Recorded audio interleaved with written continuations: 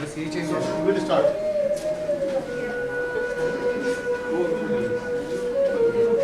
वो पार्लर से जो वर्जन है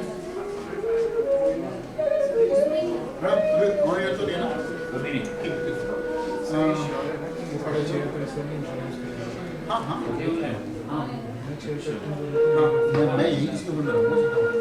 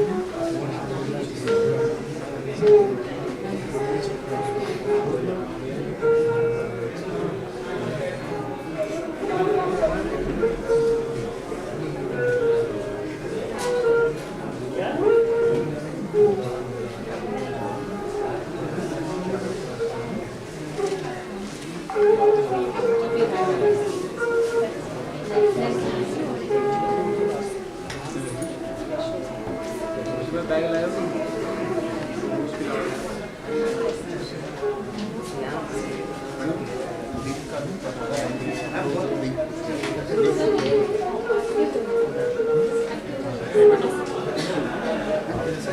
Zoom वाला है या Microsoft? सेम है अलग है?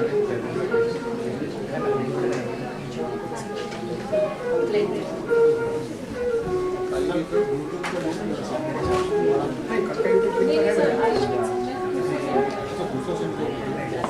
YouTube में मुझे रेगुलर स्पीकर से वो दुआ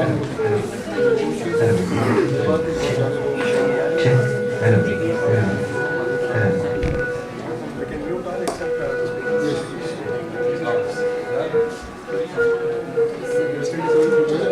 आपका जो है वो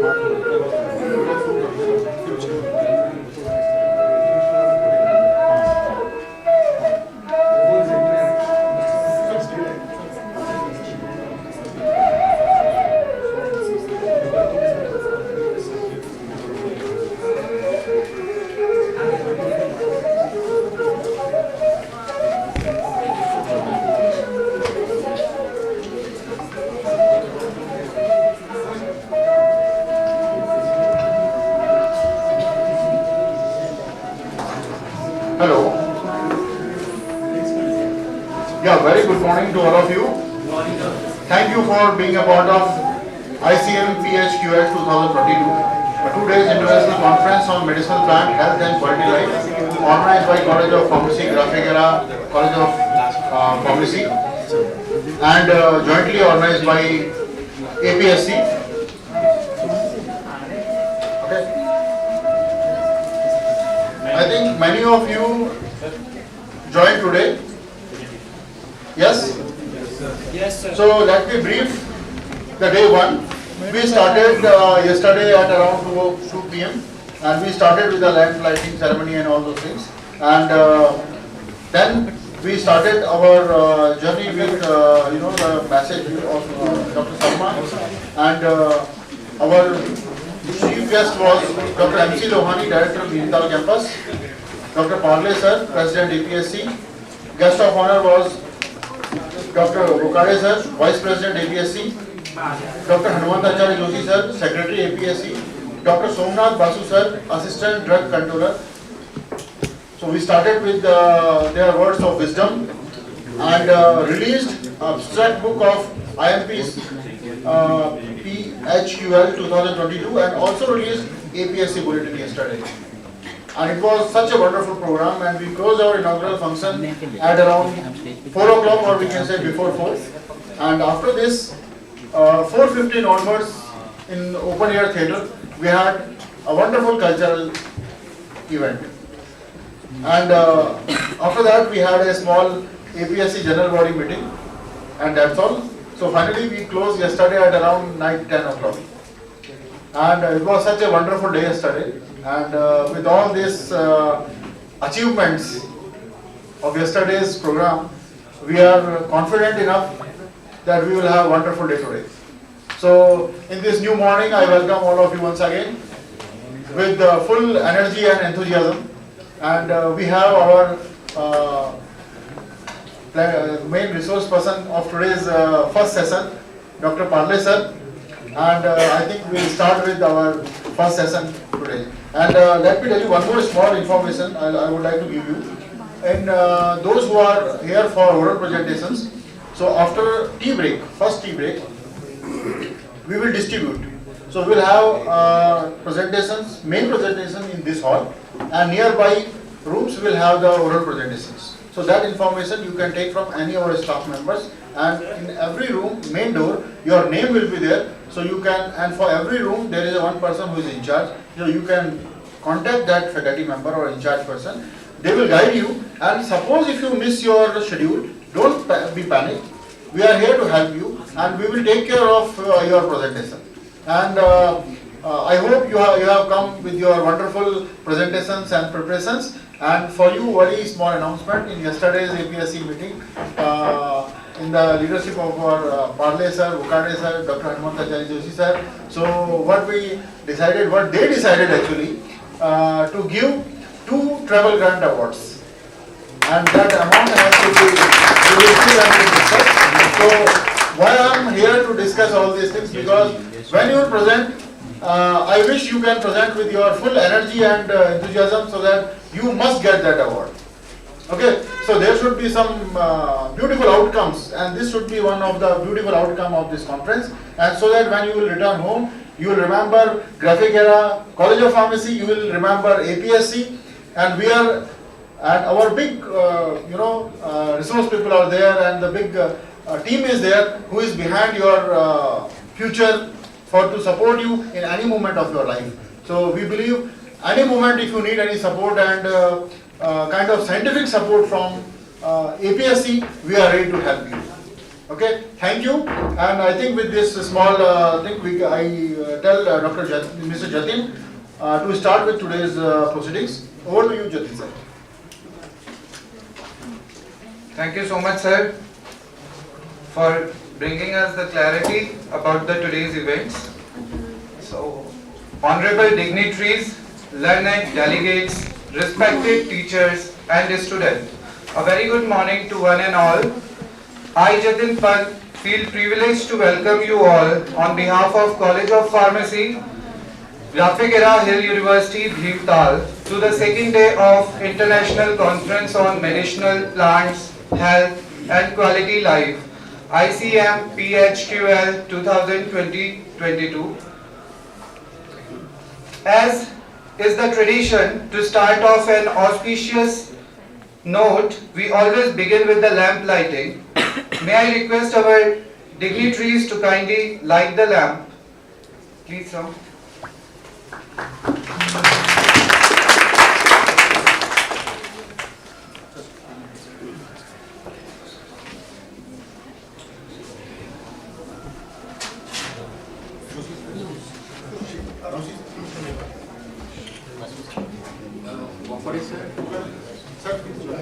Madam, Vedita madam, Sandhya madam.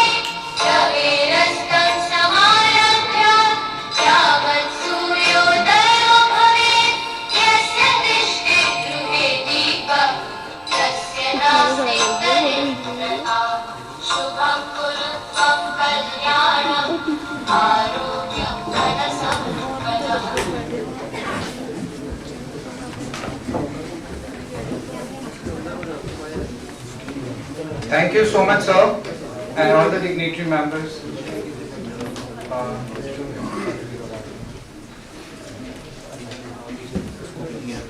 Well, Albert Einstein said, if we knew what it was we were doing, it would not be called research, would it? As yesterday, all the dignitaries have given motivative and informative speech, and we enjoyed colorful cultural evening. Today, we are going to have a full day of academic deliberation, in which our delegates will share their research findings. It is an occasion like we get opportunity to test our knowledge and understanding. We look forward to get an exposure about what the best of the brain think about this very dynamic topic, medicinal plants, health and quality life. I would now start with the keynote address session. It will be my privilege to invite Dr. Sharad Pakade, Professor, Dipsar University, New Delhi, Vice President, APSE, on the stage as a chairperson of the session.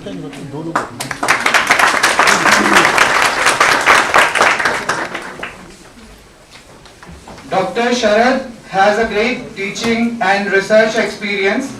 His area of research including designing, planning and synthesizing new organic molecules of therapeutic interest and its screening, isolation, identification, characterization of phytoconstituents from herbal drugs for their anti-inflammatory, analgesic, antimicrobial activity. He has also received Young Scientist Award, Fast Track Scheme from DST, grant of Rs 25 lakhs 52,400. Now I invite Dr. P. Sandhya, Special Officer, E-Learning, Vishvesvaraya Technical University, Karnataka, on the stage as co-chairperson for this session. Thank you, ma'am. Ma'am has impeccable records of teaching and research activities and also having publications in well-recognized journals. Ma'am is dedicated resource person, educator with a solid commitment to the academic growth and development. Ma'am continuously engaged in organizing national and international level conferences.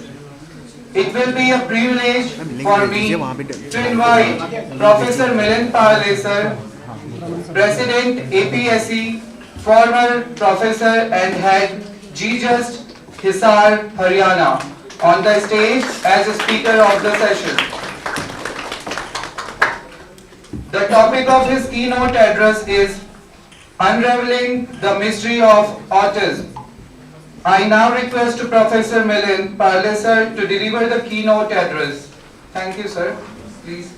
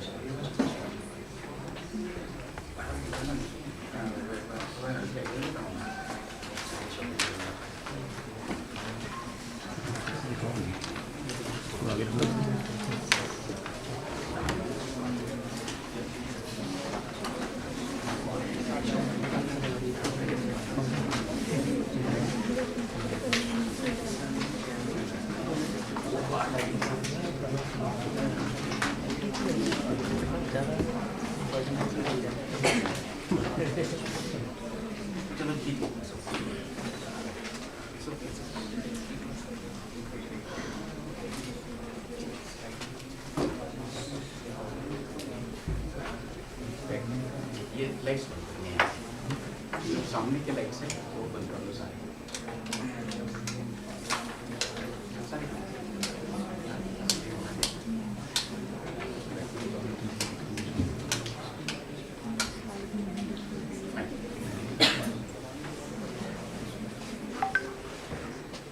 you.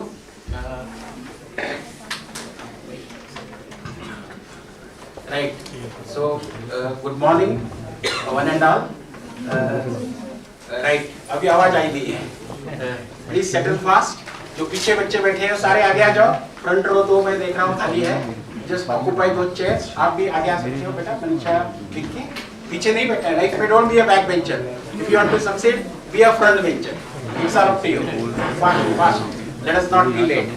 Now, yes, Aman is a very wonderful, humble student. I love him. Always. Thank you. See, now today I have selected this topic, unraveling the mystery of autism. Autism is a very complex, heterogeneous, mysterious thing. But what I am going to today do is make job simple. I am going to tell story, and you will know entirely what autism is all about. Such a simple thing I am going to do in my talk, right? So those of you who are working in the area of autism, who are working in the area of development disorders, can have discussion with me, can ask questions. But everybody else who do not know anything about autism will become experts, will become aware of what this complex disorder is all about. So if you are all ready, should I make a beginning? Yes. Right, we go ahead. आपने मंद बुद्धि सुना है, मंद बुद्धि बच्चा, retarded बच्चा, हर 10 family के बाद एक बच्चा होता है. That is exactly what autism is all about. Autistic child is a retarded child. You know, my neighbor at Hisar, yes, you want to ask something, please? I don't understand the, You please come forward. Here we have a slot for you. I'm not hearing Hindi actually. You please come here. Please come here. Right. So what happened was, I'm just stealing time.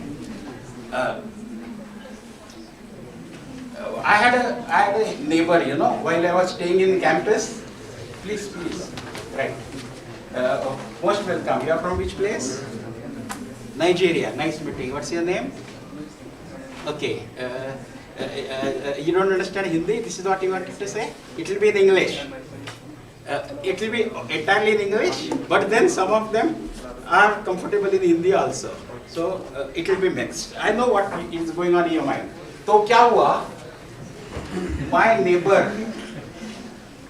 the family professor in the Department of Pharmaceutical Sciences, had an autistic child. He is 65 years old now. He is retired, and that professor at this late age has to take care of him. He cannot earn his bread. He cannot earn his bread and butter. They cannot go to family functions. उसको खिलाना पड़ता है, चल नहीं सकता, dress पहनाने पड़ते हैं. It's a tragedy. We all are blessed कि हमारे हाथ, पैर, सब कुछ अच्छा है. So I decided, that rest of my life, I'll focus as a social concern for the cause of society to help those families who have autistic children. So today I have decided that it's a simple talk. I'll be covering everything, all the challenges ahead and updates. I'll unravel this mystery of autism.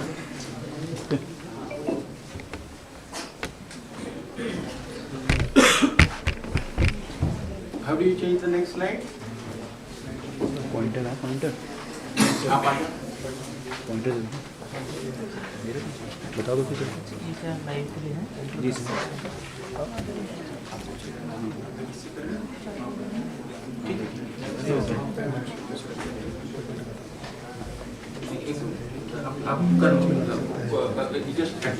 So what I am going to do today is mixed with live episodes, with the stories.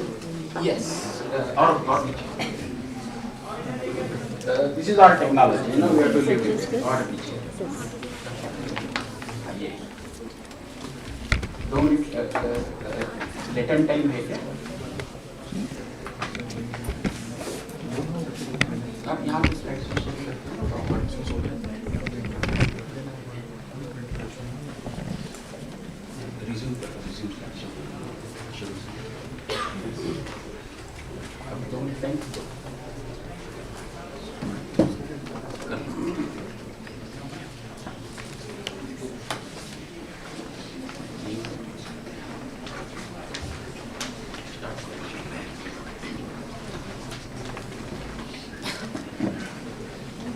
fine, fine.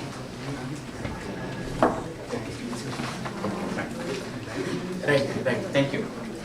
So, retarded child, you know, this pathetic child, अगर बचपन से हम कहेंगे आप retarded है तो ठीक नहीं है.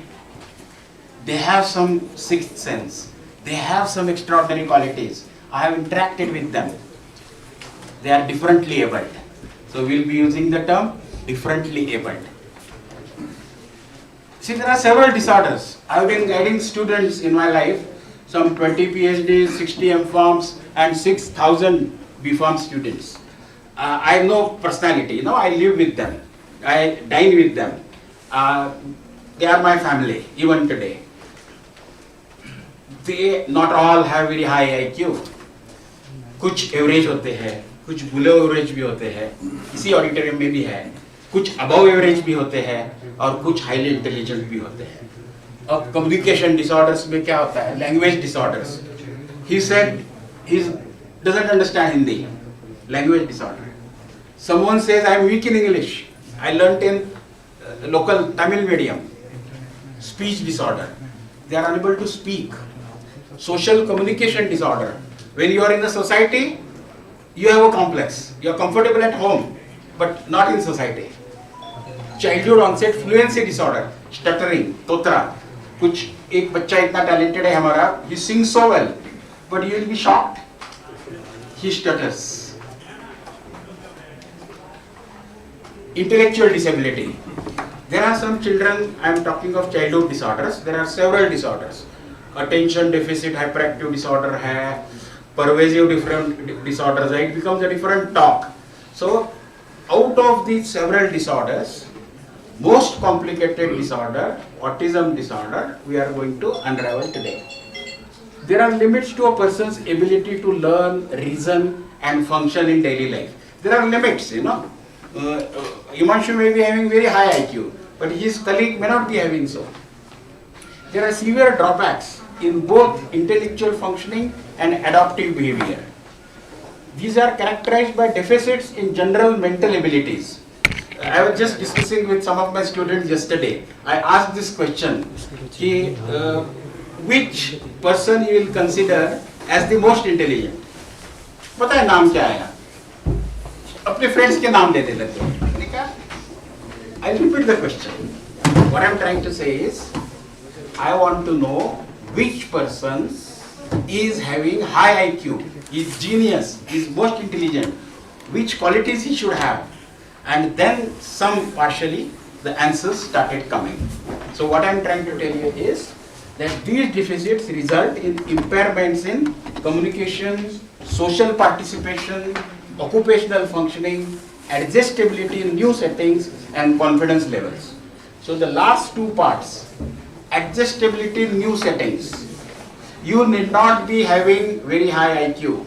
You need not have first rank in the university. You need not have English convent training. Yet you can be brilliant. Yet you can succeed in life, provided you can adjust in new settings and you are having confidence that you can. See, it's not, during my talk, I'll be giving you certain tips also, tips of life, which I started yesterday. And if you apply these in life, you'll be successful. So it's not very easy to become genius. It's not easy to come out of your comfort zone, but it is worthwhile. First, come out of your comfort zone. Face adverse circumstances, welcome them, and then you see, you'll be unique. Cerebral palsy. आपने किसी लड़का को लड़की को लंगड़ते हुए चलते देखा है? किसी को मोटर डिसऑर्डर्स में देखा है? किसी बड़े आदमी को देखा है? Cerebral palsy. Cerebral is brain. Palsy is movement disorder. देखो, हर एक में खूबियां होती है, खामियां होती है. Every individual has good points and bad points. What is that we are going to see? In the other person, what is that we are going to see? हमने क्या देखना है बच्चों, बताओ? खूबियां देखनी है कि खामियां देखनी है?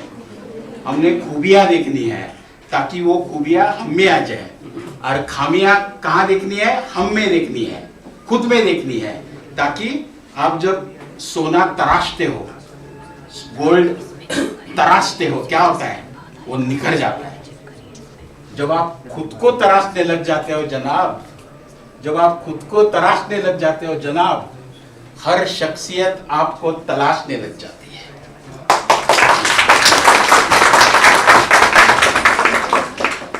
Autism spectrum disorder, it's a lifelong neuropsychiatric disorder. It's a family of complex, heterogeneous, multifactorial developmental disabilities. Now, under autism spectrum disorder, it has become a family. Many childhood disorders, pervasive disorders, इसी में आ गया है. Childhood disintegrative disorder, इसी spectrum में आ गया है. Now we know it is a spectrum. It is not one disorder, as thought earlier. Doctors को ये बात पता नहीं थी. I'll come to that. It is characterized by deficits in social skills and stereotypic behavior. Social skills में आप सारे बच्चों जो young है ना, just become an expert in social skills.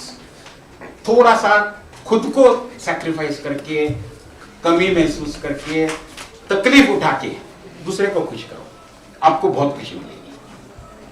खुशियाँ खींचनी नहीं है, देनी है. If you are the giver, you'll be the happiest person. Now, what are the features of autism? It occurs in infancy and toddler years, 0 to 8 years. It is unusual pattern of development. Occupational impairment is there. They cannot earn their bread butter. It is incurable. Such a child, whole life, such a family, whole life has to live with this kind of handicap.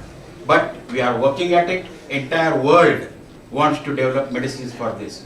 This is an idea. This is an emerging challenge. This is the need of the hour.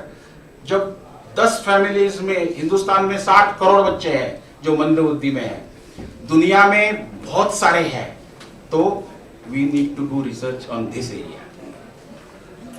There are 2 official books. Again, America publishes diagnostic DSM, Diagnostic and Statistical Manual of Mental Disorders. Then we have WHO publishing International Classification of Diseases, ICD. Fortunately, when I was working with one of my research scholars, I got an access.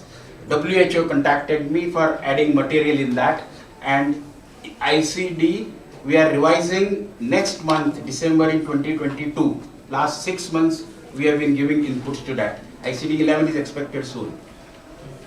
Historical background. I'll just quickly cover international background because I am interested in Indian background, historical background. Paul Eugene Bleuler, he is a Swiss psychiatrist. First time he used the term in 1911. He did not know, though he was a psychiatrist, what is autism. Then 1925 में एक Russian lady psychiatrist, Grunya Sukhareva, she used the term a developmental disorder similar to autism. Hans Asperger, we had Asperger syndrome. किताबों में है अभी Asperger syndrome. It is a family of autism spectrum disorder only. It's not a separate disorder. Then Leo Kanner, he published a medical report in 1943. Let me come to India. Hindustan में किसी को नहीं पता था. Even when I was born, medical fraternity did not know. 70s, 80s कि what is autism? सारे कहते हैं रिटार्डेड चाइल्ड है, एस्पर्जर सिंड्रोम है, मंदबुद्धि है, कोई कुछ स्किज़ोफ्रेनिया है. बट एक रोनाल्ड दार्जिलिंग में first time he use the word abnormal children in 1944. Bangalore, you know, Aman Joshi comes from Mysore near Bangalore. There are some delegates around. We have seen the city of Bangalore. Bangalore में एक family में एक बच्चा Tito Mukhopadhyay नाम का जन्म लिया and he was autistic, truly autistic, all symptoms, मंदबुद्धि बच्चा, पता नहीं है what is he suffering from. Psychiatrist, physicians, surgeons in India, medical fraternity do not know. It is not in books. It was not anywhere. उसकी जो mother थी ना, she was a great lady. She started taking care, nurturing this child. She developed methods, और वो methods, it was mother's approach and methods in nurturing attracted global attention.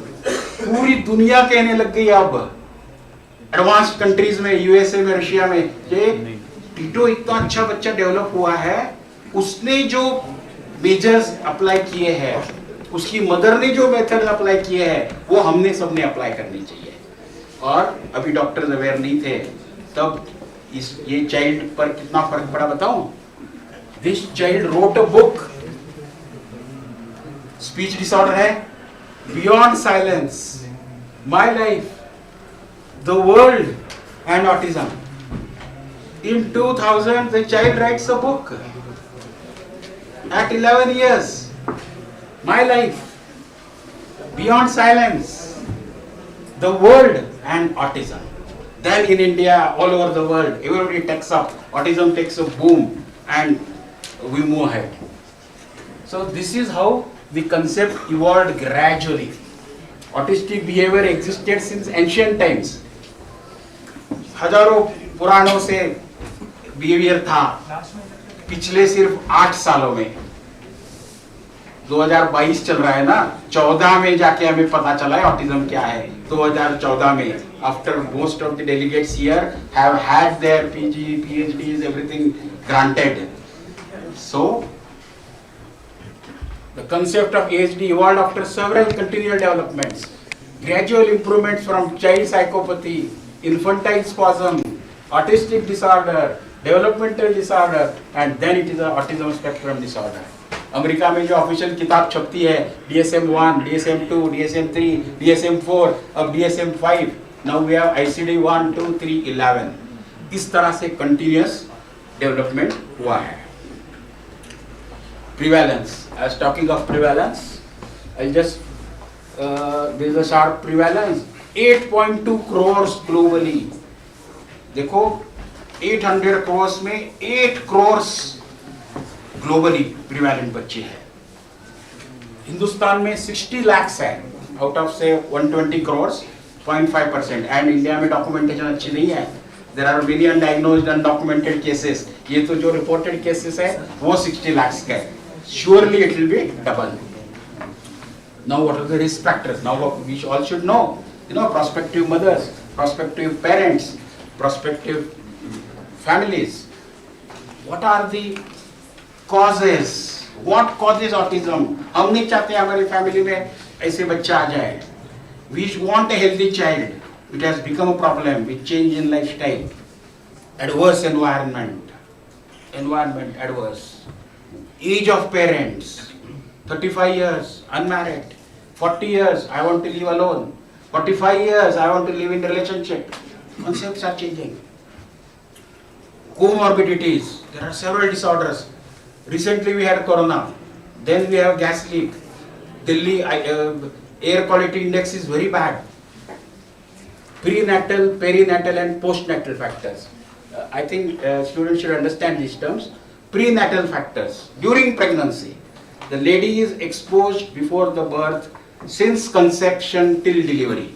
They are prenatal factors. Conception के बाद, mating, conception के बाद, delivery तक का period. Perinatal factors. During delivery, oxytocin is given, gynecological interventions are there, technology is there, birth asphyxia is there. Everything is fine till delivery. At the delivery problems come. Ultrasound. Postnatal factors. Birth के बाद problem हो जाती है। After the child takes birth, first 3 months, 4 months, 6 months, environment, genes, vaccines, several factors, mitochondrial dysfunction, cells, heavy metal toxicity. We have so many metals around, arsenic है, mercury है, dysfunctional immune system ही नहीं है, immunity है। कल बातें हो रही थी सर, आपने हाफ स्लीव्स में हो, ओवर थिएटर में बैठे हो, कोट पहन के हमको ठंड लग रही है, तो मैंने कहा कोई बात नहीं, सुबह हम जैकेट पहन के आ जाएंगे। Immunity, genetics, yes we have genes responsible, and adverse environment. Now quickly I will summarise this. Advanced parental age 20 years to 35 years, ideal age 25 years, ideal age to be married. Below 20 years, you have a risk. Abortions, abnormal child. Beyond 30 years, again the risk increases. Beyond 35, it's maximum. Adverse environment, short inter-pregnancy spacing, यही भी होता है. 2 बच्चों में difference कितना है? Maternal stress, यार बहू घर में आ गई है, she is new with in-laws and she is facing stress since morning till evening. For small, she may have an air-conditioned bedroom, she may have a nice 4-wheeler, but what about the stress at home? उसको घर में क्या माहौल मिल रहा है, सास क्या कह रही है, ससुर क्या कह रहा है, जेठानी क्या कह रही है, देवर, ये सारा मैटर करता है. All these things matter, and India they matter the most. Or we have problems, we have separations, we have divorces, we have suicides. Artificial insemination, improper diet, alcohol, smoking, teratogen exposure. Yes. My friend was an alcoholic, he was a chain smoker. He is a smoker. Viral and bacterial infections, comorbidities, gynecological interventions. भाई हमें जन्म बेटे का 1 जनवरी को ही चाहिए. The lady should deliver on 1 January. कैसे? We have technique. We will inject oxytocin. Uterine contractions will start. नहीं. You are interfering with nature. You are interfering with nature.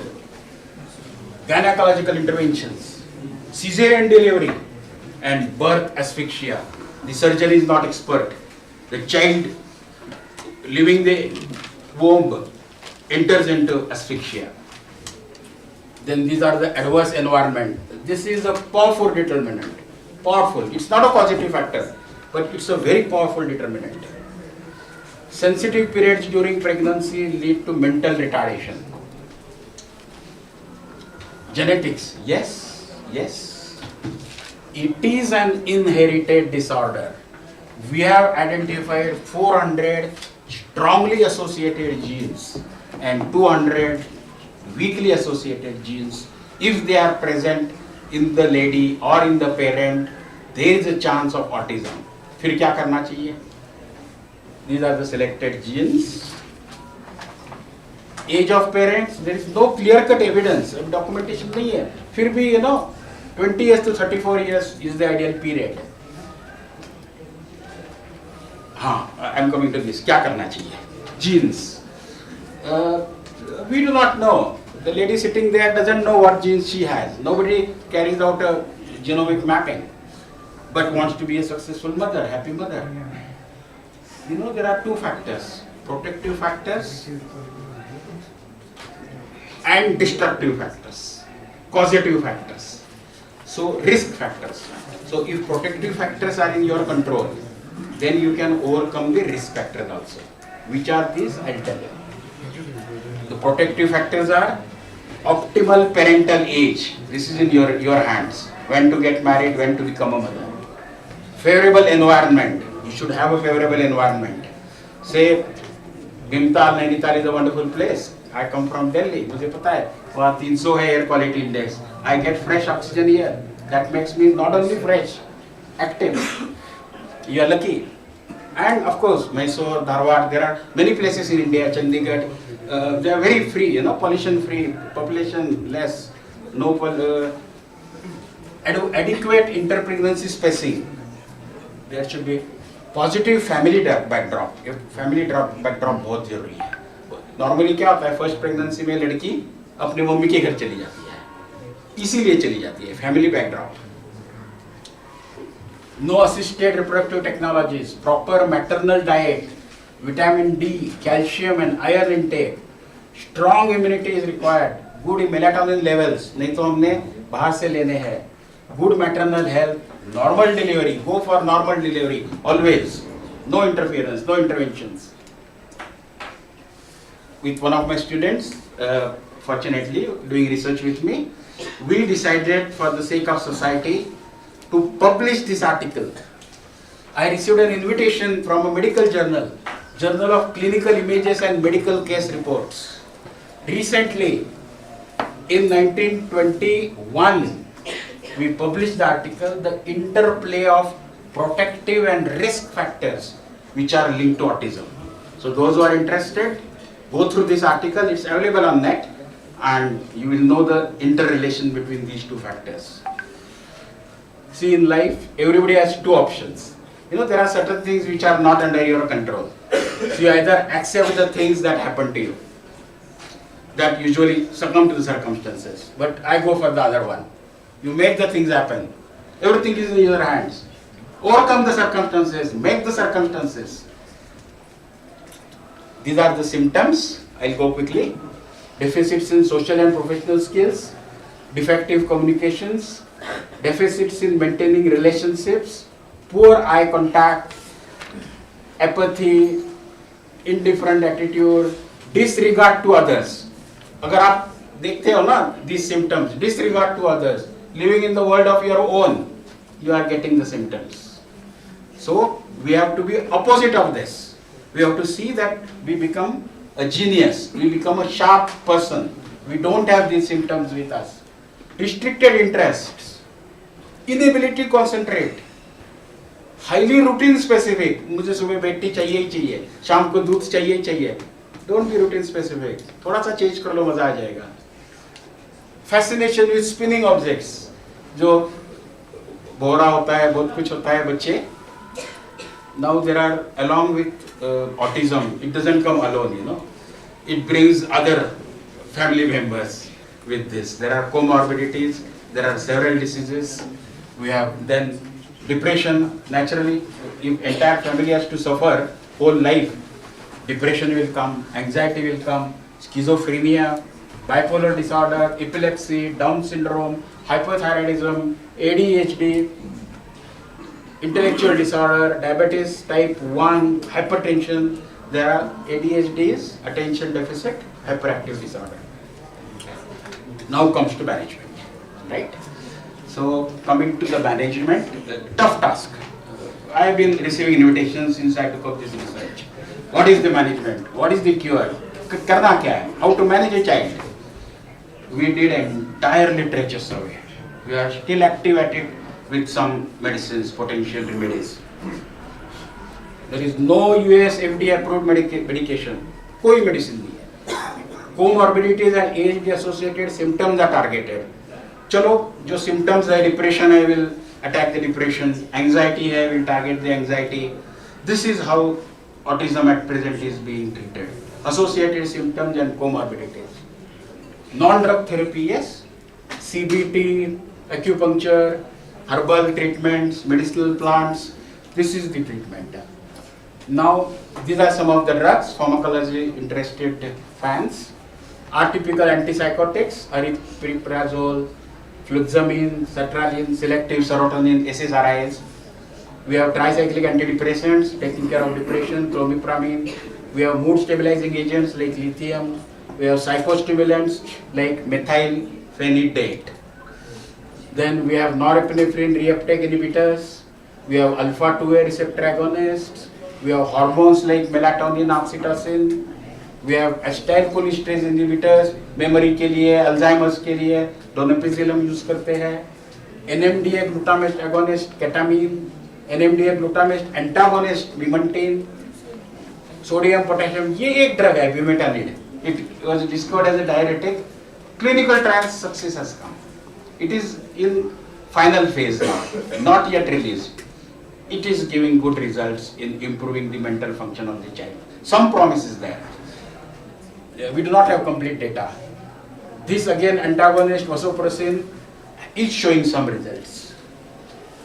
Non-drug therapy, yes. Indian system of medicine, we have several of them. Cognitive behavioral therapy, applied behavior analysis, yoga, massage, exercise, acupuncture. Acupuncture का मैंने थोड़ा सा phone बढ़ा दिया. एक दिन क्या हुआ, डिप्सर कैंपस में हमारे वाइस प्रेसिडेंट बैठे हैं, प्रोफेसर वाकोड़े, ना, he is my colleague there. I was walking in the corridor opposite my house in the ground, bare feet. उन्होंने पूछा, सर ठंड लग जाएगी या रास्ता बन रहा है, छोटे छोटे कंकड़ भी है, चोट आ जाएगी, खून आ जाएगा. तो मैंने कहा कोई बात नहीं, I'll take care of myself. Busy हो, जा रहे हो, सूट कोट. ओके थे, we have complementary system medicine का लेक्चर है, आज एक्यूपंक्चर स्पेशलिस्ट आ रहे हैं. I said, I know very well what is acupuncture. He will tell you. He pricks needles in your body. He pricks needles in your body because there is no allopathic treatment. so that you become fit. Why do that? Why have bleeding? यार हम तो चल ही रहे हैं, जमीन पे चल रहे हैं.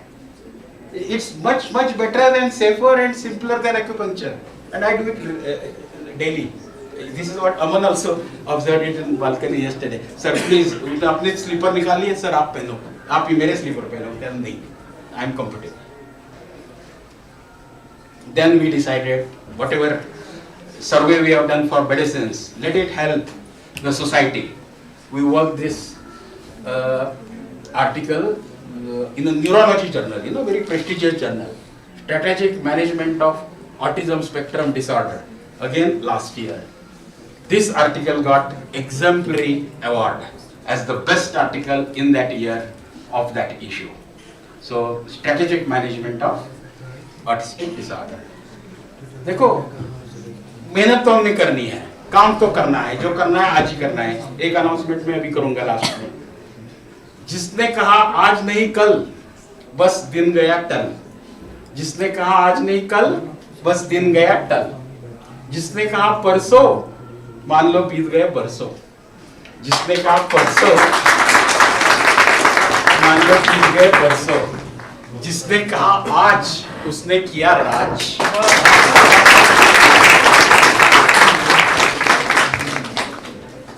These are international organizations. See, we have organizations for diabetes, Alzheimer's disease, and several disorders.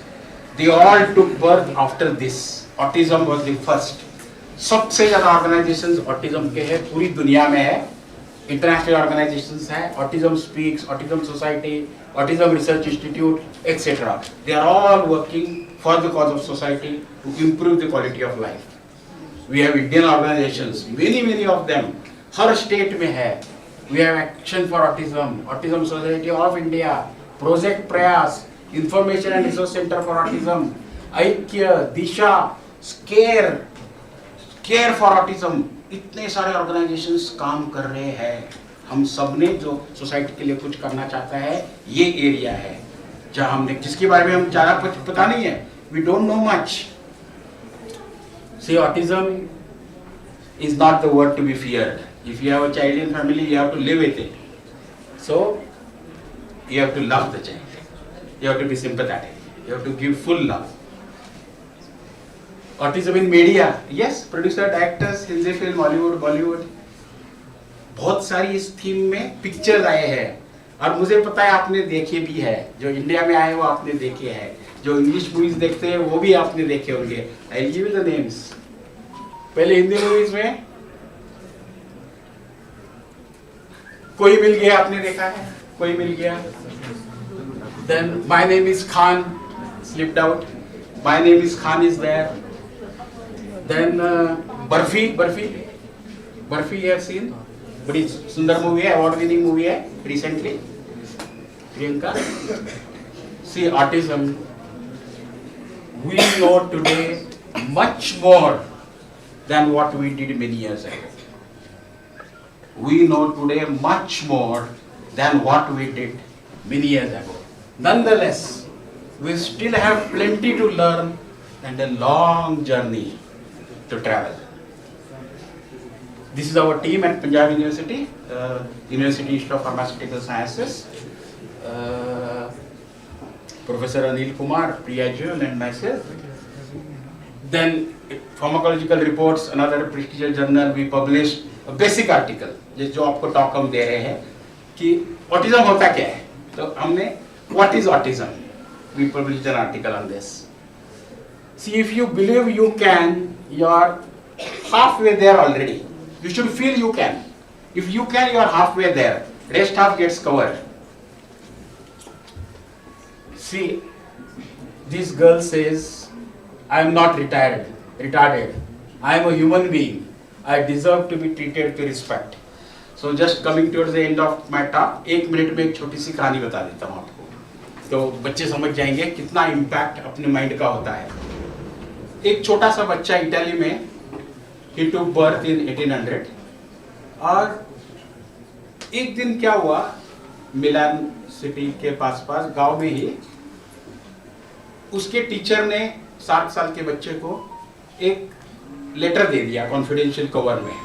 You show this to your mother only. आप मम्मी को ये लेटर दिखा दीजिए. Show this to your mother. He came home. He thought that मेरे बारे में some very good report is there in the cover. And well, he came to the mother. कि mummy, see this is what teacher has given to you. And teacher has told give it to only your mother, nobody else. The teacher ने खोला हुआ envelope, letter पढ़ा. She was in tears. वो रोने लग गई. तो बेटा मम्मी को रोती है तो खुद रोने लग गया. तो बेटे ने पूछा मम्मी टीचर ने लिखा क्या है? कहती बेटा आपके टीचर ने लिखा है यू आर ए जीनियस. आप बहुत ब्राइट इंटेलिजेंट हो. हमारा स्कूल आपके लिए छोटा है. हमारे पास ट्रेनर नहीं है जो आपको पढ़ा सकते हैं. We don't have facilities. तो मदर विल टीच यू. हम ही आपको पढ़ाएंगे. The child was chucked out of the school. The mother taught this child. After some years the mother expired. This child became genius of the century. Thomas Alva Edison, who has maximum discoveries, जिन्होंने incandescent bulb दे दिया है, gramophone दिया है, video recording दिया है, वो scientist इसलिए इतना बड़ा बना क्योंकि उसकी मम्मी ने कहा यू आर ए जीनियस. कुछ दिनों बाद वो फैमिली की पुरानी चीजें निकाल रहा था. उसमें उसको वो एनवेलप नजर आया. उसमें से वो खोला and he wept for several hours. उसमें पता है क्या लिखा था? उसमें लिखा था your child is retarded, mentally ill. हम नहीं पढ़ाएंगे. You take him away from here. And this child is the genius of the century.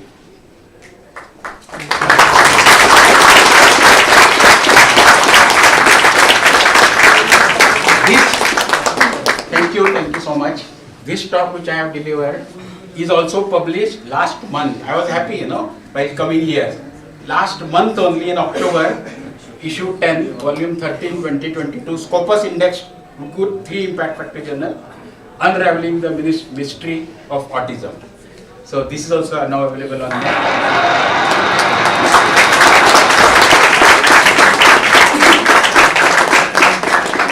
So if you have any questions, anything in your mind, I'll be very happy. एक दो अच्छे question आ सकते हैं. I'll be glad.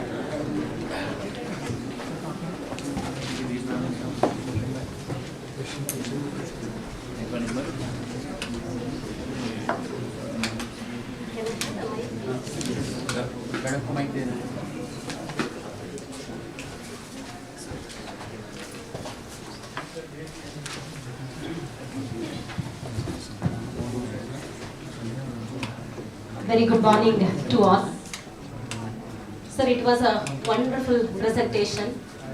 You have uncovered the various aspects of autism, starting from the diagnosis, treatment, and the management of autism, along with some life skills tips.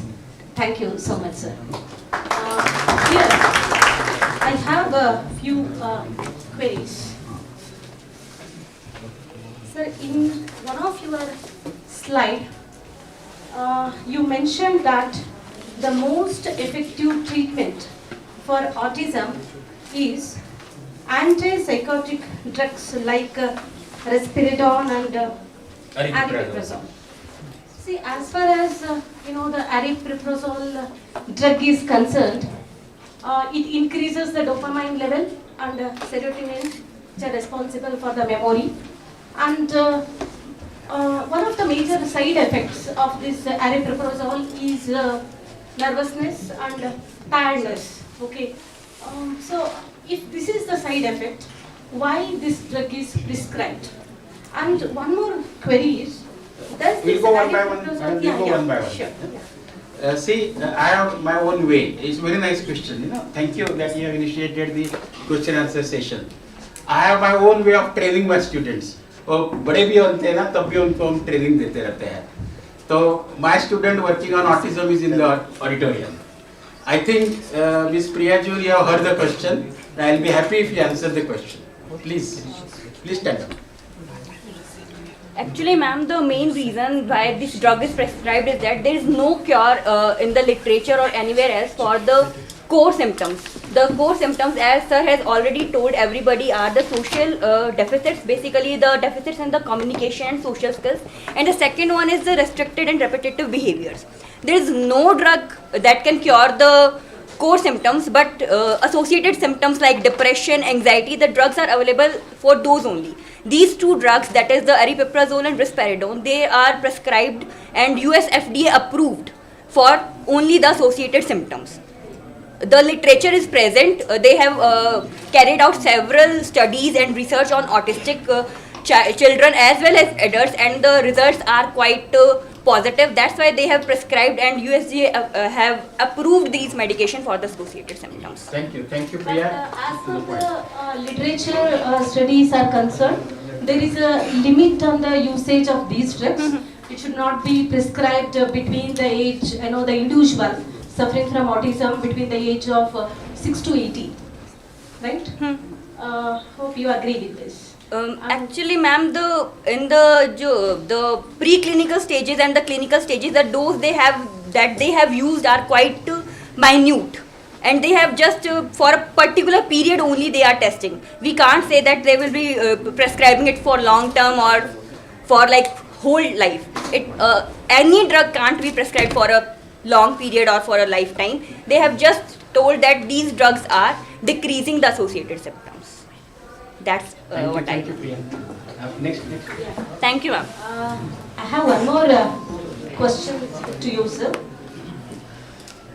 There are several comorbidities associated with this autism, and one of the major comorbidity is ADHD. So I have three questions here. As per the scientific literature, nearly around 50 to 70% of the individuals with autism also suffer from ADHD.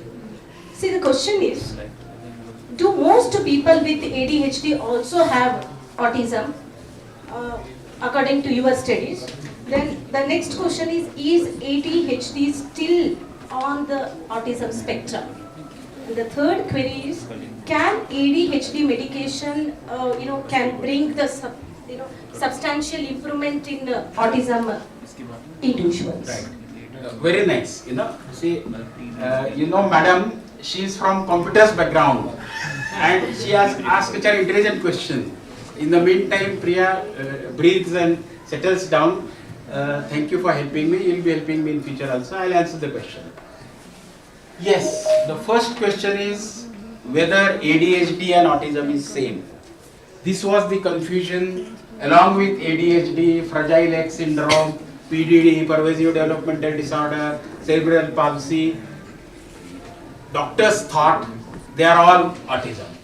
But today, in last 8 years only, scenario has changed.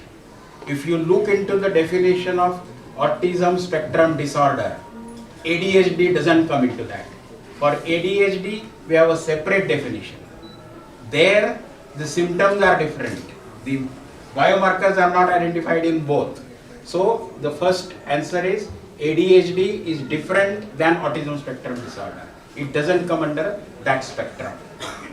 Second and third question is the treatment part of it. Yes, for ADHD comparatively, we have treatment. It is not as serious as autism. Autism is incurable, ADHD is curable. We have some medicines. ADHD कुछ नहीं यार, कुछ बच्चे hyperactive होते हैं बचपन में, and they are genius actually, and their activities need to be channelized.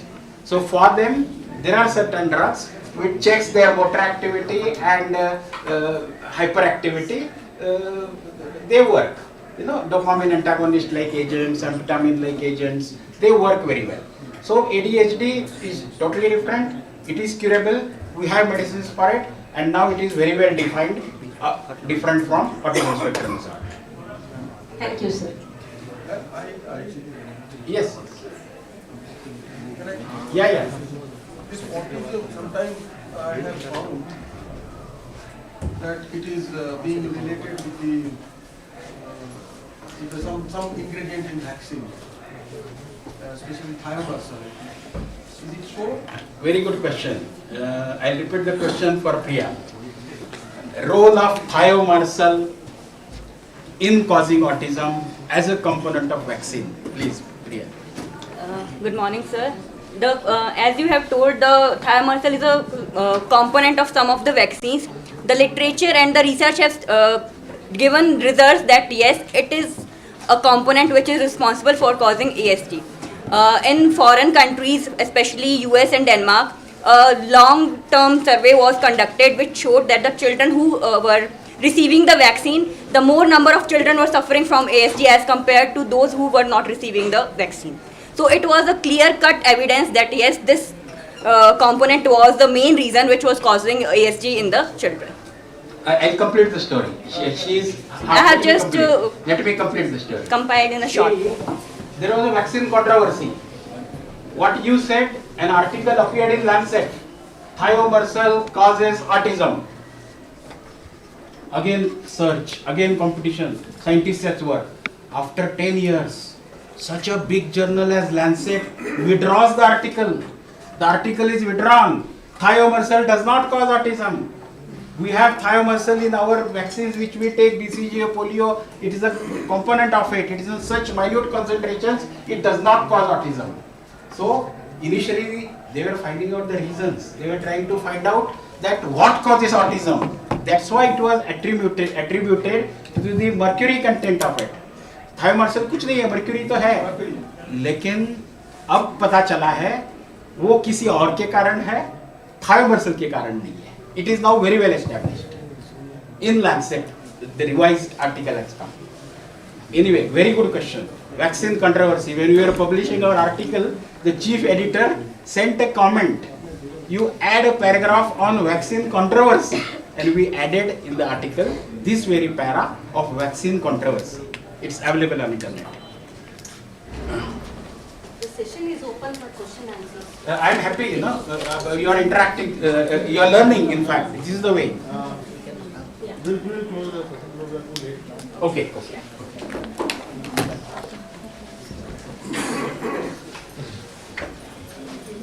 Thank you for listening.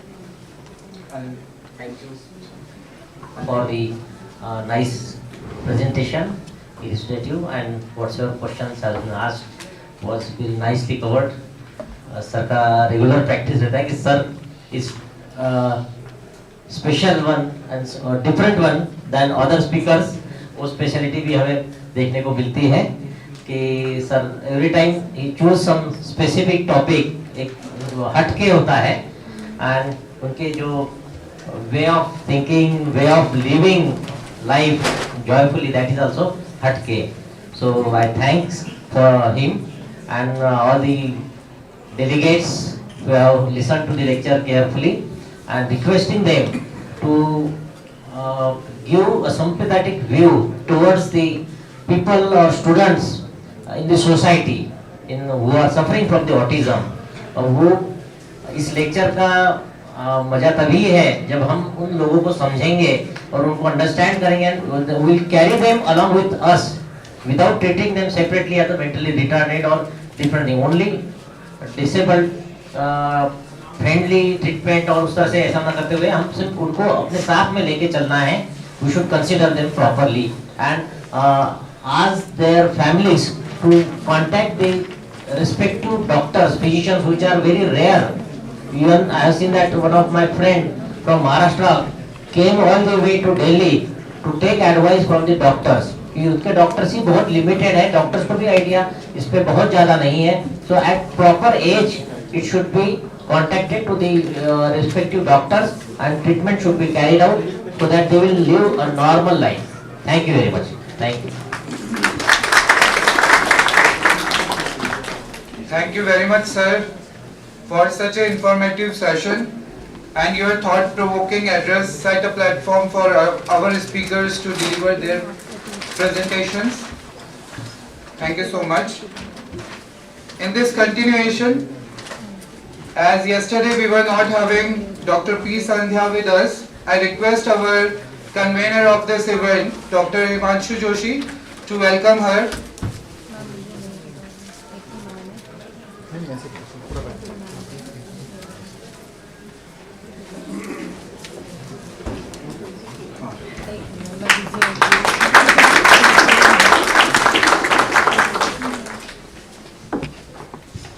Thank you so much, sir. I would now start with the plenary lecture. I would like to invite Dr. Vikram Sahu, Principal, Rana Pratap College of Pharmacy, Kanpur, upon the stage as the chairman of the session.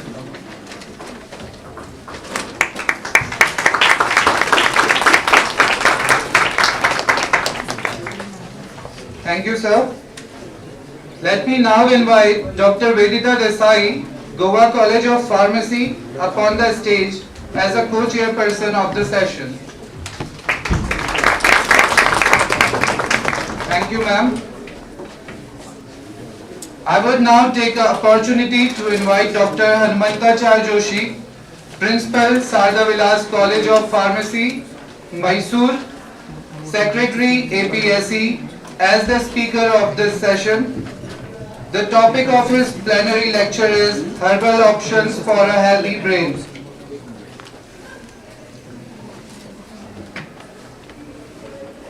Please, sir.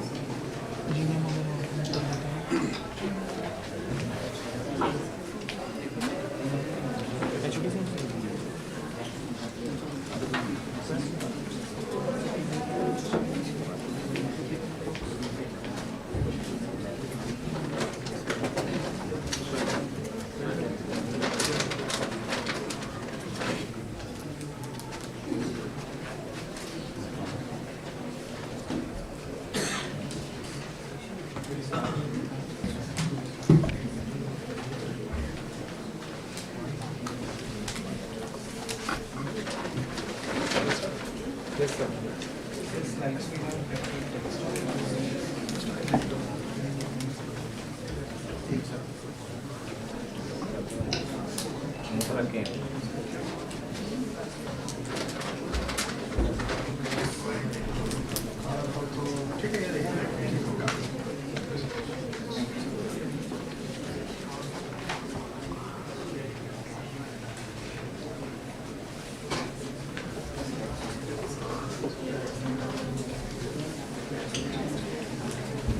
Good morning, everyone. And it is always a hilarious task to speak after Professor Parle. And I have been a student, and only for information, because there is no time for reading the profile. I did my PhD from Guru Jamesh University under the guideship of Professor Parle. Again, it's in psychopharmacology, Alzheimer's and dementia. And one beautiful point about Professor Parle is, the ambassador should speak, right? When the students start answering, we have reached the milestone of research. That's what the understanding. Mine will be, I understand, we are already behind the schedule. International speakers are waiting. And I'll stick to my time. That is, you have given me 30 minutes. And please give me a hint, madam, when I reach around 25 minutes. Because as for professors, there is no starting problem, it's always an ending problem. Right? So with this, so I'll be talking to you for the next few minutes about one more very important disorder, that is dementia. You would have heard a lot about it, and I'm sorry I'll not be using Hindi today because many of my international friends are listening to us there. So my topic is herbal options for healthy aging or healthy brain. Okay. So what are the herbal options? First of all, let's understand what is healthy aging. If you have gone through very specifically, okay. Thank you. So if you have gone through it, WHO, the World Health Organization, has announced this decade as decade of healthy aging, right? So aging is very common, right? But what is healthy aging we should understand. The healthy aging, right? We should have aging to have particular survival for a specific age. We should be free from chronic diseases, right? See, for example, diabetes or hypertension, there are so many diseases. The age is something which will be complex. I'll be talking about it later. Because many people may feel that what is aging, whether it is the brain aging or the body aging, right? We feel it's a little complicated. No, see, that particular difference is there. Whenever we talk, especially in my talk, I'm talking about brain aging. The difference is, see, a person who is around only 25-30 years, the person, he or she, appears the person is more than 50 or 40. They behave like that, coming slowly, calmly, right? And look at their, the body language. Whereas a person like our Guru, Parle sir, I don't want to reveal his age, right? But the people are very active in the mind as well as the body also. So what I talked to you about, the brain aging. right? And the person should be free from the chronic diseases. They must have autonomy in daily living. The person should not be dependent on others for their daily activities. That is what is called as healthy aging. And well-being, good quality of life, and high social participation, right? So when a person, becomes aged, maybe after 60 or 70 or after like that, right, after some time, they will have a taboo. They don't want to mix up with people, maybe because of memory loss or some other thing. So what is healthy aging? They must be very socially active, but not on WhatsApp and Google, right? The social participation is physical, right? That's very much required. And only mild cognitive impairment, please understand that, that's why I have mentioned in red color. There should be very mild cognitive impairment and little or no disability. So this is the meaning of the healthy aging. And these are some of the tips, keeping mind active, then mental health as a priority, no smoking, and taking steps in preventing our falls, and the falls are very critical here. And when I talk to you about the cognition, let us try to understand a little about the brain also. Okay, and all of you are aware what is brain, right? We have already studied about it because we can see various scientists here, both from pharmacy and non-pharmacy background. And how do we achieve the healthy aging? Number one is eating nutritious eating. You may feel that, what is great in that? All people are having a very nutritious food. In fact, not, right? The survey says many senior citizens, they don't take a nutritious food. They have a lot of taboos again. Some person may be diabetic, some people may be hypertensive. They don't like this, don't like that. I'm talking about younger people, right? But slowly the same, intention continues, and they don't have a proper nutritional food. And practicing optimism. Optimism is very, very important, and without optimism, it is very difficult. And utilizing robotic and animal therapy. When a person becomes little disabled, they are not able to walk. Nowadays, a lot of robots are available, right? And there is a big field in robotics also, and especially in other countries, it has already started. And in Bangalore and other places, we see it. People are using robots for that. Okay, especially giving the medicines and making them, to be ready for other activities. And lifestyle modification is very much essential. Coming to the brain, you have already studied, but only to make you prepared for my talk, right? It is like a cauliflower, like our gobi manchuri, right? Gobi, we would have seen a gobi there. And it looks like a cauliflower. And how does a cauliflower looks? Very simple, right? It's of a medium size cauliflower. There are 100 billion neurons, and there are 100 trillion synapses, right? And we all know what are neurons.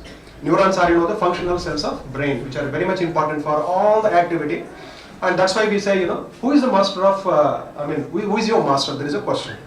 Can anybody answer that? Who is your master? I think you know the answer, right? The brain is the answer, right? Because there is no master to no one. We always feel somebody is a master, right? Not even God, right? God is always for support. But the brain is always our master. And in that again, who is controlling our brain? Am I controlling my brain? No. In fact, brain is controlling us. How? By releasing various neurotransmitters at an optimum level. Okay. So when we are talking here, when we are exchanging very good pleasantries, if people keep like smiling and all, it is not Joshi, right? The neurotransmitter in the brain, right? Whether it is dopa level or the IHT levels, that makes our the body very, very clear and important, right? And if you look at the various regions of the brain, hypothalamus and hippocampus are very, very critical for all the issues concerned with memory. Coming to the point again, what are cognitive disorders? Especially people working in the area must be very, very clear aware of it. And I can see very younger people over here. Cognition is nothing but roughly it is memory, right? Acquisition and retention, learning and memory. We are learning something and we are keeping our brain for some time. And who is responsible? There is a wonderful neurotransmitter, that is acetylcholine, right? So when the acetylcholine concentration is optimum in the brain, what will happen?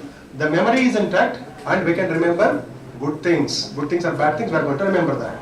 And common cognitive disorders, these are the disorders characterized by the impaired cognition and as well as daily living. What is daily living? See, for example, when in the morning we get up, I don't say I get up because we feel that I am having a memory loss. We don't want to do that, right? So, when we get up in the morning, I want to come out, right? I want to go to college or somewhere. We keep on searching in the home. Where is my key? Right? And for example, if you are a student, you will start asking your mother, right? Where is my key? Where is my bike key? And married people, we keep on passing at the tantrums, right? Wife will ask the husband, husband will ask the wife, no? Where is my key? At the end of it will come to know it is in my packet. It happens, isn't it? So this is amnesia, which is a reversible kind of loss of memory. What is reversible? You have forgotten something, and after some time you recollected it back. It is amnesia. There is no much problem if the episodes are not frequent. Please understand that. If the episodes are not frequent, it is fine. But I am doing it again and again. Every day I am losing my key, right? And sometimes there are some instances. A person goes to the office, right? And he comes down after the office hours. He starts searching his car, but there is no car in the parking area, right? And he is really surprised, and he thought it has been stolen. He talks to his security person. He calls everyone. In the end, he comes to know he has not brought the car at all, right? So this is called something the other stage of amnesia.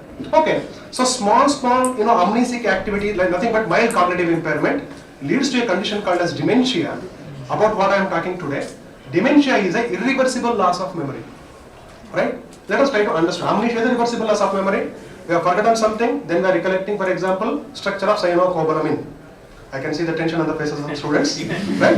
What is the structure of cyanocobalamin? Even I do not know now, right? I would have mugged up, I would have done some practices when I was a student, but if you ask me, frankly, we don't remember because we don't practice, isn't it? So this is amnesia, no problem, because without structure of cyanocobalamin, we can survive, right? But what about my wife's name, which is very, very critical question to ask you, right? And then what is my name, right? I forget my name, right? And there is something called as very clever memory loss. That is different. I am not talking about it. What is clever memory loss? It is an intentional loss of memory. We don't want to remember something, but I am talking about a real thing here. That is the loss of memory. Okay. So what is dementia? Let us imagine. See, we have brain. I told you what is our brain parts and all.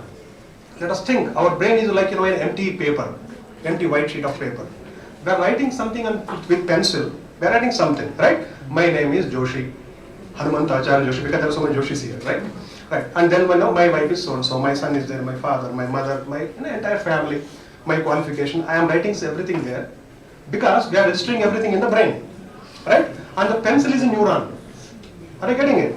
And if you take an eraser and we start, erasing the things in the brain, what will happen? There is no memory at all. So that is what happens in dementia, right? So it is totally irreversible loss of memory. And there are some, the exceptions in that. Something will be remembering, right? For example, episodic memory, right? मुझे अभी भी याद है when I went meet Dr. Milind Pagle sir for the first time, what he was wearing, how he was receiving, right? I still remember there are some episodic memory. Second one, when I got my first slap from my father. Father तो आजकल तो पता नहीं, but earlier, father, mother, they will give a slap. Or the first rose by your fiancé or maybe wife, right? So all this will be remembered. These are called episodic memory. And the first picnic with your parents. This is the beautiful part of the brain which you will never forget. But other things you will forget. This is called as dementia. And brain is either damaged or injured. These are one of the conditions over there. And degeneration due to age. Neurodegeneration due to age. For example, let's take an example of a small, the fruit of orange. We'll just we'll try to compare. I understand I am not talking to the much international community here because many are students here, right? So let us take an example of orange here, right? Orange is fresh, the pulp is good, it is very juicy. And after some time, what will happen if you are keeping in the open air? What will happen? After some time, it will start shrinking, isn't it? The same thing will happen in the brain. The brain starts shrinking. And why it is shrinking? Because neurons are dying roughly, or neurodegeneration because of age, right? So it's a neurodegenerative disorder. There are so many, but our talk is mainly about dementia. So this is some of the cognitive disorders. And what is dementia? I'll come to the point exactly here. What are the main symptoms here? We normally feel dementia is one disease. No, it is a cluster of symptoms, right? It is a complication associated with so many problems, right? See, for example, it's a decline in cognitive ability, memory I told you, language, right? So the language is very important. Some people will be having a lot of difficulty when they talk. See, when we have difficulty in English, it's agreeable because English is not our mother tongue, isn't it? But if we are facing difficulty in mother tongue, for example, my mother tongue is in Kannada. If you am having some difficulties in using the terms, and if I am not able to talk fluently, then there is a problem in the brain, right? Which we have to understand. And perception and attention. Attention is very much required, right? So multitasking is very much important, but not every time. Okay, because I could see some of my friends, going through, the WhatsApp and all regularly when somebody is talking. It is not good for brain actually, right? So the brain is having its own capacity, so we have to give a lot of stress to that. Changes in behavior, right? A person was very friendly and suddenly the person becomes hostile, so the person becomes very aggressive. I am a part of an organization called as ARDS, right? People would have heard about Alzheimer's Association, which is one of the very well-known body in the world. It has got 184 countries and India is also a part of it. See, after doing all this research, publication, doing all that, at the end of it, we have to reach the people, isn't it? So we have an NGO association with, where we get the not patients but mainly the patient caregivers. We can see how they are facing their challenges, right? A daughter-in-law comes and says that my mother-in-law is complaining that I have added something in her cup of tea, which poisoned all the air, right? And other one, the other person is saying, she is not at all treating me very well. My son is also not treating very well. So an example I am giving you, this will happen. So this is something concerned to the behavior and mood and personality, right? There will be very, very lot of mood swings, right? Don't compare with your teachers, right? See, normally teachers, what they will do, see, professor's mood is very bad today, he is very aggressive today. Let us manage it. See, you should be very happy if a person is having a lot of mood swings regularly again and again. So the person is leading to dementia. Right? So don't worry about the scolding, but take the good points out of it, right? So the mood swings should not be very regular because you know very well, the mood swings are attributed to the concentration of neurotransmitters in the brain. Okay, and the personality I told you, and the decline in our daily ability. What is that? A person goes to the toilet, right? The Alzheimer's patient, Alzheimer's and dementia, and Alzheimer's is a type of dementia. Dementia is an umbrella. In that umbrella, one part is Alzheimer's. Why we keep on stressing on Alzheimer's? Because 63% of dementia is of Alzheimer's type, right? I don't have much time because I'm not able to explain in detail. So there is a decreased functional ability. A person goes to a toilet but he doesn't clean and come, right? It may look odd, but this is very, very important because the person would have spent his lifetime, right? Maybe an educated person, spent his lifetime, did something for his family. He doesn't clean and come out, and people feel it is a taboo once again. Number one. Number two, the person comes without wear anything. Aged man, totally unintentional, like a small child, right? When we have a small child of around 1 year, right? The child comes, without wearing something. Do you feel bad about it? Absolutely not. So this person has become like, a child again. So there is a lot of instances like that. And why it happens? It is mainly because of, the accumulation of abnormal proteins. There is something called as beta amyloid plaques in the brain, and there are proteins also which will lead to this complication, right? And changes in blood vessels, it also leads to that. It is always progressive in nature. When a person gets Alzheimer's, every 10 years it doubles and sometimes it triples also, right? This is the grievous condition of the disease, and average duration is 8 years, and it is not only forgetfulness, right? See, we always, earlier, around 10 years ago, people were saying that it is very normal. When a person becomes aged, it is normal that will forget. But it is a normal, the forgetfulness, it is fine. But if it is such a condition, it's really a cause of concern. Okay. And what are the other types? I already mentioned. 62% of dementia are of Alzheimer's type. Okay. And nowadays, a lot of movies are coming on Alzheimer's and dementia. And I feel you would have seen a movie in Hindi, You, Me or Hum. I think you would have seen. You would have not seen it. You can see it, right? This is a good movie, Alzheimer. Of course, there is a lot of the climaxes in that. Leave that, but look at the scientific content of it, right? So what happens in the brain? It starts shrinking. The amyloid plaques are developed there, and it leads to a condition called Alzheimer, and this leads to a lot of very severe memory loss. What are these factors here? Number one is smoking. Yeah, number one is smoking, and smoking means what? A person had to be, we must be smoking at least 2 or 3 cigarettes every day, or cigars every day. We had a small discussion with one of my friends here. I will not name the person. The person wants to change, his smoking method. Instead of cigarette, he want to go for cigar. If there is no cigar, he want to go for chutta. If there is no chutta, the person wants to go for BD. Right? So something. It's not like that. So it happens. So smoking, it is not only direct smoking, and very well all are smokers here. And there is a survey by Dr. C.N. Manjuna, the Director of Jayant Institute of Cardiology, one of the eminent one in the country, right? See, the smokers have become more in India because of the effluents and as well as pollution. Everyone is smoking, right? And not only that, if a person sits in a place For continuous 3 hours, a person sits in a place continuously for 3 hours without changing, his what you can say, the position also. It is equal to 10 cigarettes. And don't ask me which brand. I do not know exactly. Right? And other one is diabetes mellitus. We know very well. It's a wonderful friend. Diabetes and hypertension, bhai are close friends. They cannot live without each other. This is a very good, parameter. Artery diseases, cholesterol, right? I will not talk about much cholesterol because it's always complicated, right? So these are the risk factors for Alzheimer's and dementia. What are the 10 warning signs? Number 1 is memory loss. Second one is decreased judgment. Okay. See, you would have seen, I am not a gender biased person, but normally it happens in ladies, right? How? They go to a mall, they want to purchase, a dress. She will start asking her friend, hey, how it looks, right? It happens. So, taking suggestion is very much important, but going for a judgment is very crucial. It may happen in men also, they are not free from that, but comparatively the instances are less, right?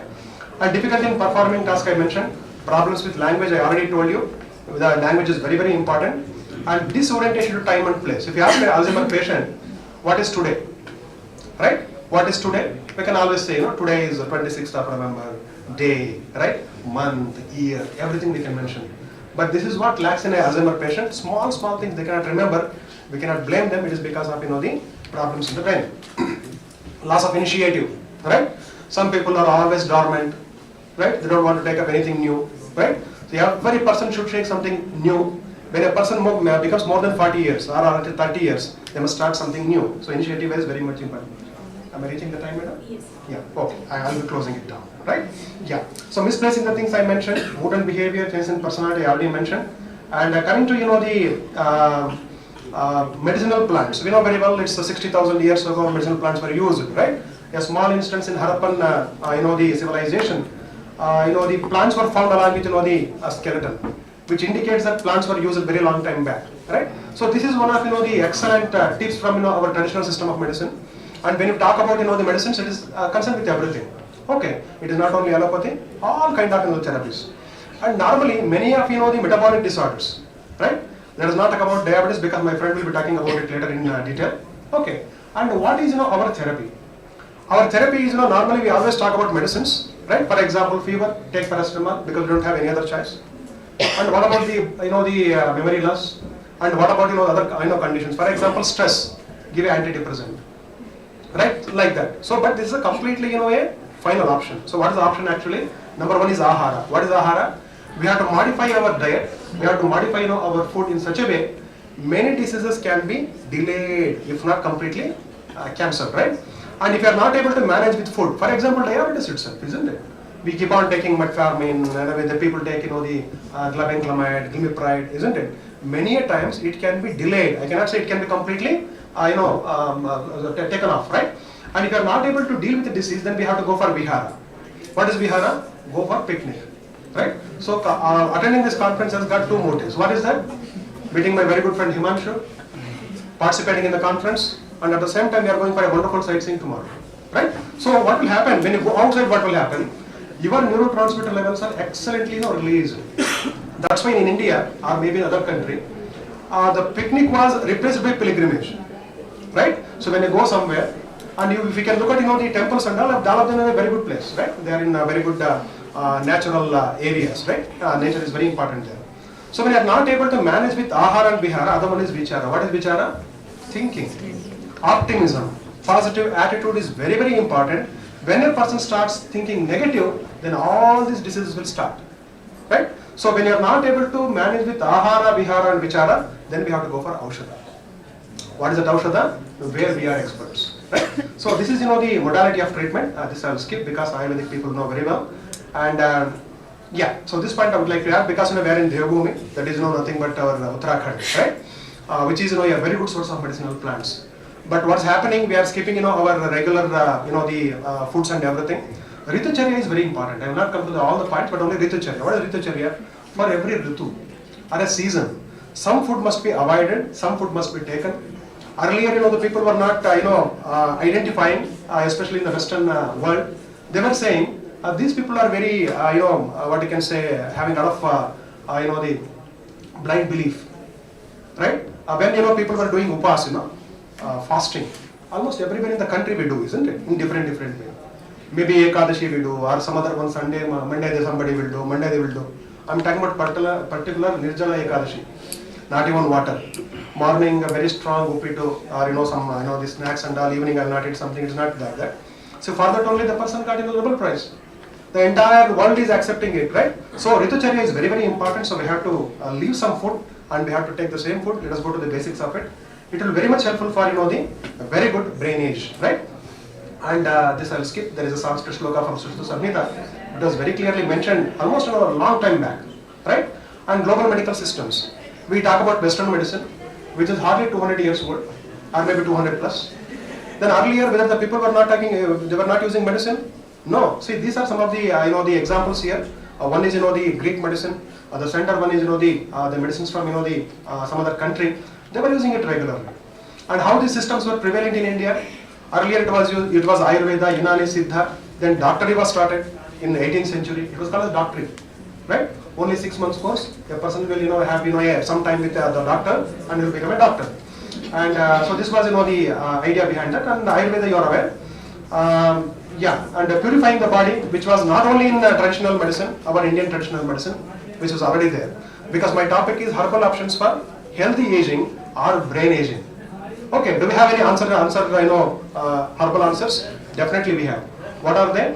Yeah, as far as the Western medicine is concerned, it was started in India in 1756. Or we can just say almost the 1850s. How many years are over? Very few years, right? So this is very timely tested. And actually it became prevalent in the epidemic conditions, during the earlier days in India. They started, and this is Parikshit Prayog, right? And see, we always feel, for example, in Kannada we say, because our medicine locally was always neglected. We are always fond of the Western style, isn't it? So this was used a very long time back, and there was standardization also. It was used. And coming to the medicines like Shankapushpi, Siddha, there are so many drugs like asparagus, Becca pulmonare, right? And Withenia somnifera, which is very widely available in Uttarakhand, and we don't get a very good strain from anywhere in the country at least, right? And for example, I very well remember yesterday as I told you, right? People come all the way to Uttarakhand, especially Garhwal region, right? To collect the medicines, because there is a lot of the adulteration in the medicines, and there is a lot of problems in identification of it. I'm just ending. I'm just ending that. So other one is Asamam sanctum, which we know very well, Tulsi. We talk about it, but we don't use it, right? See, for example, if I would like to quote a small the shloka. For example, what happens many a times research, we keep on taking the information from other sources rather than going to our Sanskrit texts. So I would call upon the pharmaceutical scientists here. If at all we are working in the herbal area, we should go to the basic books, right? We can learn Sanskrit, or we can take the help of the people who have learned Sanskrit already. There are some books like Rasartha Samuchaya, Sarangadhara Samhita. It looks like little horrible, the words, but they are wonderful. They can do that.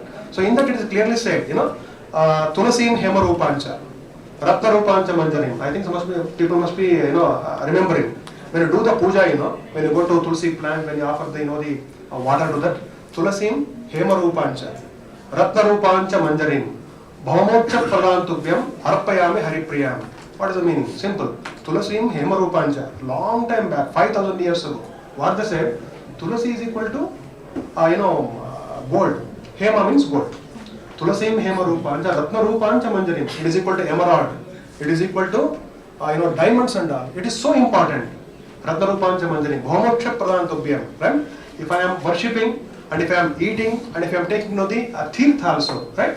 This was a traditional method. What is our what you can say present one? There are so many formulations containing tulsi, and especially in COVID time, what was very, very important? Number one was, right? Haldi, right? Haldi export was high. It was very, very high in Corona time. Second one is Withenia somniferum, nothing but ashwagandha, and tulsi people started using. And that's why, actually India could not suffer much because of the use of turmeric. From south to north India, east to west, turmeric is very common in our food, right? This may be one of the attributing factor. And there are so many herbal teas available nowadays, right? Which can be very much useful. I am not advocating, to use all the, teas, but these teas will be definitely helpful because there are some lot of studies have been done that it will be effective for our the learning episodes. Ashwagandha, and looking to the global market of it. The global market has really increased like anything. After this corona, maybe Dr. Basu will be definitely will accept the export of the medicinal plants after this corona has made a significant dent on that. And this is the global market. And not only in India, all people are asking about Ayurveda, yoga and everything, but where we are neglecting. And so we have to be open with all the research, and we should try to cultivate it. And if you want to have a very good the brain health, let us go to the basics of it, right? Let us do some brain exercises, right? Let us keep on using our herbal drugs, whatever is available, and let us talk to our seniors, right? Through which we will be able to manage this. So with this, I am thankful to the the delegates here. And sorry, I exceeded 4 minutes from the time allotted. 5 minutes. Okay. If there is one or two questions, I can answer. Sir, you have given a wonderful lecture, and the lecture is very informative. Sir, I have the 2 questions. What are the law which governs uses of the Ayurvedic drugs in India? Does it require any improvement? This is the first question. And the second one is, how we trust the herbs for the pharmacological actions? How can we believe it does not have the side effects? Yeah. See, first question I think Dr. Basu will be answering. I will be giving a complete detail about the regulatory aspects concerned. I don't want to encroach his area. And as far as second is concerned, yeah, there have been always the doubtfulness on the research on Ayurveda. Why only Ayurveda? Because even pharmaceutical fraternity also will do that. The only thing is we have to think about the brighter point of it. We can definitely standardize it once again. The research can be conducted once again. For example, we have been doing a lot of research activities on Ayurvedic formulations. Not only that, the phytopharmaceutical formulations. We have gone for patent also. And the only thing is there is something else controversial there, which will have a problem there. For example, a drug name is there. Similarly, the different varieties are available with the same drug. So we have to be very, very critical. We have to put on the notes of the information, and have got some experts, right? For example, in Ayurveda also. And our personal example, sir knows, we went all the way to Banaras Hindu University. Premad Sharma was there, now he is no more. He was, Premad Sharma had written Draviguna Vignana. Now also it is a very critical review for everyone. See, we are not from Ayurveda. Let us go to such people who can give us very good information, and he only introduced us to go for the original what I can say quality of Jatamansi. People sell Jatamansi everywhere, right? If you go to Haridwar and everywhere, but you will get a very good quality Jatamansi in a particular area, in a particular season. So that could be possible. And as far as pharmacological activity, we have to be more critical, right? You should follow it very, very very seriously. That would be possible, and we can always test it again. That could be possible. That would be definitely possible. And there is some problem with monograph. You also know, and we also know. And our group is trying to prepare some monographs for Ayurveda as well as herbal, which goes a long way. If you have the question, please do ask. Sir, this was genuinely an enlightening talk. I just have one question to ask is, herbal medicines, can they improve the neuroplasticity of the brain? Do they have a direct impact? Neuroplasticity? Yeah, because you've covered a major topic on dementia. Absolutely. See, actually, we face a lot of difficulty, like Parley sir and we. Actually, psychopharmacology needs more time. If you look at more of our research papers, it is not only 5-6 years, so always lengthy, right? So coming to the point again, see, there is something called as, they give a lot of lubrication, right? For example, these herbal medicines, I don't generalize it, but there is something called as Medhyadi Varga, as far as Ayurveda is concerned. If you are referring to the Ayurvedic, the issues there is a class of drugs which are called as Medhyadi Varga, right? Medhya means intellect promoting. They promote the intellect, right? And that is, the idea behind selecting them. And when you talk about, how do they help, right? See, these phytochemicals or formulations, they improve the neurotransmitter concentration. We have done some work also on that, right? It is not only memory and behavior. They also maintain the neurotransmitter concentration in the brain, which can be done in the laboratory. We can take, I was just talking to some of my friends in the morning. we can just isolate the various regions in the brain, like hippocampus, including the pons, which we normally neglect. So we can take those discrete the parts of the brain, and we can quantify the neurotransmitter concentration in that. So what will happen? We will get a direct relation whether it is really helping them or not. Apart from the regular behavioral activities, that's possible. So here we have one question. Habariako. Habariako. What? Habariako. You are from Kenya, right? Okay, Zuri. Right? Habariako means hello. Okay, hello. Zuri. Zuri means fine. Yeah. Okay, Yeah. okay. Zaruri? Zuri. What about Baria? No, you are from Kenya or Nigeria? Nigeria. Oh, fine. I thought you are from Kenya. Okay, no, I am from Nigeria. In Kenya, there is a language called Icmphql. Okay. I know a little about it, so I thought I'll impress you. I couldn't do that. Sir, on the risk factor for dementia, I have one question for it. So you mentioned something like smoking, Yeah, the mic is on. hypertension, and Okay. diabetes mellitus. I all know about it, but what of that apolipoprotein? Apolipoprotein. Yes, what is Definitely. that? How yes. does it cause dementia? See, apolipoprotein is very critical, in development of dementia. As I mentioned in the beginning, there are a lot of contributing factors. Like we have got apolipoproteins, right? There is also a genetical basis for learning and memory. Yes, they have got a very direct role in dementia. This is a complete, a different, what I can say, sect of, the research activity. They have got a very crucial role in dementia. Yes, you're right.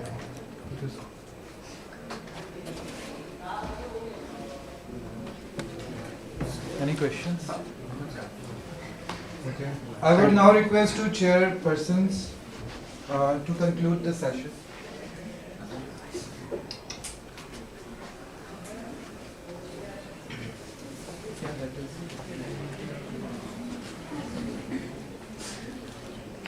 The session is a very wonderful and very informative for you all the guys. I think you enjoyed very well, and we should proceed for the next sessions. Thank you very much.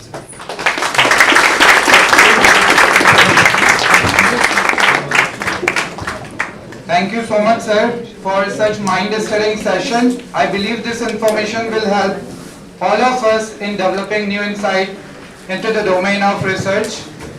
Now I request Dr. Icmphql, sir, the convener of this event, to welcome our guest, Dr. Vikram Sahu and Dr. Vedita Desai.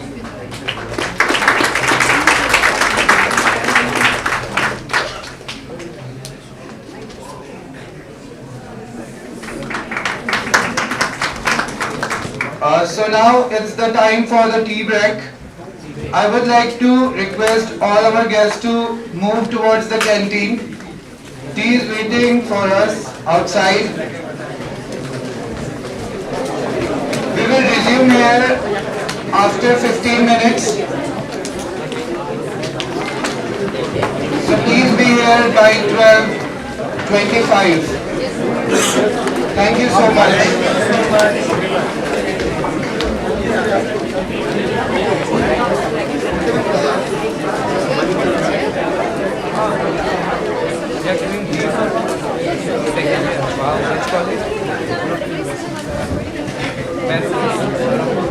Saharanpur, oh my goodness.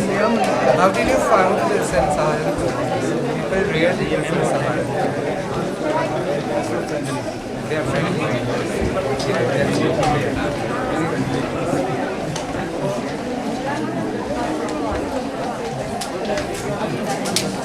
I will see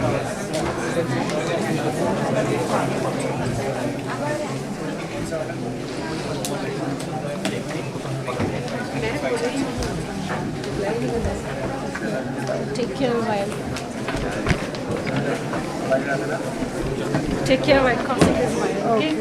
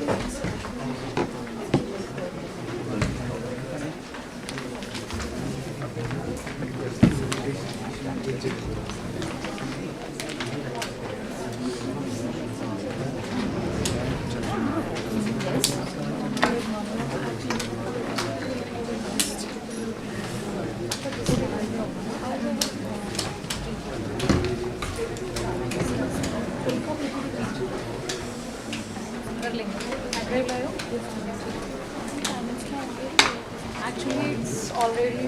Hi ma'am, are you PhD scholar? Yeah. You're working on Alzheimer's. No, I'm working on ASD, autism spectrum.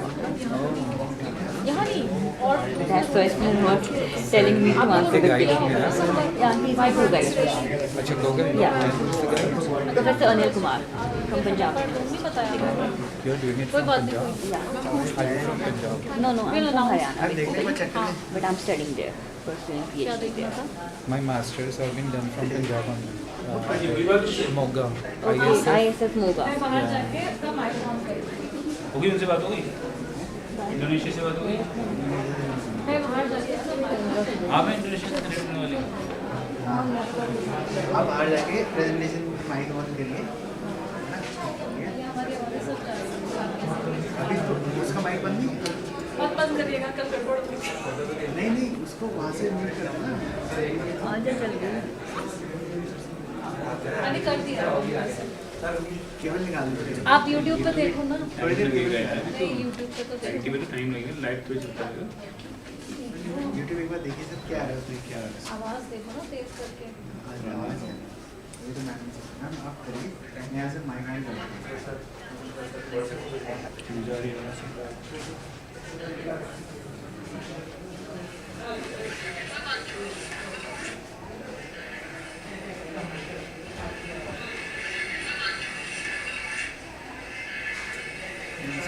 एक बार मैं बंद करता हूँ, आप देखना इसमें आ रही है। आपने म्यूट कर तो दिया ये? तो ये आ रही है?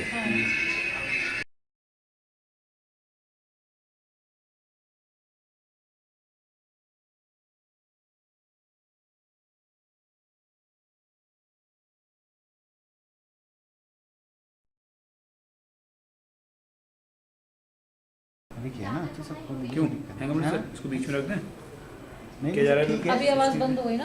ठीक है ना सर अरे ये क्या बन गया फिर आ गई क्या हाँ ये आपने शायद ऑन किया था भाई हाँ रुको सर मैं वही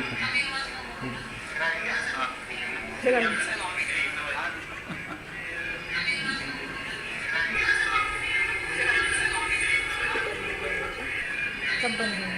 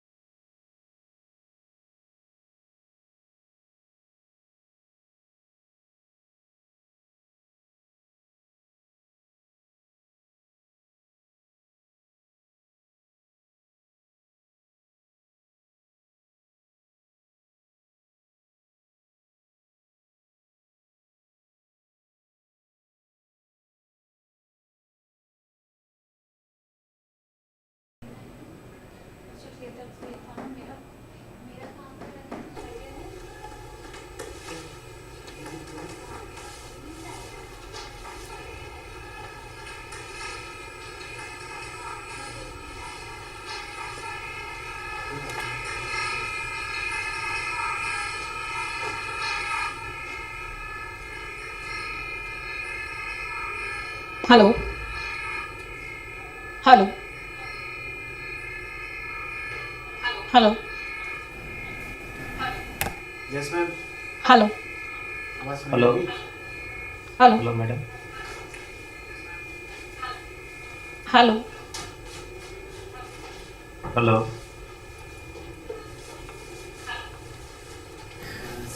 sir we are now in testing mode right now okay at after 12:25 okay no problem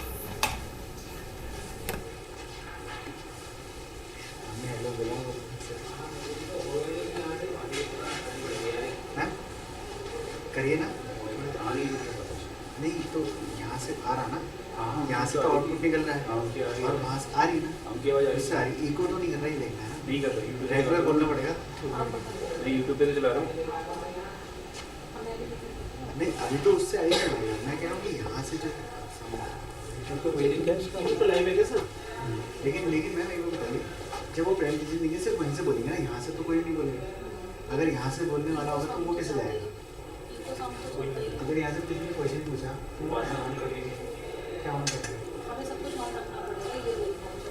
eco ना करें हम ना।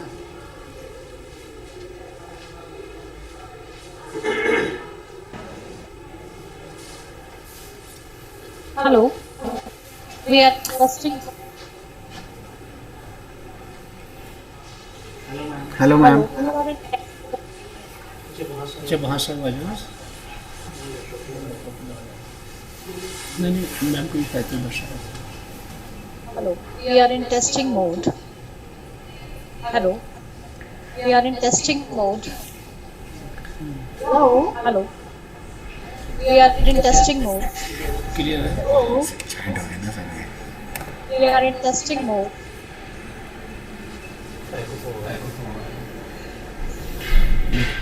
We are in testing mode.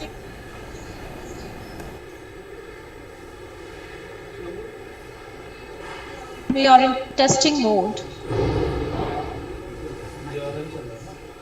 Ma'am echo तो कर ही रहा है क्योंकि ना मैम आपकी आवाज़ आ रही है, तो यहाँ से आउट हो रहा है, वो स्पीकर्स में जा रहा है, फिर वहाँ से लैपटॉप में भी ओके, फिर वापस आ रहा है कहीं से। आई होप सर हमें इस लैपटॉप का एक बार बंद करिए स्पीकर बंद करो ना,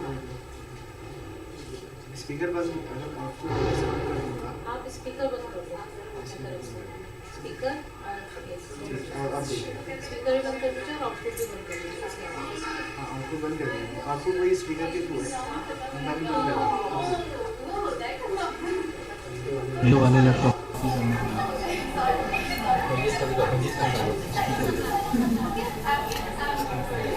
Hello. We are in testing mode.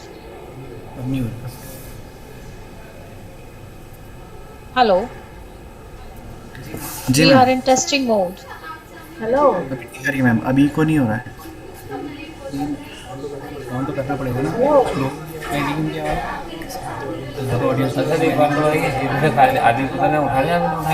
अरे यार 2 मिनट फाड़ गया।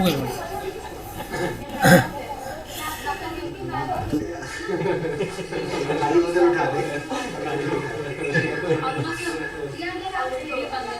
ये बंद किया था मैं, ये सही आउटपुट बंद है ऑडियो का, आवाज़ माइक का भी मैंने ओपन किया, ये तो ऑन करना पड़ेगा। अभी मैंने बंद करा है माइक। नहीं ये बंद कर रखिए आप, अभी आगे से बोले रहोगे ना। वो तो लेकिन यूट्यूब का है ना, वो चाइनीज सीन का भी आपको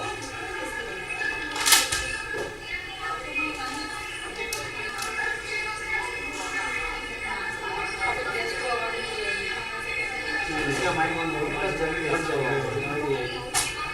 इसका माइक ऑन करना ही पड़ेगा। फिलहाल जब तक वो देंगे तब तक तो इसका स्पीकर क्यों और तो जाए, वहाँ से तो आई है आवाज़, अभी मैंने आउटपुट इसकी बंद कर दी है, लेकिन आवाज़ तो आई है। क्वेश्चन आंसर मोड में इसकी बंद होगी, इसका ऑन होगी। हाँ वो कैप्चर कर लिया, इसका माइक यहाँ से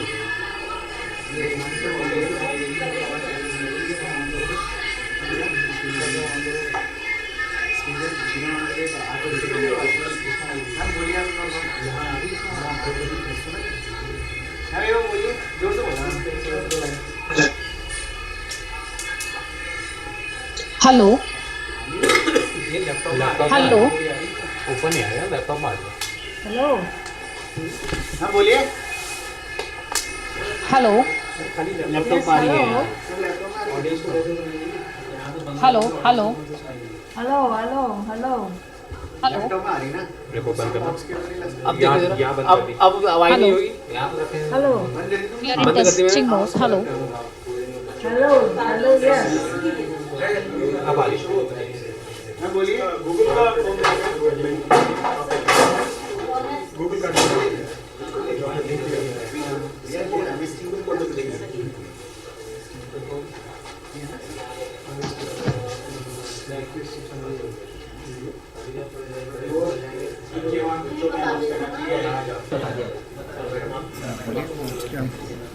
Hello, Professor Mangasruti. Good morning. Good morning. Good morning, doctor. Yeah, how are you? Yeah, how are you? I'm fine, thank you. Yeah, so actually it is little delayed because of some technical issues. Alright. Hello, Muthuraman. Hello, sir. Yeah, looking smart as usual. Thank you. Sorry for the inconvenience. We are little late and we have just completed the second session. I can say hello. We can say hello to Vakode sir also. Hello. Are we visible? Muthuraman? I'm able to visible, but Vakode sir not. Is it Google or Microsoft? It is Teams.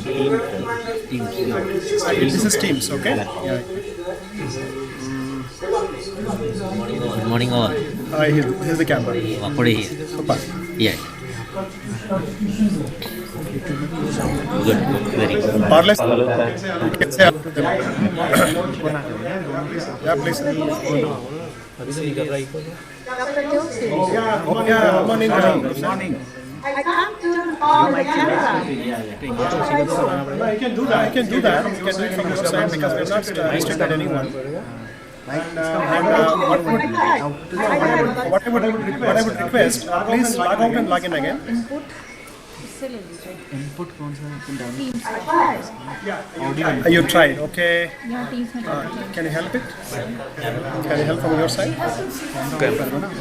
Yeah, that's right, but she's not able to do that. She's facing difficulty, especially on this thing.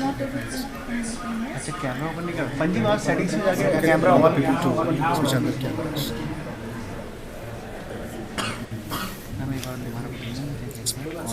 Setting में camera ऊपर all कर शायद अलग हो. Listen, this is correct. एक ही आ रहा है इसमें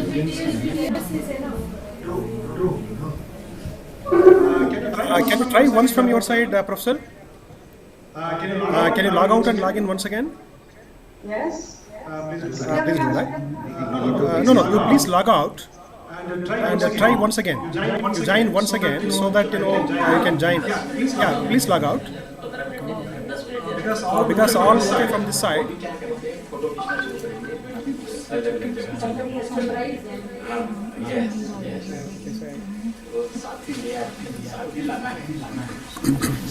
स्क्रीन से camera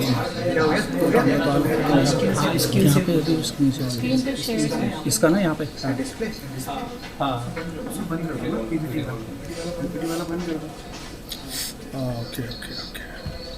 Okay. No, so we are using Microsoft now? Yes, sir. Or Google? Because friends send Google. Yeah, better is from Google because Sorry? It's asking you to join. Okay. What should I try? Professor, you please log out. You come out of the group and join once again.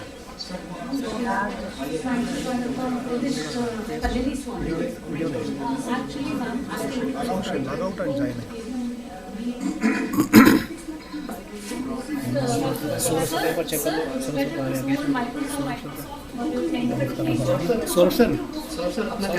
There is a lot of confusion because I know later you said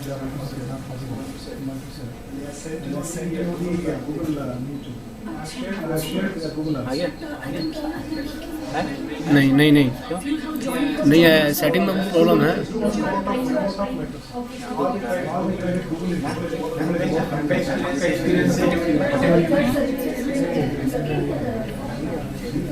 वो कह रहे हैं कि Google के through join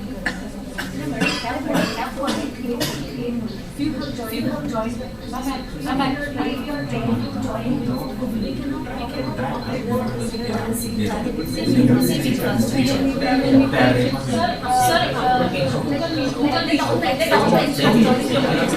कर दूं?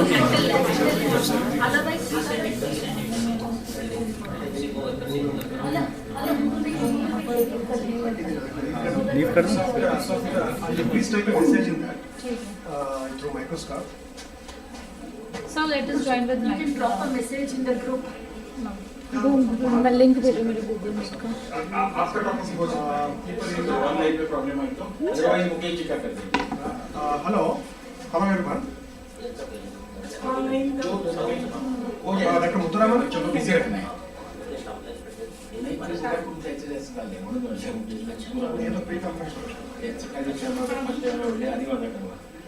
और मैं भेजता हूँ लिंक। अभी ऑनलाइन है।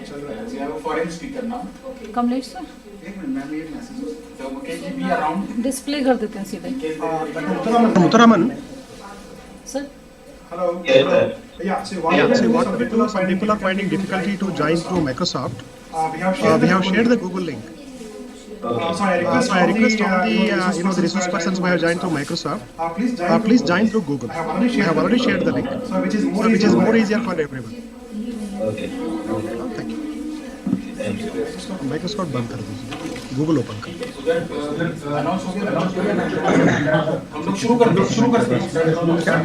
गूगल मीट में कितना ऐड हो जाएगा? 5 ना, वो 100 तो हो जाएगा, लेकिन इज ओनली फॉर स्पीकर्स। बाकी लोगों को हम परमिशन नहीं देंगे, वैसे बंद कर देते हैं। स्क्रीन पे आ जाएगा ना कि नहीं आएगा? बस कर लो, शुरू कर लो।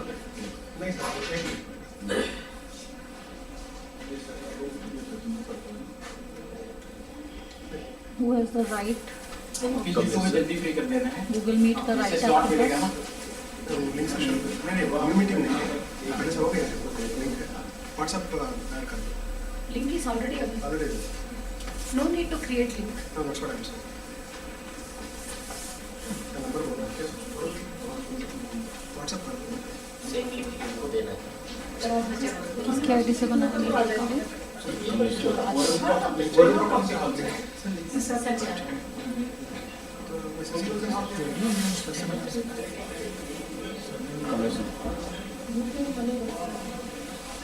सर, यूट्यूब पे आवाज तो नहीं आ रही? यूट्यूब पे आवाज नहीं जाती ना।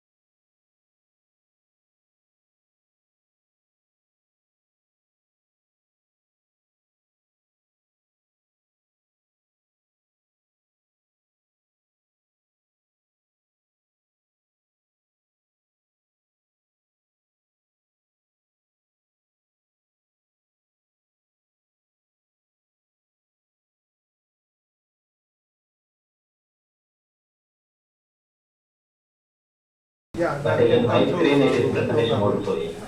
Oh, okay. Maybe you can answer again.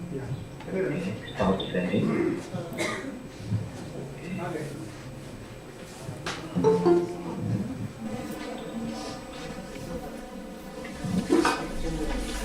Now presentation mode I am clicking. Now? Still we can see the slides also, all the slides. Okay. Immediately you can go to the slide view. I already clicked. In my screen it's presentation mode changed. So let us try from my side. Okay.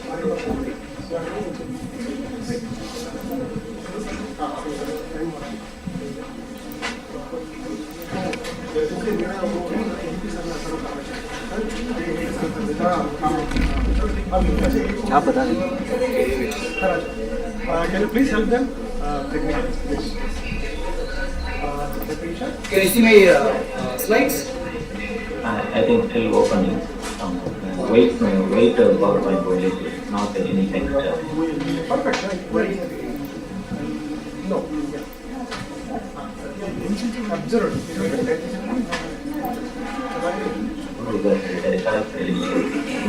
I think there is some technical issue. Multiple background. Yeah.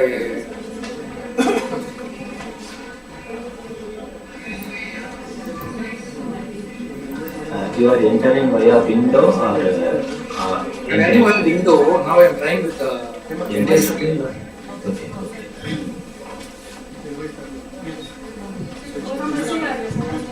Okay. Now can you see? No, now also. Now see. Yes. Now in the presentation mode, right? Yes. Now yes. So what you can do, maybe we can share from the system, the entire system. Okay. The screen.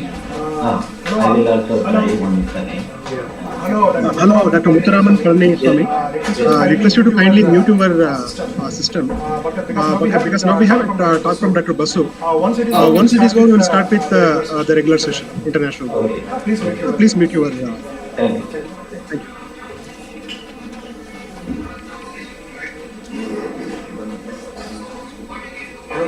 Yeah, good morning.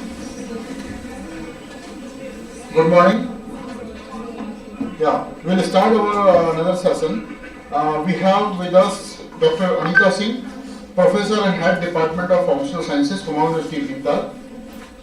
Welcome, madam. I request madam to chair the session, and along with madam, we have Archana Negi Shah, madam, and she was the former head of Kumaon University Department. And I request madam to kindly to kindly chair the session along with madam. Thank you, madam. Thank you. Over to you, madam.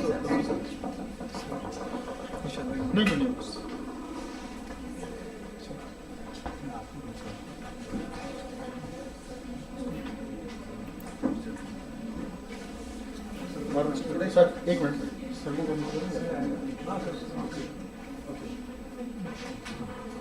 Sir वो देना दो sure तब तक मैं madam को welcome भी कर देता हूँ है ना आप बोल दो कर सकते हो बोलो I would request Himanshu sir to welcome our guests.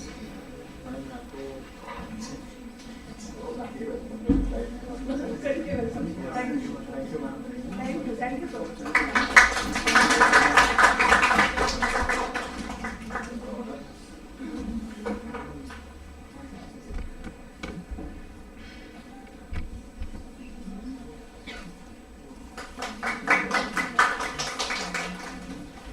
Now I would like to invite Dr. Somnath Basu, Assistant Drug Controller India, on the stage as a speaker of this session. The topic of his plenary lecture is Ayurvedic Medicines, Regulations and Vigilance. Now I request Dr. Somnath Basu to deliver the plenary lecture.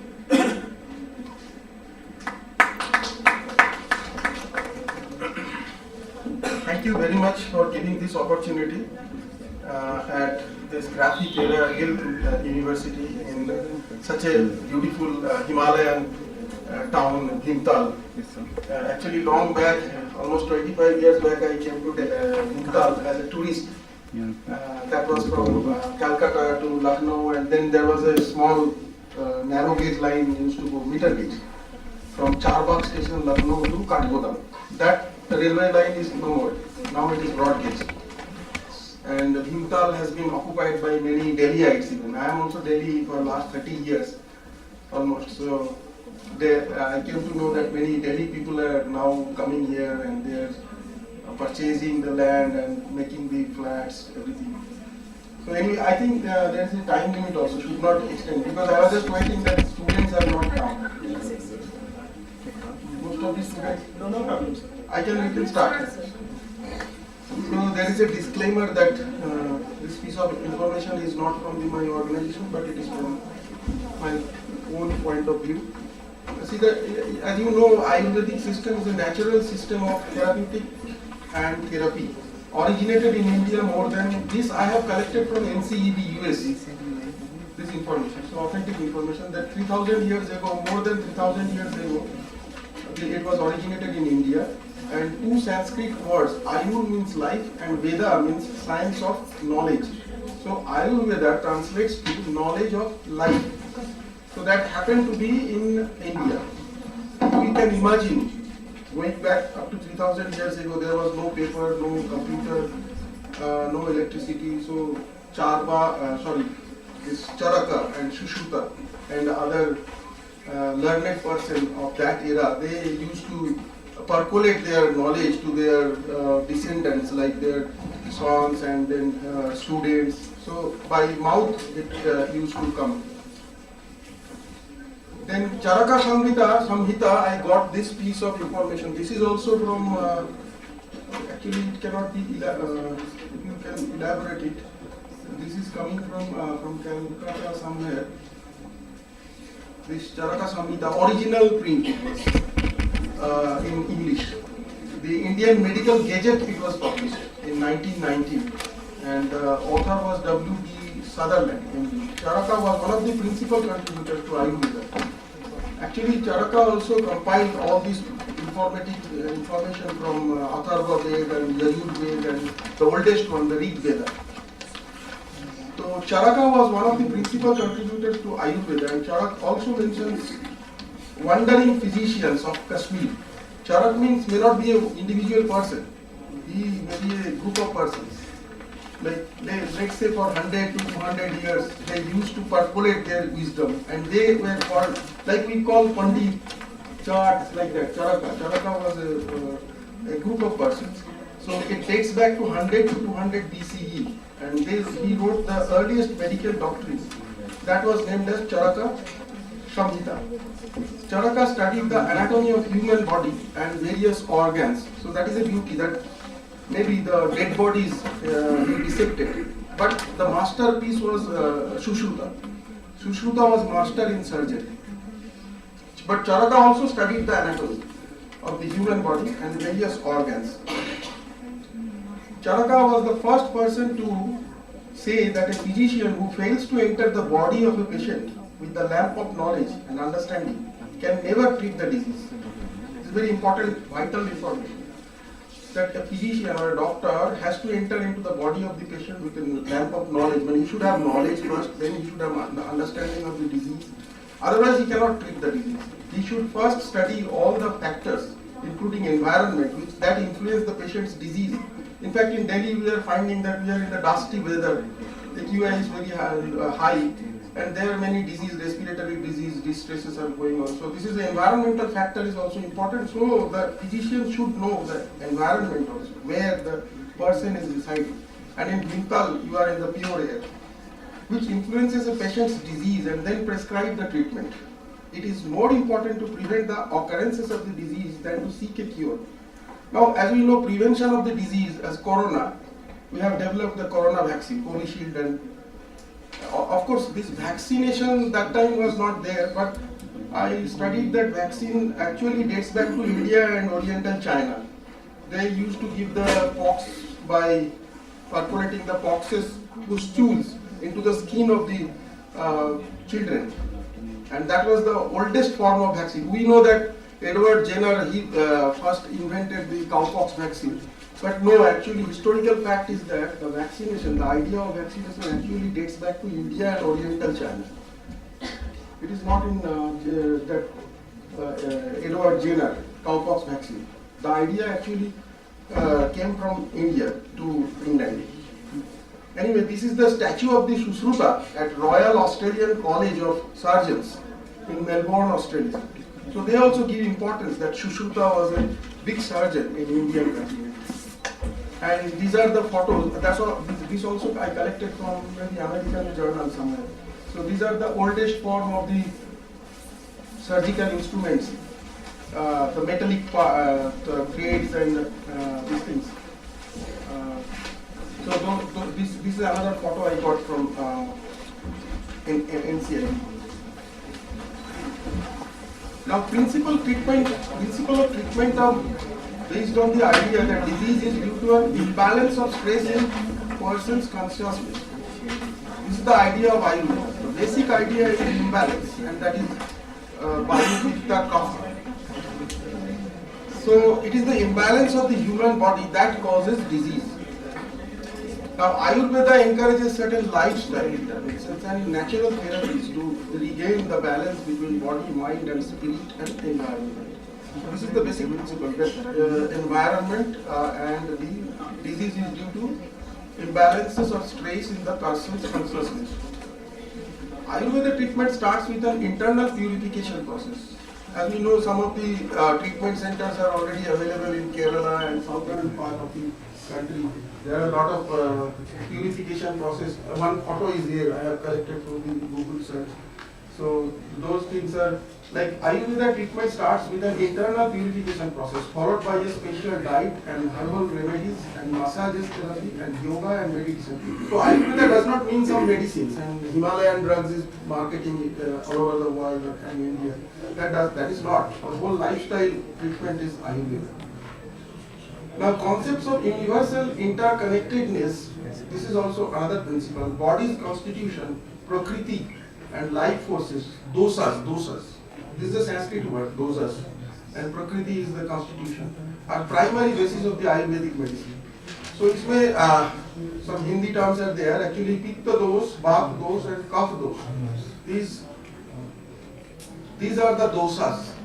And goals of the treatment aid a person by eliminating impurities, reducing symptoms, and increasing resistance to disease, and reducing worry and increasing harmony in life. So these are the things and principles of the Ayurvedic treatment. Herbs and other plants, including oils and common spices, are used extensively in Ayurvedic treatment. So we can understand that clove and even methi is fenugreek. Fenugreek is good for which disease? Diabetes. Fenugreek. Curcumin and our age-old turmeric that we use every day. So we are actually purifying our body along with our foods, basically. We in whole of Indian continent, we put turmeric, long in our everyday food.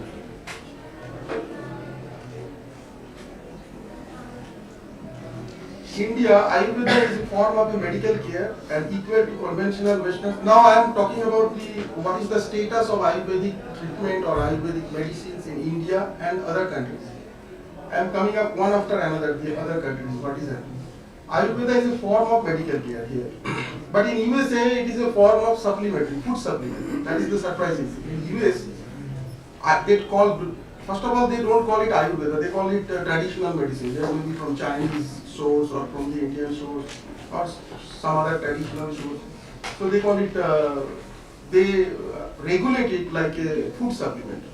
But in India, Ayurveda is a form of medical care and equal to conventional Western medicine, traditional Chinese medicine, naturopathic medicines and homeopathic medicine. So practitioners of Ayurveda in India undergo the state recognition and institutionalized training. These two are important. How we regulate the care, the Ayurvedic treatment here in India. In USA, currently Ayurvedic practitioners are not licensed in USA. No national standard for Ayurvedic training or certification in USA.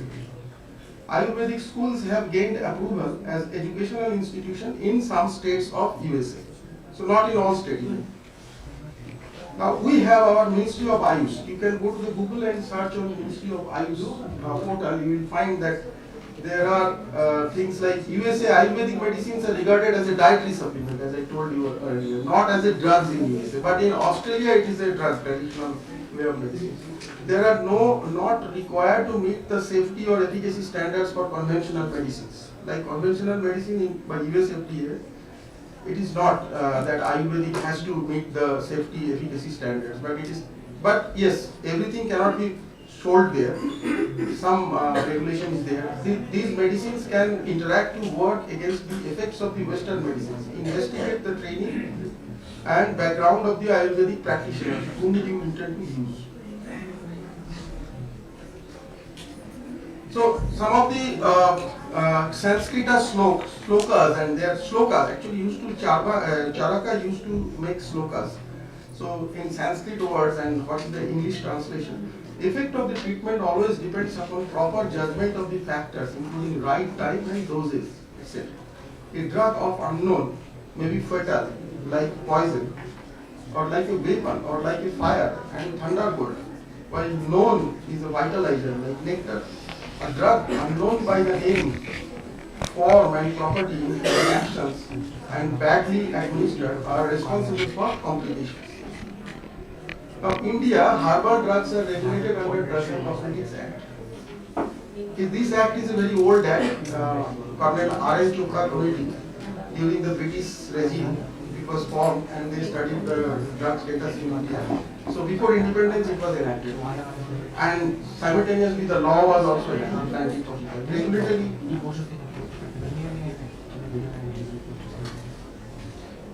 Regulatory provisions of Ayurveda, Unani and Siddha medicines are clearly laid down in this Drug and Cosmetics Act.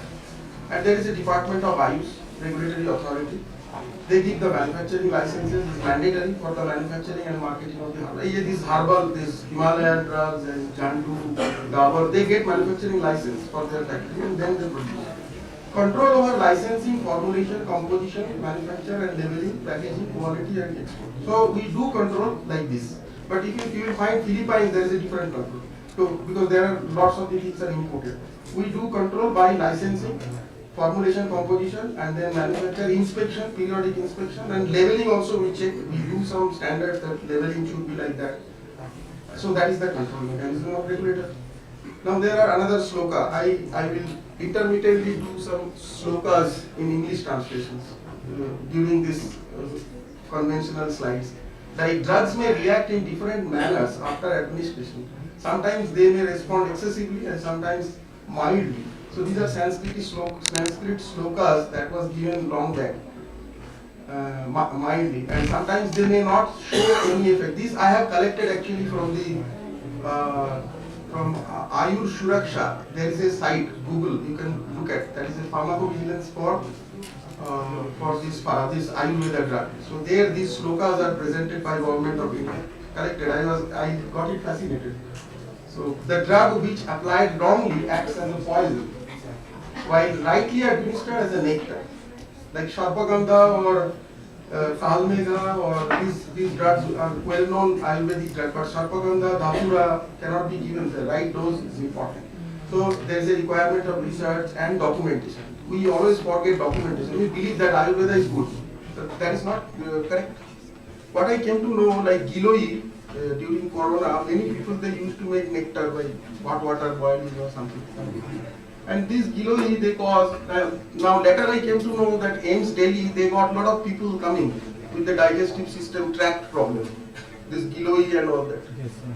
So just by believing the things, it is not possible. We have to document, and we are not documenting many of the things. Even the thiomarsal part, whether it can cause autism or no, or not, that we have not documented. We are depending upon the European data and US data. So my experience is that you being a energetic pharma graduates going to do postgraduate, you should go for the documentation, very important part. And how to collect document from the community. Like here, every child is born in Vintal area. They must be giving a schedule of vaccines. These vaccines you have to take.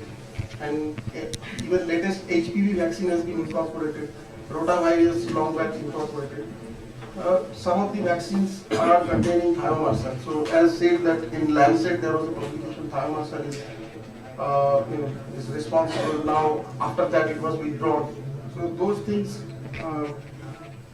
What I mean to say, documentation is very important, and pharmacy graduates and pharmacy colleges can take a good role in documentation and interacting with the community people for their taking information and analyzing in future. And today's world, it is a database. Data is power and power is data.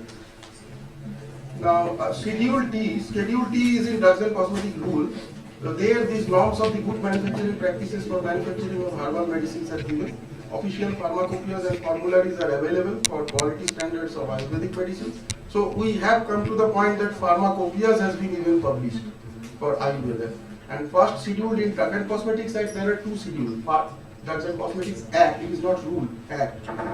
In Act, there are two schedules. One schedule, the first schedule, that talks about various books, the ancient books of India, which are recognized for Ayurveda. So you can go to the Drugs and Cosmetics Act, and first schedule you look at, there are various books mentioned. And that is the, so there is an enforcement on these books, that whatever written in these books, it is authentic. At least our DTAB, Drug Technical Advisory Board, and DCC, they have agreed and they have published here. Now that authorizes texts to be followed for licensing in herbal products. ASU drugs, two categories. So we control these as two categories. One is the ASU drug and another is the patent and proprietary medicine. Now there is another sloka, you can read it out from the our ancient wisdom. How much time left?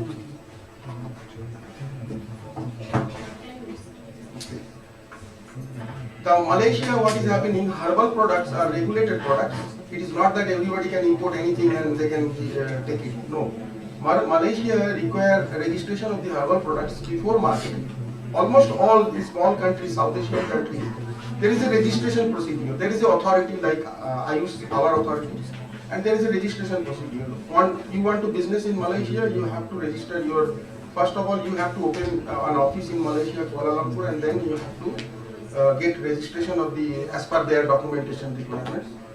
And their authorities, Malaysian Register of Business of Shuruhana Jayas, and this I could not spelling even. Malaysia had two classifications. One is the traditional products and another is the health supplements. So various countries, their nomenclatures are maybe changing. Not everybody is telling as Ayurveda. They call it traditional products and health supplements, and Malaysian authorities mandate only labeling and traditionally used products. So wherever you are marketing any product as a traditional medicine, there should be on the label, it should be written. These are by their law in front of any claim made on the traditional product. Now functional claims are approved by the authority. So suppose say Chyawanprash, there should be an indication statement, and that has to be shown to the Malaysian authority. They will give you approval and then you can market. Chyawanprash for this, sardi khasi, cold and cough, whatever. Now Philippines, a Bureau of the Food and Drugs is there, and Philippines mandate registration of the traditionally used herbal products before manufacture, import or market.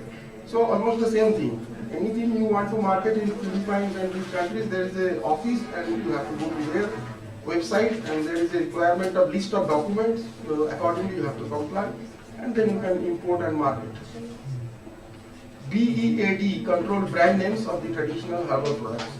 They also, I mean, control means sometimes like our here, do we control the brand names? Probably no. The manufacturers we see, but they even register the brand name also. BEAD gives prior clearance before filing for the product registration. So there is a, before even registering with the documents, they have a procedure for prior clearance. And authentication of the plant specimen needs to be obtained from the Philippine National Museum or any BEAD recognized taxonomy. So it is their country's rule that they have a registered taxonomy. You have to go to their to them and you have to say that, look, this product I have formulated from this medicine, these plants or these herbal plants, and there is a background books, authentic books, on based on which I am preparing this formulation, so like that. Now this is from the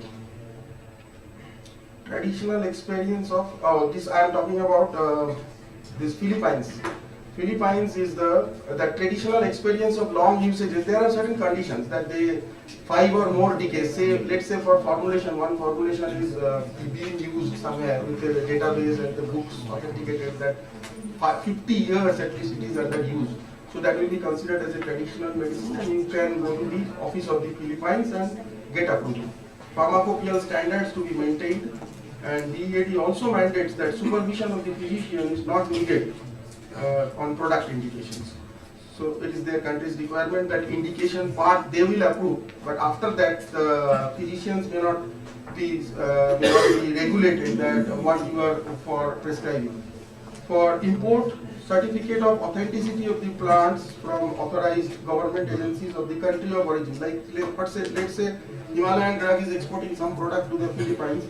So certificate of authenticity has to be obtained from India, country of origin, and India's government agency is Ayush Ministry. From there you have to generate the certificate of authenticity, and then you have to produce into the Philippines government. So that is the knowledge. Now these two are another slokas. You please read it out. I am not reading it, or should I read it?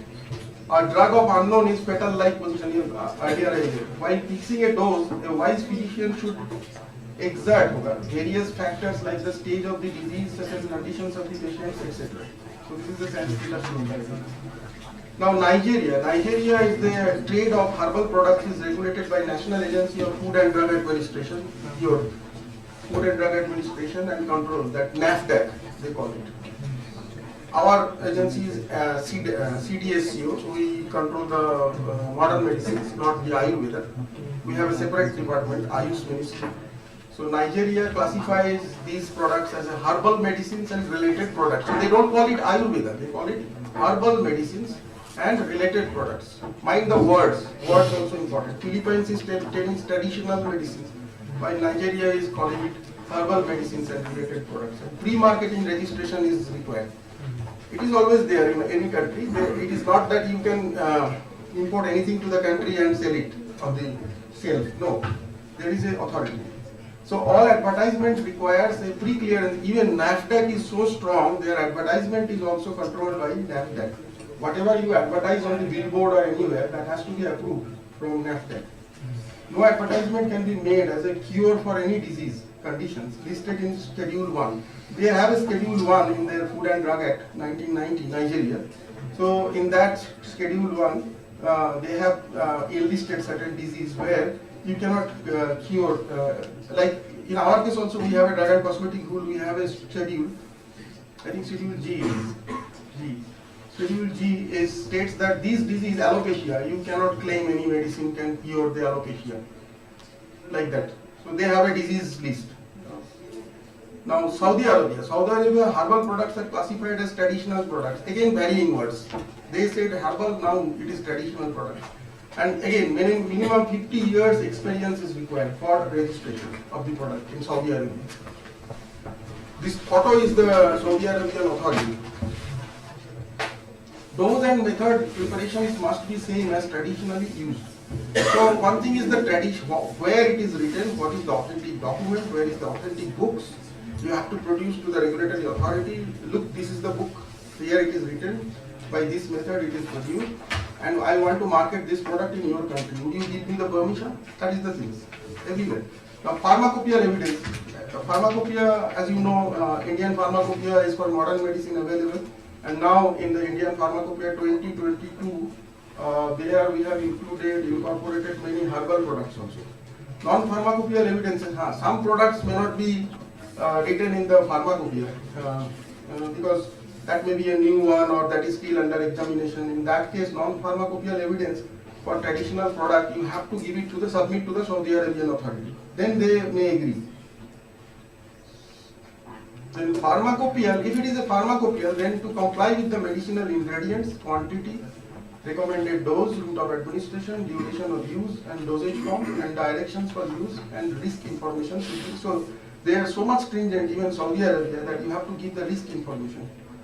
Otherwise, they will not allow in their country. So method of preparation must be traditional.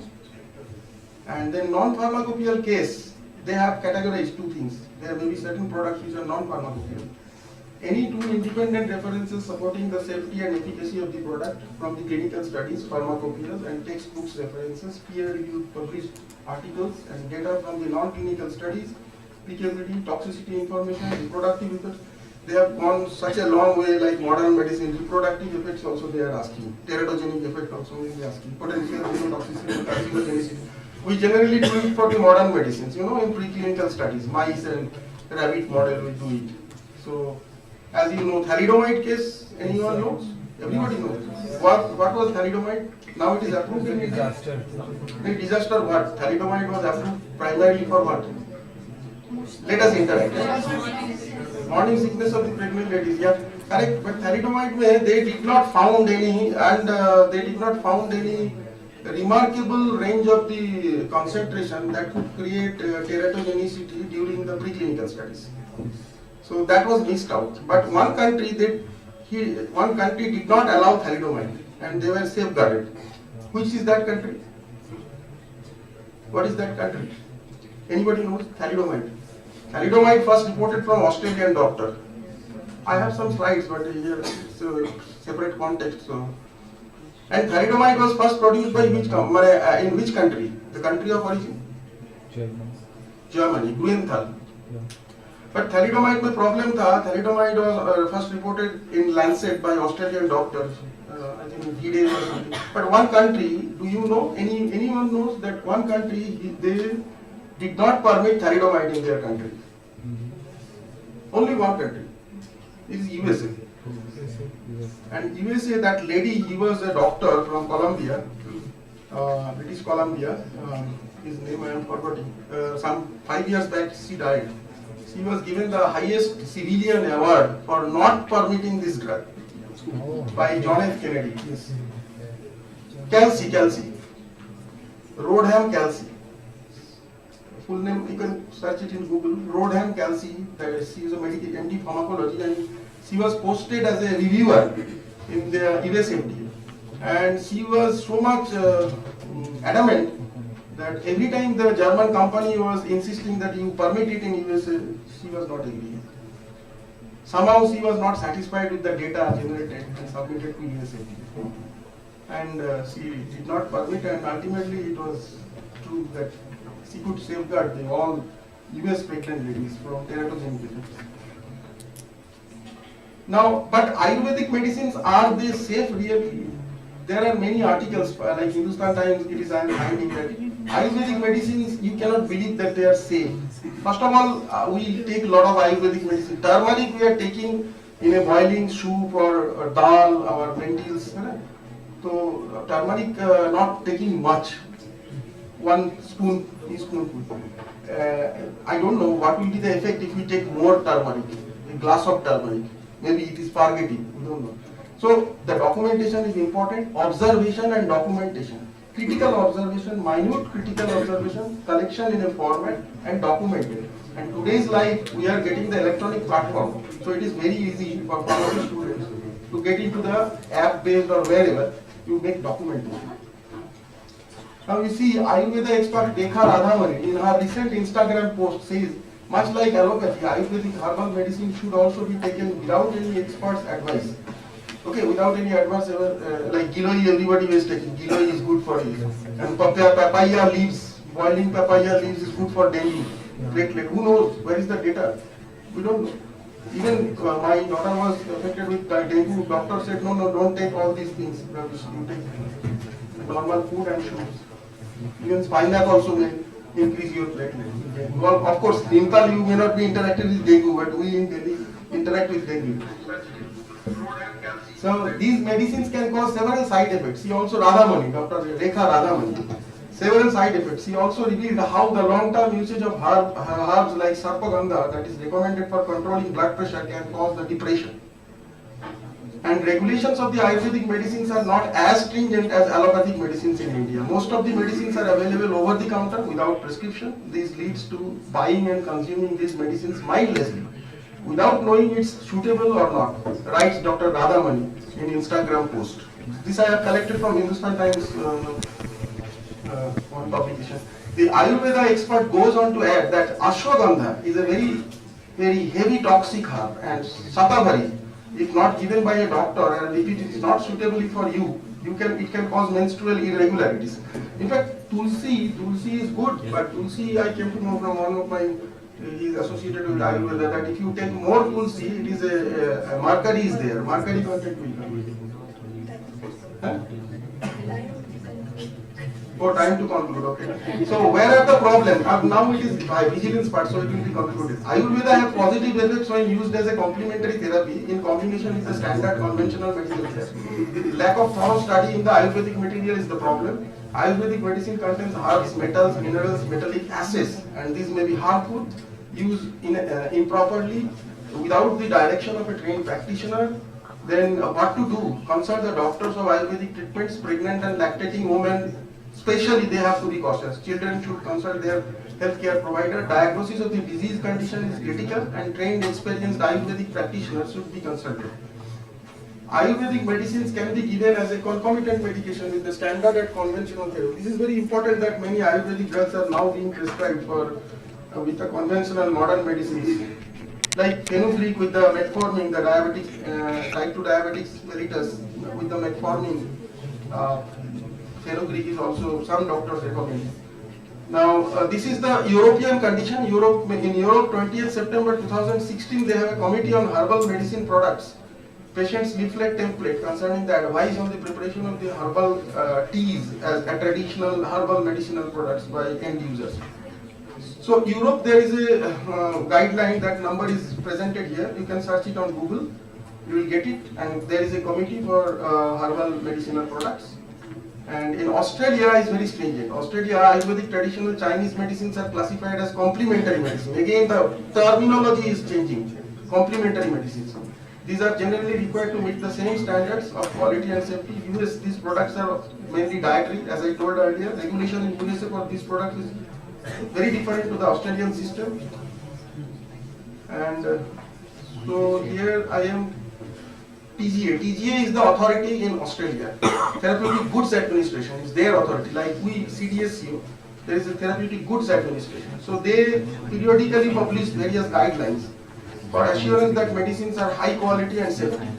And this includes the monitoring reports of these serious adverse events.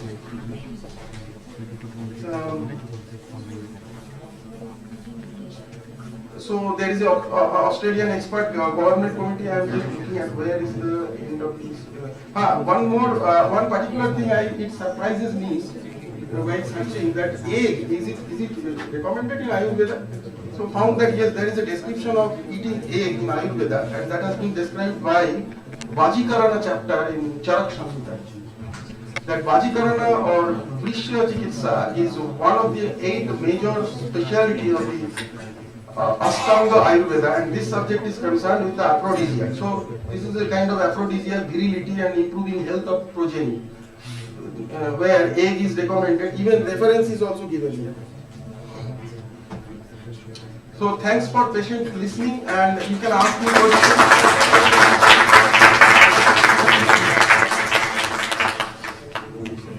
I can open it here.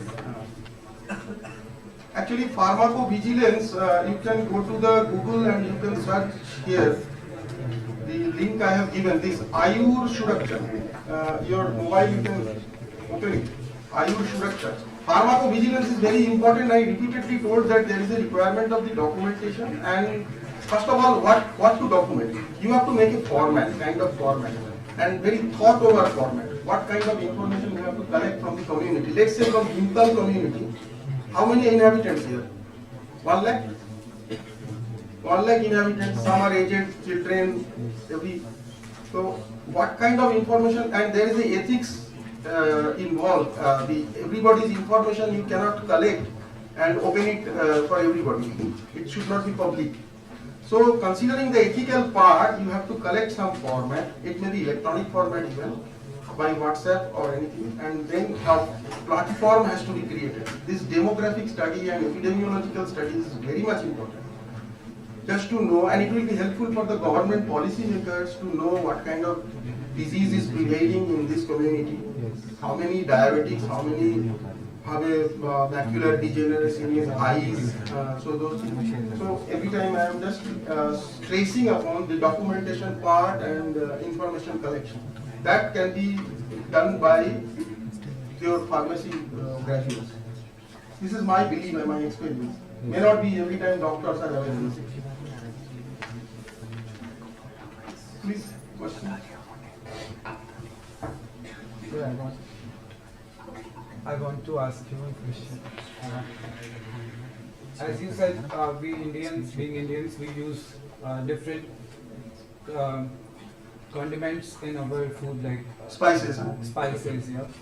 So having these spices in our food and the cooked form of it, having the same medicinal property what the raw food is having, or it gets changed? Changes. Of course, changes. Even what you are putting with that, is it only water based or it is putting ghee, so it cow improves, ghee? It improves. It improves, maybe improving bioavailability. Who knows? That is the area where research is required. Yeah. That is the area research is required, and not only research, documentation on a platform for the public domain. Sir, I have also heard that we should not chew tulsi leaves because it contains your mercury. teeth will decay. That's correct, right? Correct. Thank you, sir. But I am not an Ayurvedic expert, first of all. I am in the modern. In recent days, we came to know and use that in South Africa due to some syrup, some children who are injured in the kidney. I wanted to know whether was the lacuna in the regulatory system that it was happening. Oh, Gambia. Yes. Gambia case, Maiden Pharmaceuticals. Yes. Maiden Pharmaceuticals actually, Maiden Pharmaceutical is a company, and so this pharmaceutical company, we don't know actually, regulatory, that is under judiciary. I am not knowing that what is happening.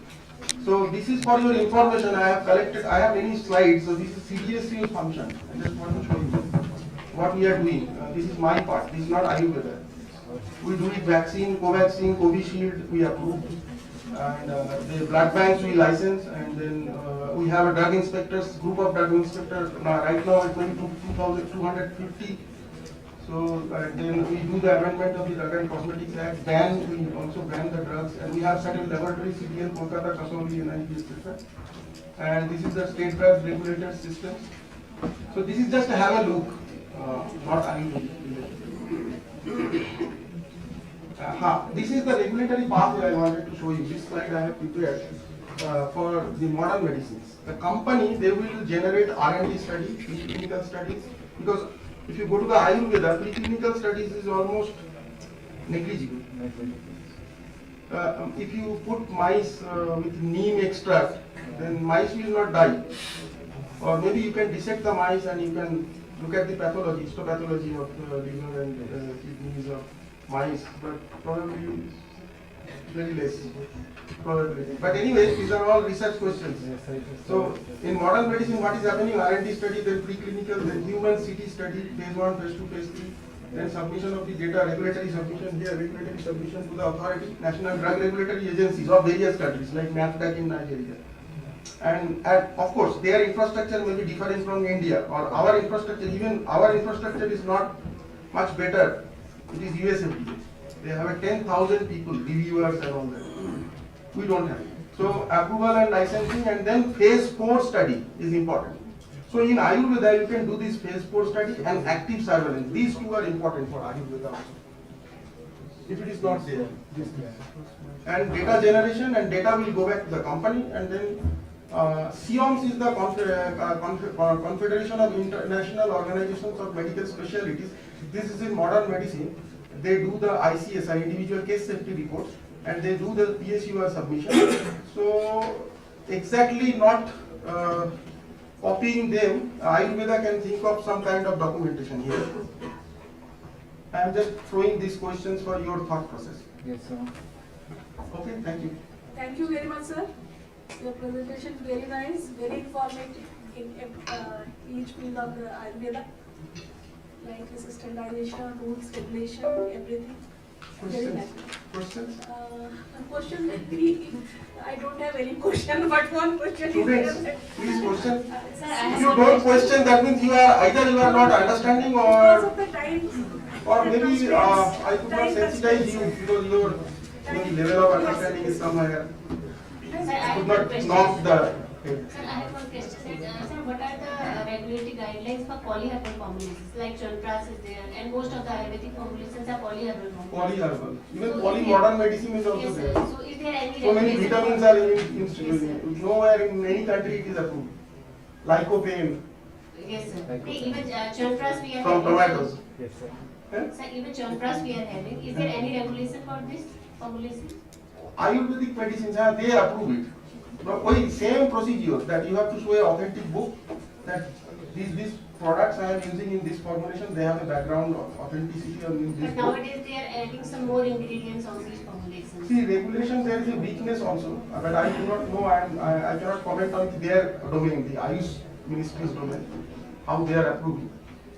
There is a weakness, obviously. So that is where you have to put your opinion. You are the opinion maker. You have to knock the door of the policy maker. Generally, sometimes policy makers do not know actually what to do in the government office, PT. So that is why there is a requirement of data and evidence. I am repeatedly telling you, the data evidence is very Data important. generation is also very difficult because standardization process are sometimes there are 30-40 compounds. So it's very difficult to standardize the different constituents. No, data means clinical effect. Clinical effect, if you are standardized by chemical methods also, then I think it is. No, one thing is the formulation standardization. Another thing is after consumption for such a long period, one person maybe having rash. Say, we do not know because Ayurvedic medicine, even metformin or paracetamol is also, in our country it is not regulated. It is like OTC product. Everybody is going to the chemist shop and purchasing metformin or paracetamol except narcotic drugs. Okay. Metronidazole. Metronidazole is even carcinogenic. Fluoroquinolone, norfloxacin, or ciprofloxacin, catafloxacin, levofloxacin. These floxacins are cartilage formation में problem करते हैं, deformation होता है. But do we really control? In US, you cannot go to the chemist shop and purchase norfloxacin. I have diarrhea, I can take norfloxacin. And here even norfloxacin plus metronidazole we are taking. So what is the clinical effect? That has to be documented. Thank you, sir. Important Thank thing you, is thank you very much. Thank you.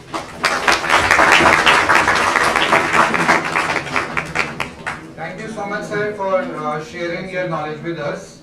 We are privileged. So, in a continuation of plenary talks, I request sir to, yeah. Thank you so much, sir. Thanks, ma'am.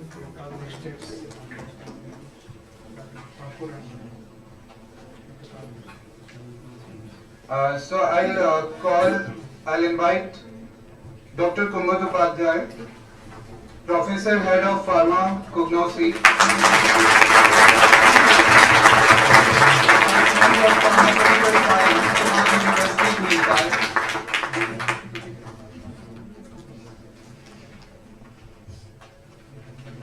As a chairman of this session, I'll also invite Dr. Rajeshwar Kamal Khan, Associate Professor, Department of Pharmaceutics, Punjab University, Bhimtal,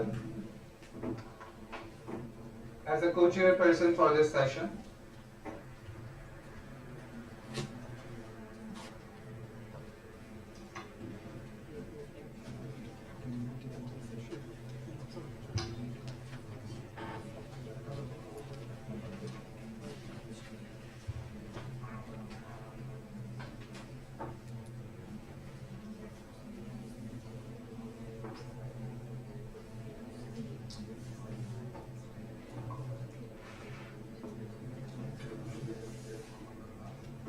Hi, good morning. Good morning, Professor Mangastuti.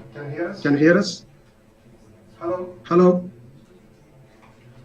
Yeah, just for information Yeah, the staff formation of the delegates here and the chairpersons. Professor Mangastuti Ajal is a professor of pharmacy and pharmacognosy at the Faculty of Pharmacy, University of Asia, Indonesia University. She had been a professor in the department belonged to from 1980, one of the most senior in pharmacognosy.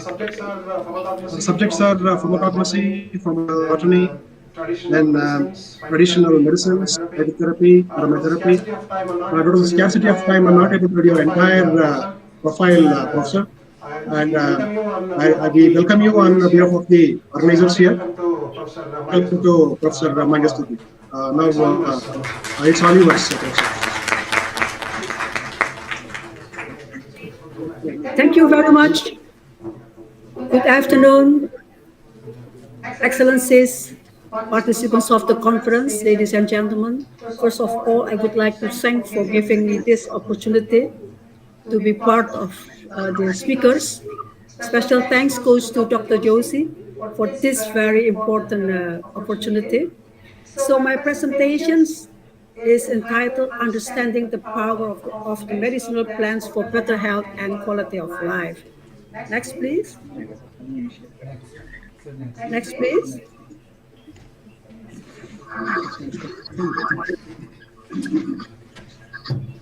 Next.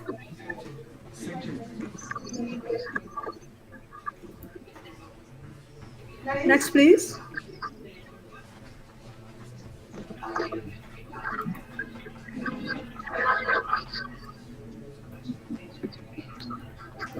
So I will start with this. Could you move the slide, please? Next slide, please. Hello.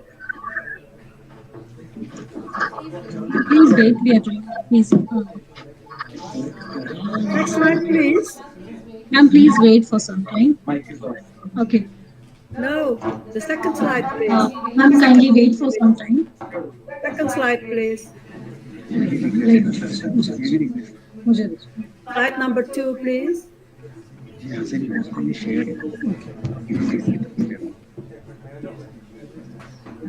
Okay, I will start with this. Indonesia has a traditional medicine, namely jamu, locally named as jamu. Like in other Asian countries, it is an empirical knowledge. Jamu is an empirical knowledge and skills in using natural medicines from their surroundings. Approximately, there are 1,300 ethnic groups of Indonesia. Each has its own traditional medicinal recipes. So next, please. So what is so special about those different kinds of recipes? There are two special jamu. There are two special traditional medicines that attract my attention. Those are jamu for women, named locally or famously named as Javanese and Madurese jamu. So what happened to those jamu? How were they invented? Historically, I would say, that Japanese jamu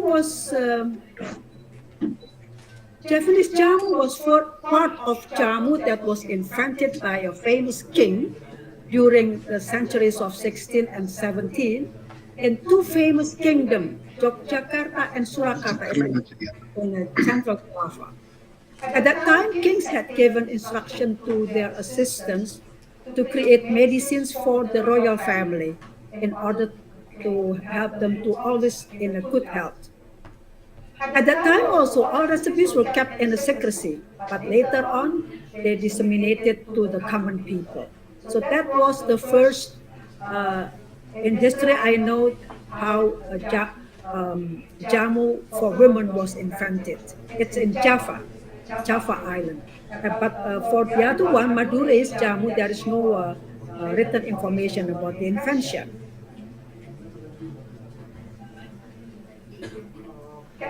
Professor, hi, Professor. There is some difficulty in sharing here. Can you try from your computer? There is a 1, 2, 3, 4, 5 from left side. There's a sharing option. Can you share your slides from there? You mean Yeah, there is an arrow, upside arrow. There's a window with an arrow. Yeah. Please click on that.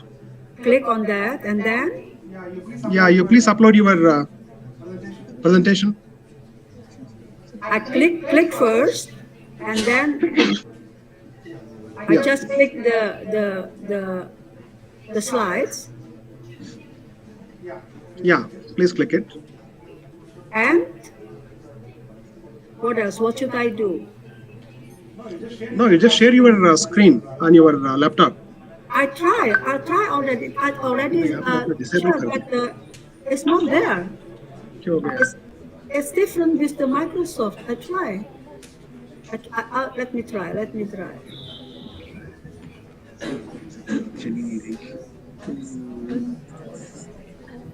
Is it like that? Slide number go to जाएंगे. I will look at slide.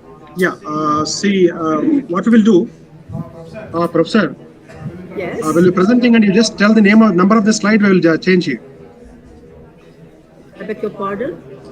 Yeah. You please change, you mentioned the number of the slide, we will keep on changing. Okay, slide number 3, please. Yeah. Please go ahead, Professor. Okay. Yeah. This is difficult. Please go ahead. Yes, okay. So now it's slide number 4. Okay, so what problems that I'm facing with those different kind of... Can you hear my voice? Yes, ma'am. Can you hear my voice? Okay. Yes, ma'am. We can hear you.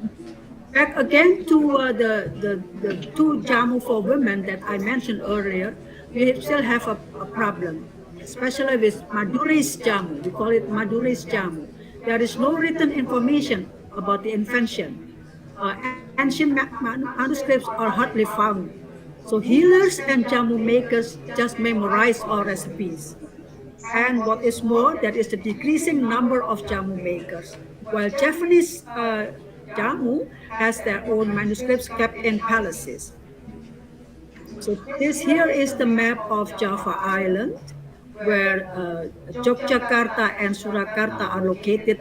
Those are the two important places where jamu was first invented. Also, you can see the Madura Island.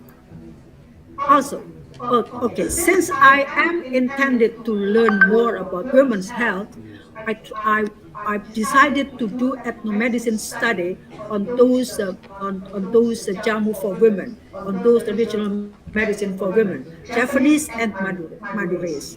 I conducted the research from 2007 2017, and I used palaces as the site of the study.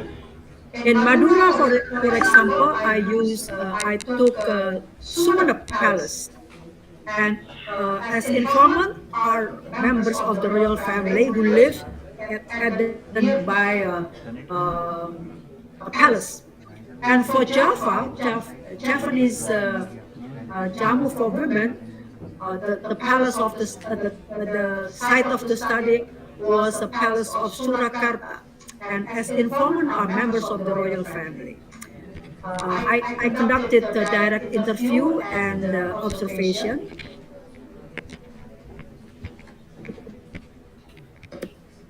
So actually the main objective for me to conduct this kind of study, ethnomedicine study, is to do the documentation. I just want to document all of the authentic or original recipes of jamu for women, especially from Madura. So I learned about jamu formula, learn about how they apply, how to apply the jamu, what is the method of application, method of preparation, what are possible adverse reactions, and of course I tried to find out the philosophy of using jamu among women, and conducted analytical analysis on the pharmaceutical view side. So what did I find in my study? What did I find in my research? Next slide. Next. So this map of this is the map of the island I mentioned, Java Island, where Jogja and Surakarta are located, place where Jamu traditional medicines of Indonesia were first invented. And study I conducted here, also here, Madura Island. Okay, next please. So as I mentioned, I did the research in two different palaces in Madura. There was a palace in Sumeneb where members of the royal family lived in places nearby the palace. And for Japanese jamu for women, I did the research at the palace of Surakarta with informal members of the royal family. Next, please. What is actually the main objective for me to do the research? Documentation. I want to document all the authentic or original recipes of jamu food. As I found that documentation is necessary. And so I learned about formula, I learned about methods of preparation, methods of application, possible actual selection, philosophy of jamu, and how to analyze in pharmaceutical from the pharmaceutical viewpoint. Next, please. I find in my study, I found out many. The important thing is that actually women take jamu from early puberty to menopausal period. What is the purpose? At that time, or generally, they just know that with jamu, it will build a good relationship with their family, especially with their husband. So, why? But why? Because they have a good reproductive system, healthy reproductive system. Through jamu help them to facilitate normal menstrual cycle, for instance. They get rid of possible dysmenorrhea. And another important thing is that jamu help them to cure or get rid of possible fungal infection, which cause excessive corporeal discharge. From the interview, I know that they really pay attention to having normal menstrual cycle, because they thought that normal menstrual cycle is closely related to fertility. They are afraid of infertility because infertility considered it's a kind of embarrassment, because they cannot give children during their marriage life. Next. So from the study, I also know that a more intensive interdependency with jamu, with the medicines, it is start at the onset of puberty. So they consume various kinds of traditional medicine as an obligatory.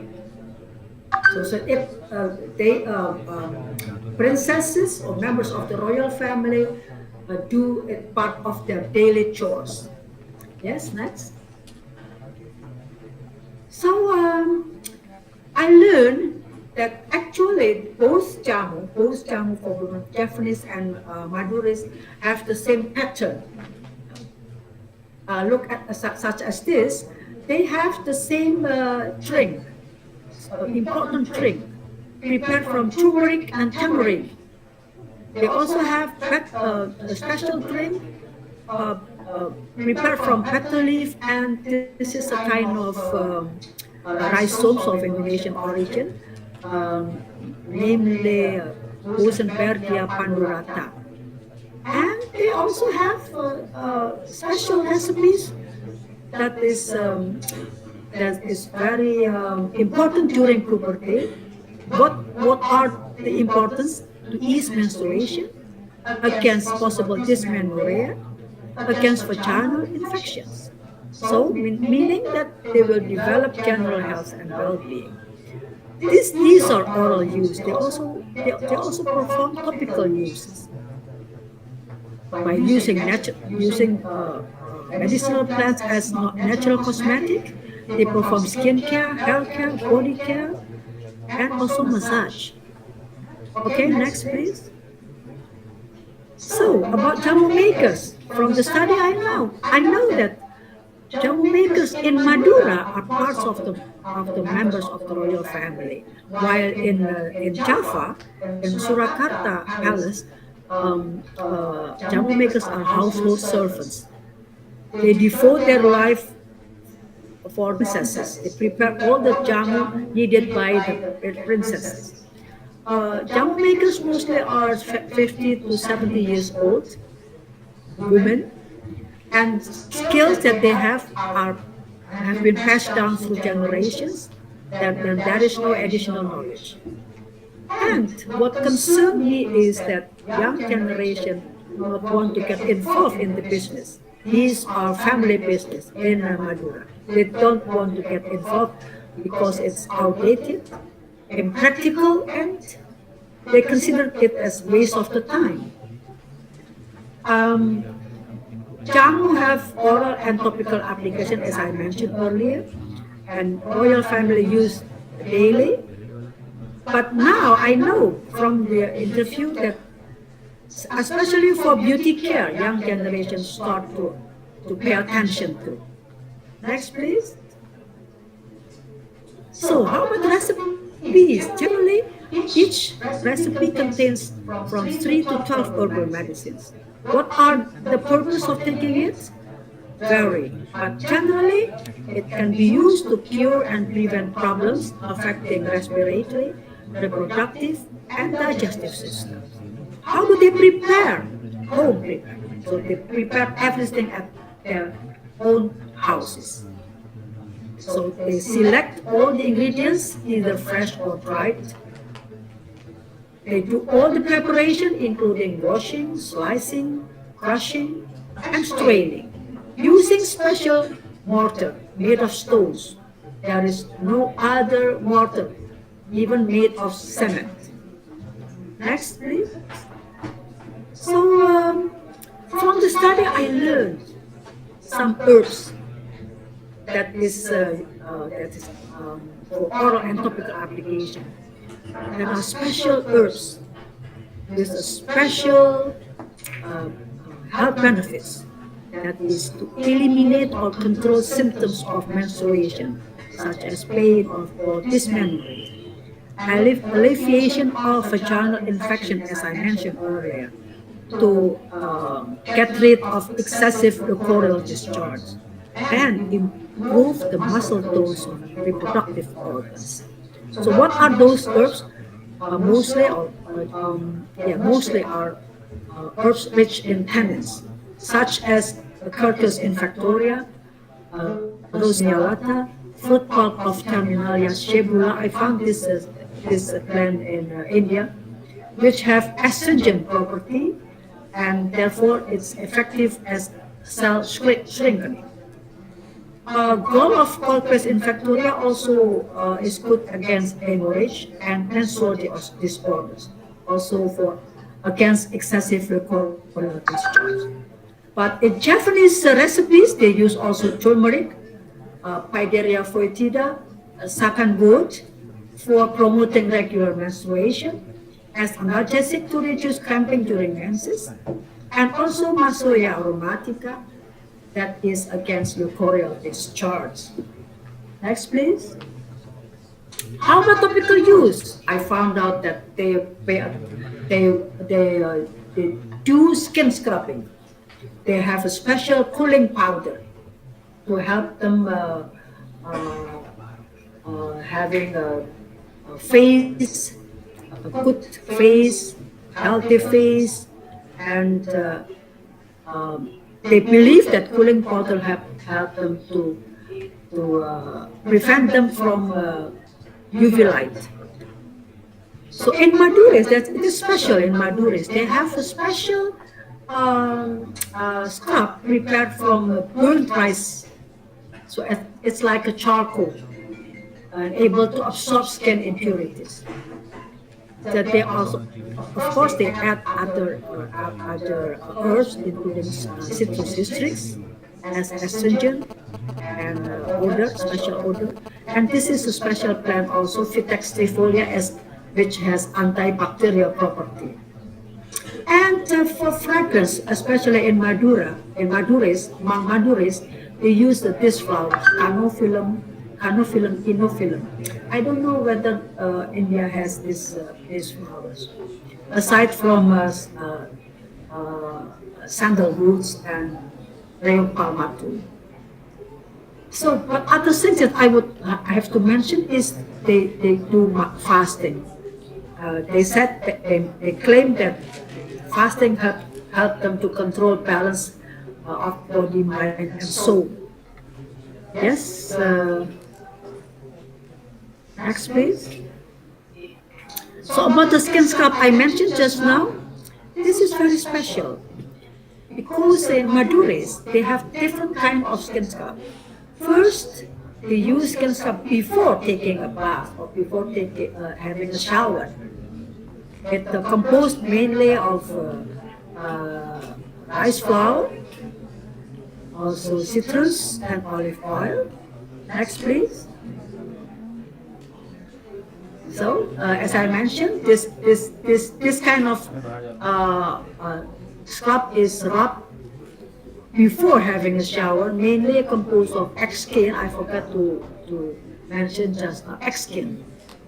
And then followed by osochilum. This is the one that made of burnt rice flour, like charcoal I mentioned. And then after having a shower, continued by special powder, which is aromatic because of the sandalwood. Next.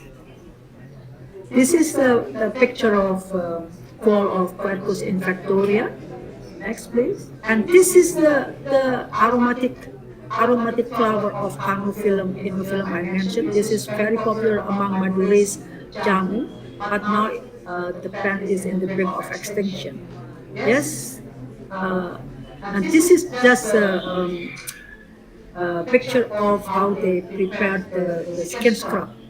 It's a small product, small foam, round, and just to add water, to dissolve in water, and then to directly rub the skin. Next. Next, please.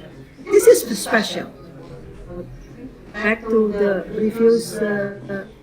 Yes, this is special.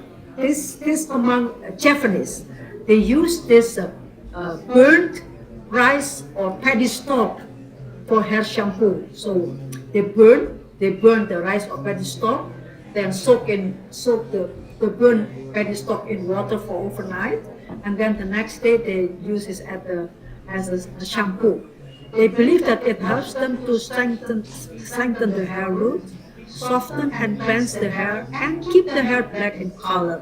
But now they seldom use it as it's not easy to find a paddy stalk. Next, please. This is also body fragrance. This is a kind of aromatherapy. They do the fragrancing their body and including their hair also, using a special incense made by themselves from a mixture of aromatic herbs, including sandalwood and agerwood. I found sandalwood and agerwood in India.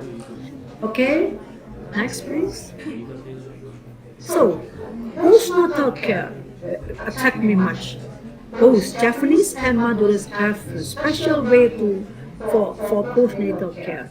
They believe that postnatal care helps them to promote the fast recovery of a woman after the delivery of their babies.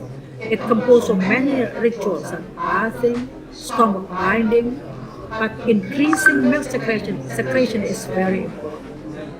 For womb recovery, they use this kind of mixture of plants, including sapanwood also, Santo Risa, this is Indonesian rhizome also from the Singiberase family, Hyper retrofractum, Okay, next please.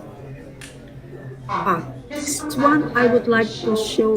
Even though I mentioned that Japanese and Maduris have the similar pattern in using the jamu for women, but some have differences, especially in certain drink. Like here, those drinks are very popular. Also, the postpartum is different. Okay, next. See here. Can you please conclude your session? It's Sorry. time. Can you please conclude? How much time I still have? 2 minutes. Okay then. Okay. Next slide, please. So here they use pomegranate fruit peel as astringent, and this is important. Paraficata to tighten the vaginal muscle. It contains tannin. Next, please. Next, sorry. In pregnancy and among Japanese, they use they consume coconut oil on the 8th month of pregnancy. They believe it can help to facilitate easy labor. Next. And for postpartum, special mixture, herbal mixture for milk enhancer. Yes, next. For postpartum topical care, they have special lotion and paste. This is important to keep a balance between upper and lower part of the body. Yes, next. And in Madura's jamu, they have very different kind of internal jamu taken from the first delivery of the baby until day 40. Yeah, next. Next, please. Next, please. This is the stomach binding. Can you back to the previous slide? Yes. This is necessary. Madurists believe that stomach binding is necessary for fixing the position of the uterus and also help tightening the overstretched skin of the stomach. Yes, next. This is how they bind their stomach. Yes, next. These are special recipes as I mentioned. Turmeric and tamarind drink, analgesic, boost regular period, control dementia, betel leaf and Bostonbergia against bad body odor. Yes, next. Santorizer, Lucia, this is very special. Facilitate elimination of waste, toxin material from the body. Yes, next. Another recipes for milk enhancer, this is very special. Sauropus androgynous, I found it in India. And curcuma hainiana is for skin brightening. Yes, next. Next. These are some pictures of how they dry all the materials under direct sunlight. Next. And this is the forum group discussion that I conducted during the study. Next. These are some of the pictures of 5 big houses of the jamu makers of Madurese jamu makers. Next. So conclusion, jamu for women of the royal family of Japanese and Madurese is a genuine knowledge inherited from the past generation and right now has already been disseminated to the people in the community.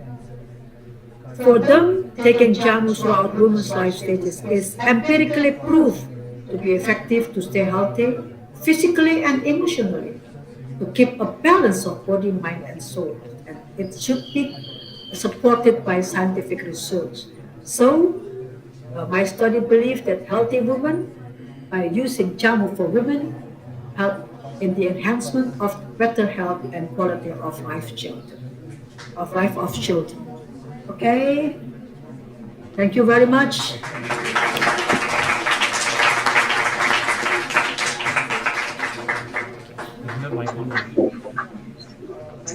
Thank you, Professor. Thank Thank you, Professor Mangasudi, for an excellent talk. And sorry for the inconvenience in the beginning. Nowadays, a lot of technical issues. And Yes. thanks to you and thanks to our friends from here. Dr. Kumud sir will say hi. He is a professor from Kumar University in Nainital. And we also have Dr. Rajesh from the same university. And without... Thank you very much. I hope you can listen to the applause of the audience also here. Yes, I can. I can. Thank you. Thank you. So without much delay, we would like to welcome the next speaker, Dr. Palaniswamy, a wonderful gentleman and a good speaker. Dr. Palani, can I see you? Yeah, wonderful. We don't have much time, but as a formality, a small introduction. Dr. Palaniswamy Shivanandi is an eminent academician and researcher and has an experience of more than 15 years. And he started as a community pharmacist, a dispensing pharmacist in the beginning. Presently, he's the program director at International Medical University, Kuala Lumpur, Malaysia. So welcome, Dr. Palaniswamy, and please start your. Thank you, Doctor.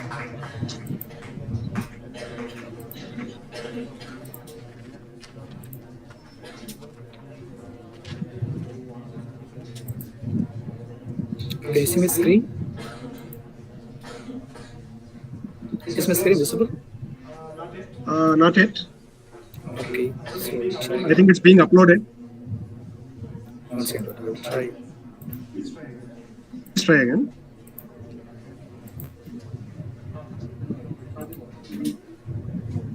I think you can see. Yes, we can see now. Yes, yes. Okay, thank you. Okay, very good afternoon to everyone. Thank you for the opportunity, and I'm very much thankful for both the Joshi sir, Himanshu Joshi, as well as Anand sir Joshi, for giving me the opportunity to deliver a talk at the international conference. And I'm Dr. Palaniswamy Shivanandi from the Department of Pharmacy Practice, IMU, and today I'm going to talk about essential nutrients for the healthy way of life. Okay, so why we need to talk about this topic today? And according to WHO, there are about 1.9 billion adults are overweight or obese, and while 462 million are underweight. So even though we are taking food every day, 3 times a day or 4 times a day, but most of us are either malnutrition or maybe undernutrition. Okay, and the data further says that around 45% of death among the children under the age of 5 years are mainly due to undernutrition. Okay, so this is the data from WHO. And if you see the data of UNICEF, the data says that there are about 144 million children under the age of 5 years are in stunting. Okay, it means they are not getting adequate height to their age. And the data further says that there are 47 million children are in wasting, muscle wasting. It means they don't have adequate weight according to their height. Okay, and again, there are 38 million children below the age of 5 years are overweight. So this is a global problem, not only in India, even across all the countries in the world are facing the problem. So if you see the world map, there are 3 regions in the world are having more number of stunting. That is, 1 in every children below the age of 5 years are getting stunting. They are not getting adequate height according to their age. So if you see the India coming under the same category, there are 30%, more than 30% of children are getting stunting. Okay, and the South Asia has highest wasting prevalence of all regions. When compared to other countries, the South Asia has highest prevalence for wasting. They are not getting adequate weight according to their height. So India having more than 15% of children with the wasting problem. Okay, and another data says that there are 2 regions in the world has 1 in every 10 children under the age of 5 years are overweight. Okay, especially if you see the Australian continent as well as some parts of Africa having more than 15% of children with obesity. Okay, and there are 850 million people, that is 1 in 9 across the globe, do not have enough food to eat every day. It's a data from the WHO as well as UNICEF. Even though many governments are promoting, the means how to take essential nutrition, but even 815 million people are not getting adequate nutritions. Okay.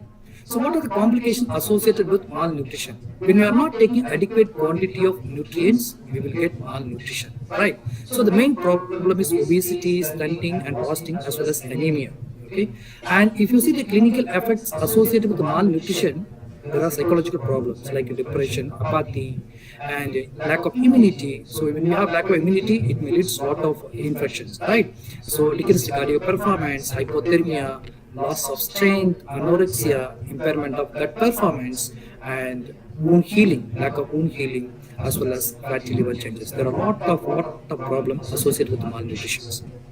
Okay. So malnutrition is common among all the age group. If in case of fetal and infant malnutrition, if the fetus are having lack of nutrition, what will happen? It may produce inappropriate development of the body organs, or maybe low birth weight or compromised decomposition. And in case of school-going children, we can see reduced intellectual property or maybe the potential or reduced school performance due to lack of nutrition. The same thing goes to adolescents. If they have malnutrition, sorry, they may have reduced intellectual potential as well as reduced school performance. In case of adult, again, there are a lot of complications associated with malnutrition. Okay. So what is the nutrition? So nutrition is nothing but the study of food. So the composition as well as the amount what we needed in the day-to-day life. So the study of the composition of nutrition as well as the amount and the RDA, everything that is nutrition. Okay.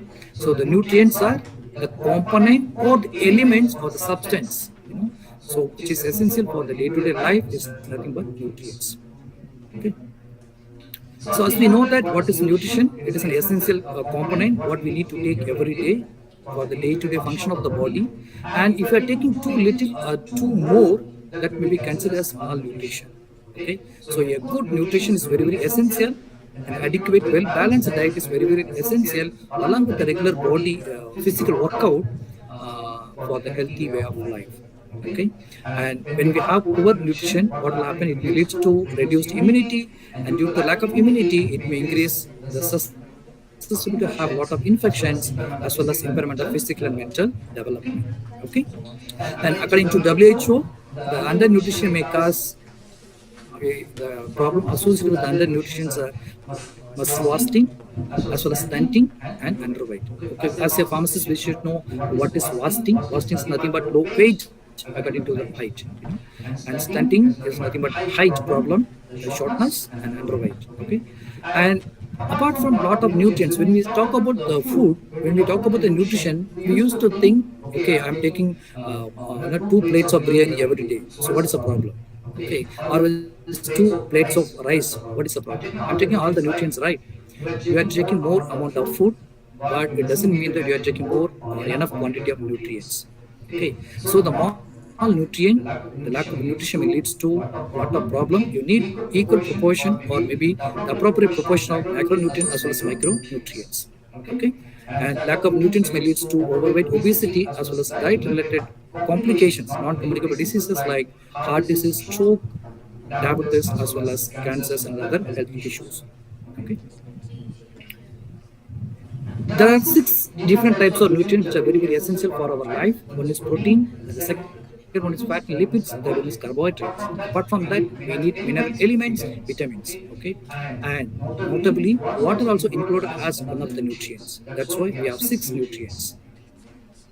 So nutrients can be classified into 2 types: macronutrients as well as micronutrients. The macronutrients are needed in large quantity, for example, protein, fat, and carbohydrates. And if you see the micronutrients, these are needed in small amount, but even though it's a small amount, it has a purpose. Okay, so the vitamins and minerals are essential as a micronutrients for the day-to-day living. So these are some of the vitamins as well as minerals I have presented here, along with the disease or the conditions due to lack of these vitamins and minerals. And most of us well known about these problems associated with the lack of nutrients and minerals, right? Vitamins. So coming to the protein, the first element or first macronutrients, it is made up of carbon, hydrogen, oxygen as well as nitrogen. And we know that protein is very, very essential for the growth. Okay, it is made up of amino acids. The amino acids are joined together with long chains are called proteins. Okay, and we can classify the proteins into two different types based on the biological value, that is high biological value as well as low biological value proteins. And the high biological value proteins are called as animal proteins, and the low biological value proteins are plant proteins. Both the proteins are very, very essential for our daily living. Okay, so normally animal proteins are present in meat, fish, egg, cheese, and the plant proteins are present in beans, peas, nuts, and other materials. Okay, and most importantly, you have to note that the plant proteins are very, very good, and it's present in, and it has less saturated fats and has more fibers, as well as it is very cheaper to produce. So these are some of the sources of proteins. As I told you, protein is very, very essential for the growth of the body, the growth of all the cells, and also for the repair process when the skin is torn or when the muscle is torn or the damaged cells. Okay, and also to produce hormones, enzymes, and antibodies in the body, we need proteins. And every person needs to take at least 1 gram of protein per day per body weight, per kg of body weight. Okay. And coming to the lipids are made up of 3 elements such as carbon, hydrogen, as well as oxygen. And these elements are joined together called glycerol and with fatty acids. Okay, so each glycerol joined together to form 3 fatty acids to form lipids. And normally, if the lipids are also called as fats, and the fats will be solid at room temperature, but the fat will be in the form of liquid, that is known as oils at the room temperature. If it is solid, we can say it is fat. If it is liquid, we can say it is oil. Okay. And there are 2 types of lipids. There are saturated lipids as well as unsaturated lipids. The saturated lipids are present more in animal fats, such as it is solid at room temperature, and the unsaturated lipids are normally present in plants as well as fish oils, and it is liquid at room temperature. Okay, so the saturated fats are most commonly found in butter, lard, meat, cheese, egg, and milk, as well as other products. And the unsaturated fats are present in fish, nuts, seeds, cereals, soya beans, and olives. So these are some of the 5 different sources of heartbreaking saturated fat. The name itself heartbreaking, because if you are taking too much of these fats, what will happen? It may cause cardiovascular complications. So these are some of the sources of unsaturated fats. So we have to reduce taking the trans fat as well as saturated fats, but at the same time we can take adequate quantity of unsaturated fats. So there are some facts about taking fat. So we need to love to eat more unsaturated fats like polyunsaturated or monounsaturated fats. At the same time, we have to limit taking the saturated fats. It is not good for our health. Okay, and also at the same time, we have to reduce or avoid taking trans fat or hydrogenated fats and oils. The main function of lipids is release of heat and energy for the body, especially when you are living in Himalayan areas like Nainital. You need more amount of heat, So for us, actually, we can walk, in a light t-shirts. But at the same time, you cannot walk in Himalayan t-shirts because it's a very cold area and you need some sweater or jerkin or anything to protect you from the coldness. So here you need to take adequate quantity of lipids to produce heat to protect yourself from the external environment. Okay. At the same time, it insulates your body and also protects delicate organs like kidneys. And lipids as a main source of fat soluble vitamins like A, D, E, K. Okay, we have different types of vitamin. For the production of fat soluble vitamins, we need the lipids. And also, the lipid may delay the hunger. Okay, and also in the food industry, they use lipids to add flavor to the foods. And most of the time, when we are eating outside, what will happen? They used to reheat the lipids every time, the oils. When you are going to a restaurant, they are not using the pure oil. They used to reheat the oil again and again. So what will happen when you are overheating it? It may cause overweight as well as obesity, and the saturated fat may cause rise of your body cholesterol. Okay, and rise of body cholesterol leads to stroke, blood pressure, as well as other cardiac issues. So as I told you, we have to limit taking the saturated fats because it is not good for our health. It is considered as a bad cholesterol. But we need to take adequate quantity of unsaturated fats. I'm not taking you have to take more quantity of unsaturated fat, but we have to eliminate and we have to take adequate quantity of unsaturated fat that is good for our health. So coming to the carbohydrate, it is made up of three elements: carbon, nitrogen, as well as oxygen. And we have different types of carbohydrates based on the number of carbohydrate molecules joined together. And basically, carbohydrates are classified into three types: sugars, starches, and cellulose. The sugars are commonly found in fruits, honey, table sugars, cakes, biscuits, and sweets. And the starches mainly found in tubers, that is bread, potato, pasta, and rice, and as well as cellulose. So cellulose are very essential and is commonly found in fruits, vegetables, cereals, seeds, and the cellulose will help us to for the gut performance. And the main function of carbohydrates are to supply energy to the body, and extra carbohydrates will be changed into fat and will be stored in the muscles in the body. Okay, as well as the cellulose is very needed to keep the digestive system healthy as well as to lower your cholesterol level. And we have to note one point: the other product will be digested in the body, but cellulose will not be digested in the alimentary system. It will be eliminated from the system in the undigested form, but it will help us to prevent constipation as well as to prevent cancer of the colon. Okay? And we need to take minimum 20 grams of fiber per day. Even a healthy eater, we are not taking adequate quantity of cellulose, we are taking less than 15 grams of cellulose per day. So the next one is sugar. Sugar is a food what we have to avoid. We have to limit the use of sugar. Okay? Too much of sugar consumption leads to obesity, to obesity as well as diabetes. And we have to reduce the sugar intake, otherwise we end up in diabetes and also diabetes related complications. So coming to the micronutrients, the first one is vitamins. So vitamins are very essential for the good health, even though it is required in microgram quantity or milligram quantity, but it is very essential for the day-to-day function. Okay. Each and every vitamin has its own function, so it needed very much for the day-to-day living. And if a vitamin is missing or if you have lack of vitamin, it will produce complications such as vitamin deficiency disorders. And there are two types of vitamins: that is fat-soluble vitamins as well as water-soluble vitamins. And fat-soluble vitamins are E, A, D, E, K that we need to take fats. And water-soluble vitamins are vitamin B and C. So a well-balanced diet is very essential for the day-to-day life. It should be composed of all the micronutrients as well as macronutrients in an appropriate calorie proportion for the day-to-day function of each and every cells of the body. So a well-balanced diet should have a picture like this, but it is a picture, but most of the time we are not following it. But we have to try to follow a good food pyramid to reduce the complications associated with malnutrition. So this is a plate of Indian diet, and Indian diet should have more vegetables and fruits. That is, half of the plate should be having fruits and vegetables, and the remaining half of the plate should have other cereals and pulses. So whatever it may be, if you want a sound health, a good health, and a happy life, we must follow a food pyramid. Okay, whenever and wherever possible. So for the good health, a healthy food and a healthy habit is very essential. If you are taking more amount of salmon, tuna, or sardines, as well as all that, it will help you to help your brain to work good. And at the same time, for the brain, we need green vegetables as well as beans and salmon. For the eyes, we need corn, eggs, and carrot.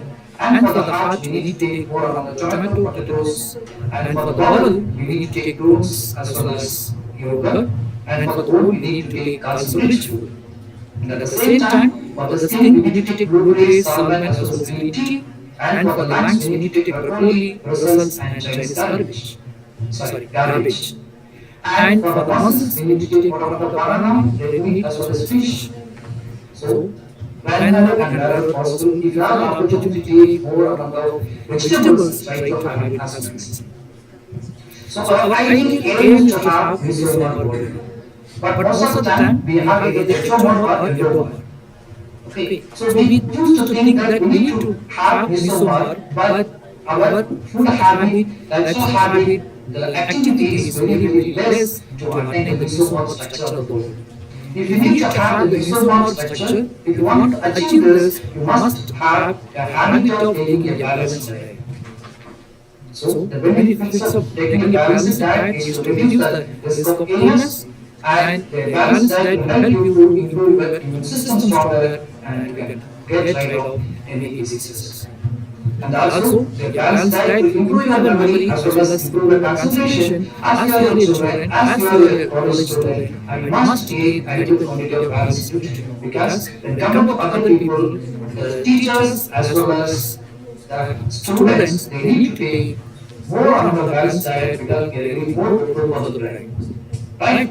And overeating at night can cause acidity. So if you want to have a mesomorph body, you need to take more quantity of food, that is more quantity of balanced diet in the morning and moderate quantity of balanced diet in the afternoon and very very less quantity of balanced diet at night. Then only you can be a, you can have a mesomorph.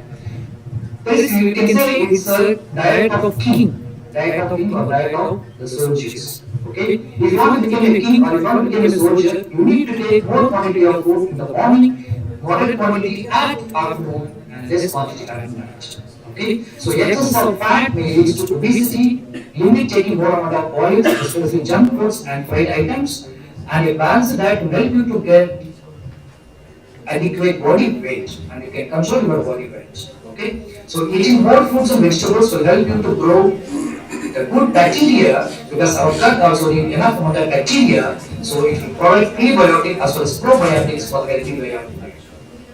Okay? So what you can do now, avoid drinking the soft drinks. Okay? Soft drinks are not good, it has a lot of sugars as well as other ingredients. And try to eat more foods when you are hungry. And avoid packaged foods as well as processed foods or packaged items, junk foods. You have to avoid it.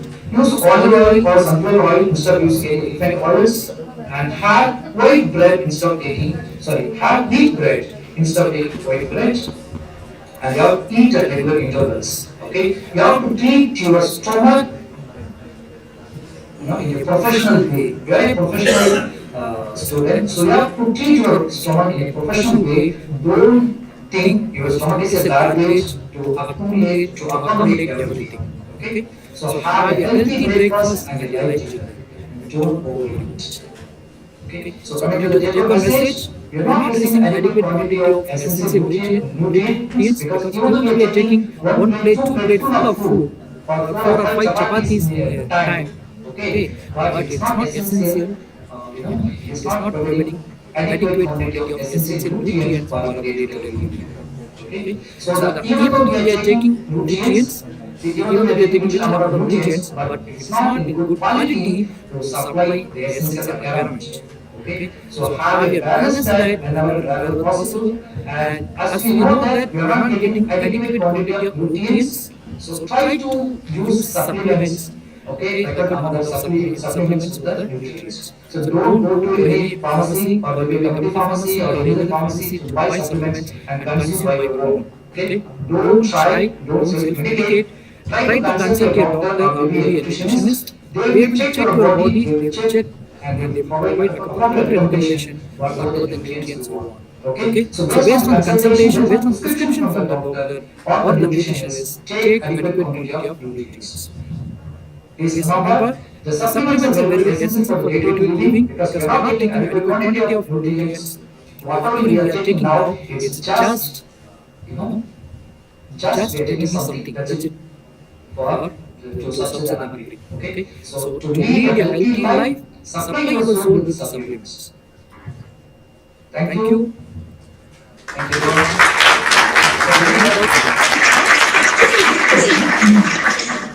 Thank you, Professor Palniswamy. Thank you so much for the excellent talk. I understand you required more time, but because of the tight schedule, we are not able to do that. I request you to please stay back. Let Dr. Muthuraman complete his talk, and we can have the question and answer session there also. And for the information of the delegates here, Dr. Palniswamy is the Vice President of APSC Malaysia, and Dr. Muthuraman is the Vice President of North, right? Dr. Muthuraman, North Malaysia. You can show your thumbs up, Dr. Muthuraman.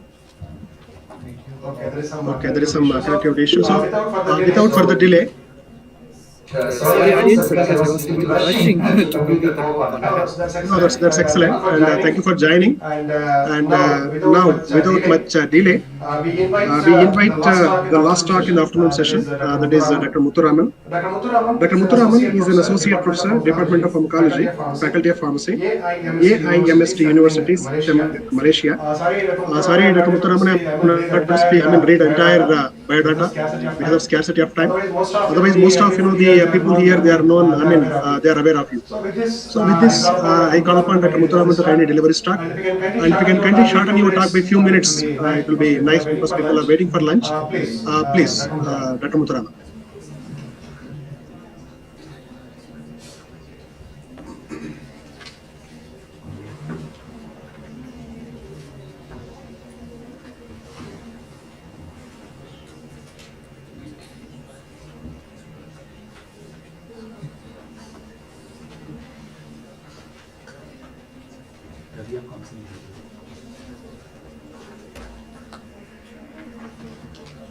Dr. Muthuraman, Can you come in? can you come in?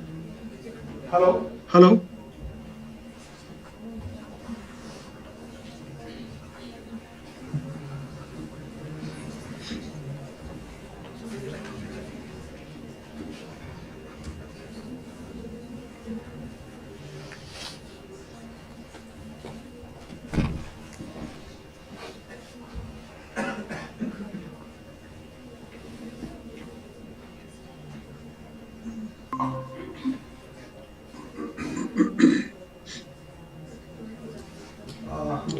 Muthuraman, can you start?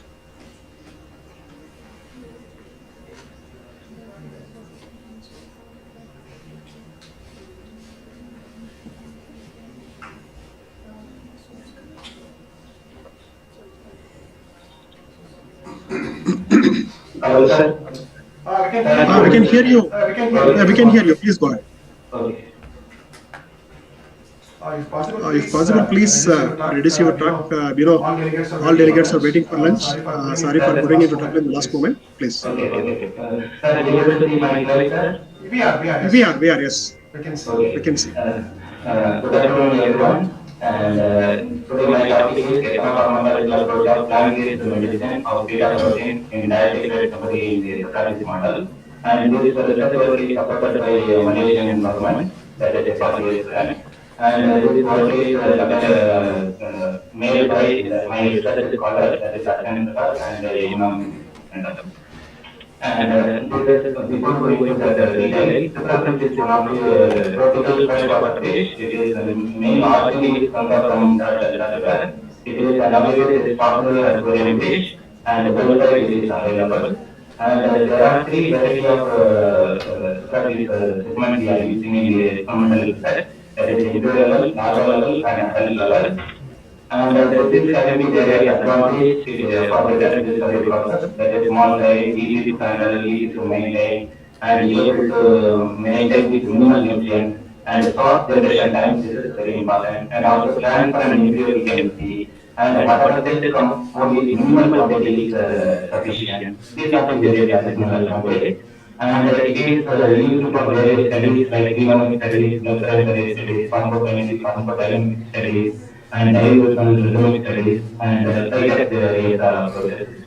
Even it is cost effectively, it is safer and low concentration test compound is needed. Reproducible data is able to generate. Next, based on this alternative animal model, we are adopted this model, and we are choosing the beta protein, which is one of the major source in the palm oil-based product. And from that one, we are isolating so the environmental friendly aspect of the beta protein. So that beta protein we are selected in this study. And diabetic retinopathy is one of the common ailments with the aging disorders. And it is a serious side threatening condition level. And the diabetic retinopathy progression is severe, depends upon the retinal blood vessel capillary dystrophin and optic nerve dysfunction. And also this animal, Socrates animal, alternative animal model, as well as it is also genetically similar to the human genome. Therefore, it is well worldwide is accepted animal model. And here, visual behavior easy to assess in this practice animal features. And it is pharmacologically it is proven that mitigates various dietary complications in dietary retinopathy condition. And various herbal medicine is used for the treatment of dietary retinopathy. It is commonly used. And certain spikes concerns, that is gallinic acid concerns and below light and acid conditions. This also reported significant retinal complication. Next, one more important molecular target recently is identified, that is active defense of angiotensin community enzyme is harmful for diabetic complication. But angiotensin community enzyme 2 and angiotensin 1 to 7 peptide, it is a neuroprotective as well as retinoprotective action. So it is currently it is identified as a key target Excuse enzyme me, for sir. diabetic. Yes. Your slides are not running. Please Okay. change it to slide mode. Now you are able to see, madam? It's changed now. Yes. Okay.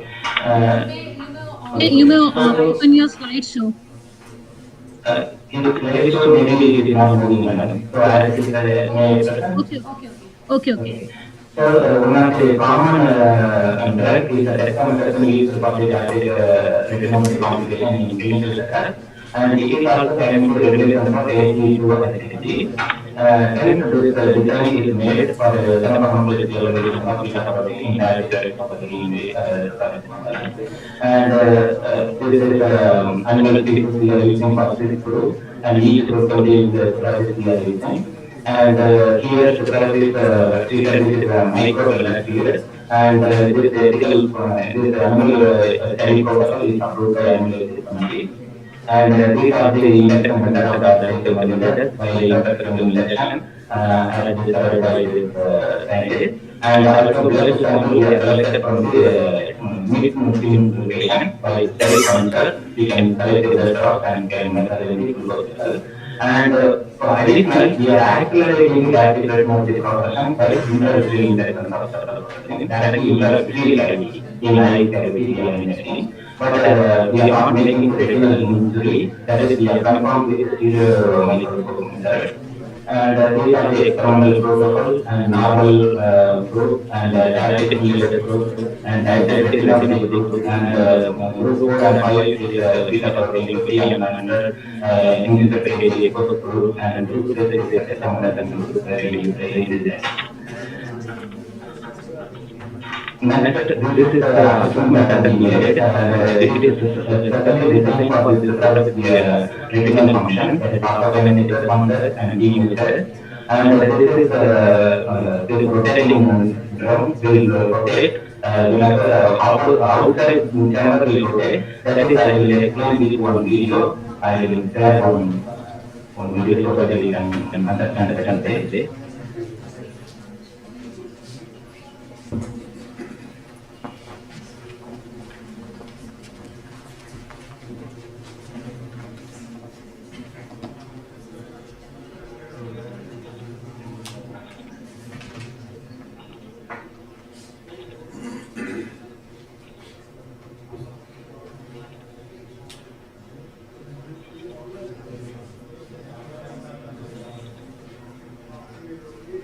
Are you able to see the video?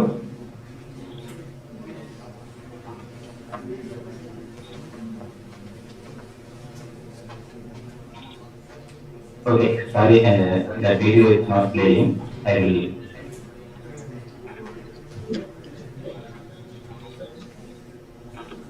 Okay, this is apparatus we have designed, that is whenever the outer chamber is rotating, fish will move according to that outer chamber fluid movement, that is outside is light is passing. So in this way, swimming duration we are assessing.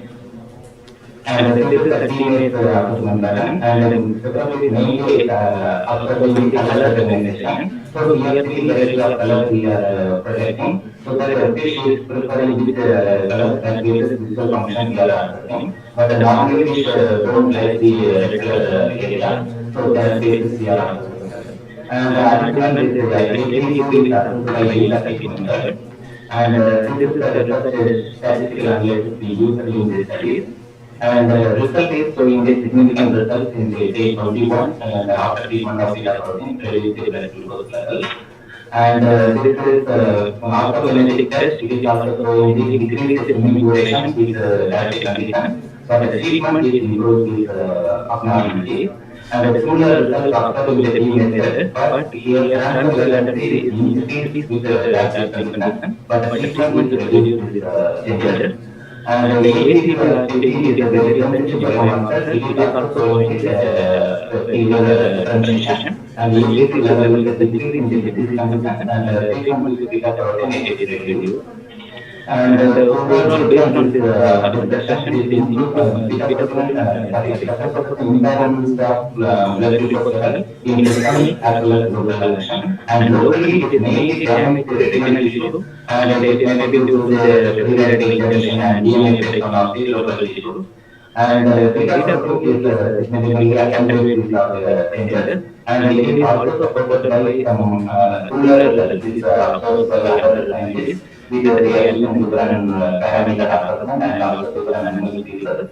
And this is supporting our research clearly indicate that beta protein is complex with the ACE protein, means renin angiotensin phosphatases is circulating the retinal cell. Additionally, this beta protein also converts the retinal pigment. This is supporting the visual function. And so this is allowing finding beta protein is potentially representing the diabetic associated retinopathy complication.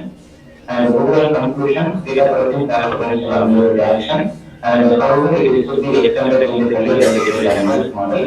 And acknowledgement is supported by Malaysian verification by Parley grant, and it is also supported by another research scholar from Lim is supported in the establishing study. And these are the references we used. And before that, we used mice model. Mice model also is seeing significant result in the visual application. This is a normal retinal tissue. It is diabetic retinal tissue, intraretinal injected animal model. And these are the development process with animal based on the publication we made. This is based on the first established with research studies.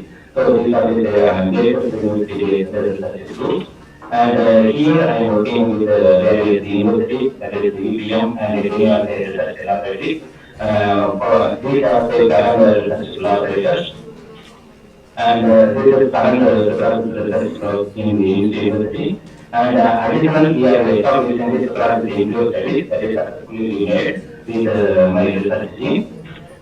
Thank you. That's all from my presentation. Now, first of all, and thank you to the organization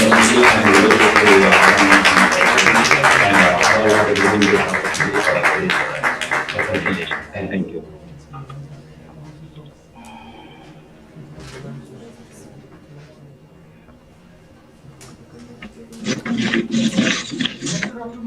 Dr. Muthuraman, it was a wonderful presentation. Okay. Thank you. It was a wonderful presentation. Thanks a lot. And now I believe we have some question answer session. Yes, welcome, sir. Okay. Please, Dr. Rajeshu, please come. So, if you have any questions from the audience, do we have any question?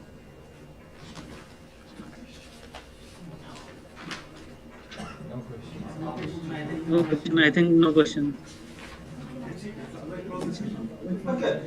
Okay. Dr. Himanshu Joshi is joining us. He wants to say something. Thank you very much, sir. Thank you very much. Thank you very much for your valuable time. We are really honored to hear you, sir.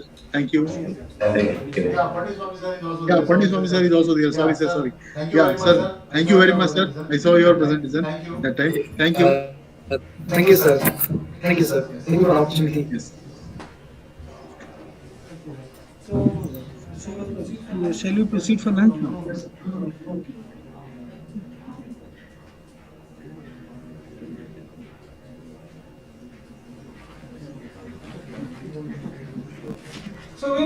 So we'll So we are thankful So we are thankful to all the guests, the experts who were there in this session, and these dear students. We will now proceed for the lunch.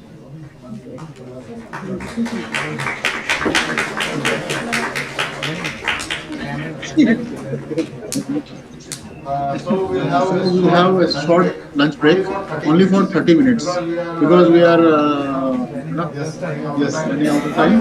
Only for 30 minutes. So your lunch will be open. 5-10 minutes you can take sunlight and 20 minutes lunch. Okay, thank you. 3 o'clock sharp will be here. Everyone.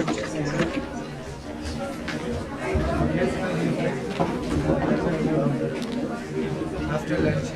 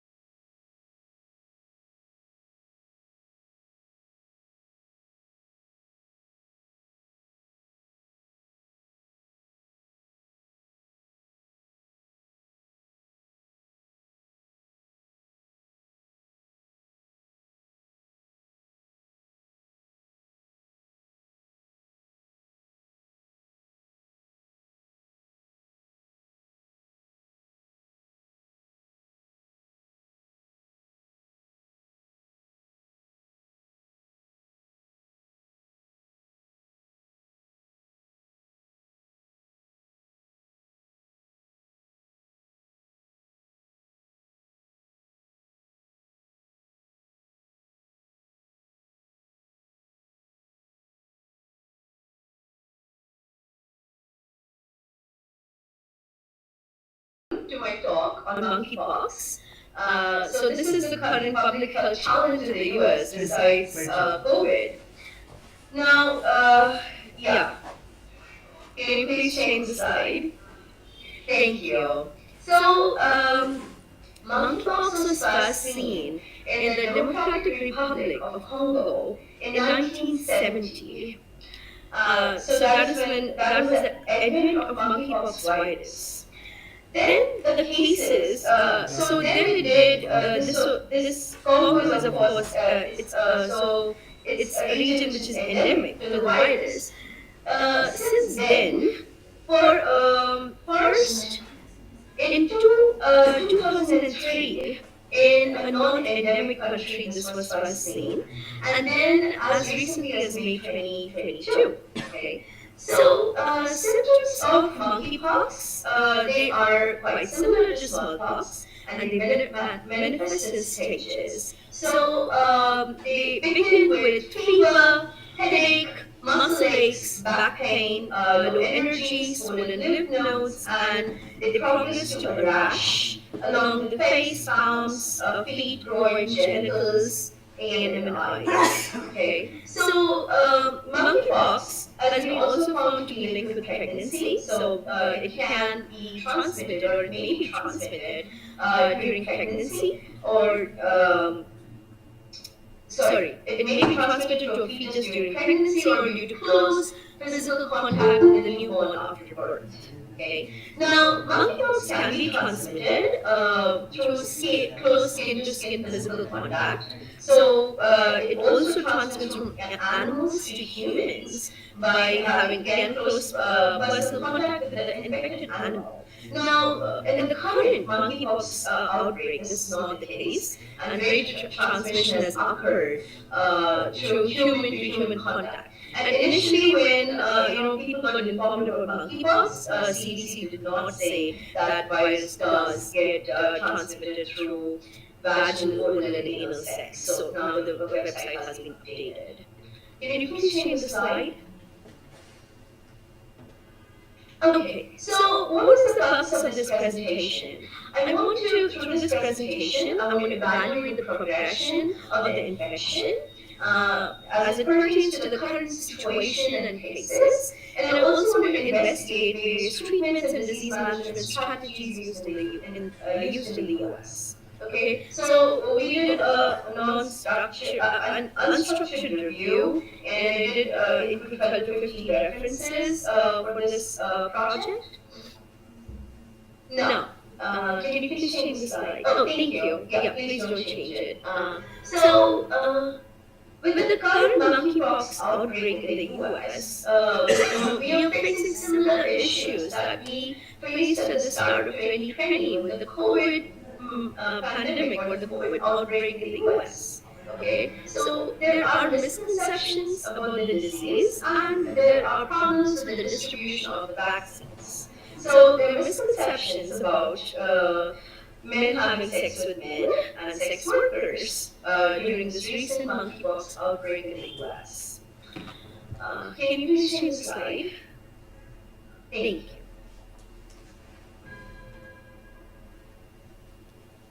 So, I'm sorry, I did already speak about the purpose of the presentation, so let's move on.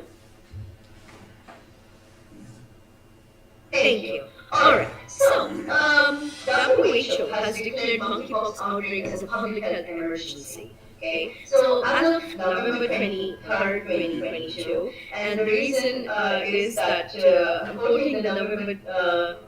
Oh, and I'm so sorry, on the slide it says November 3rd, it has to be 23rd.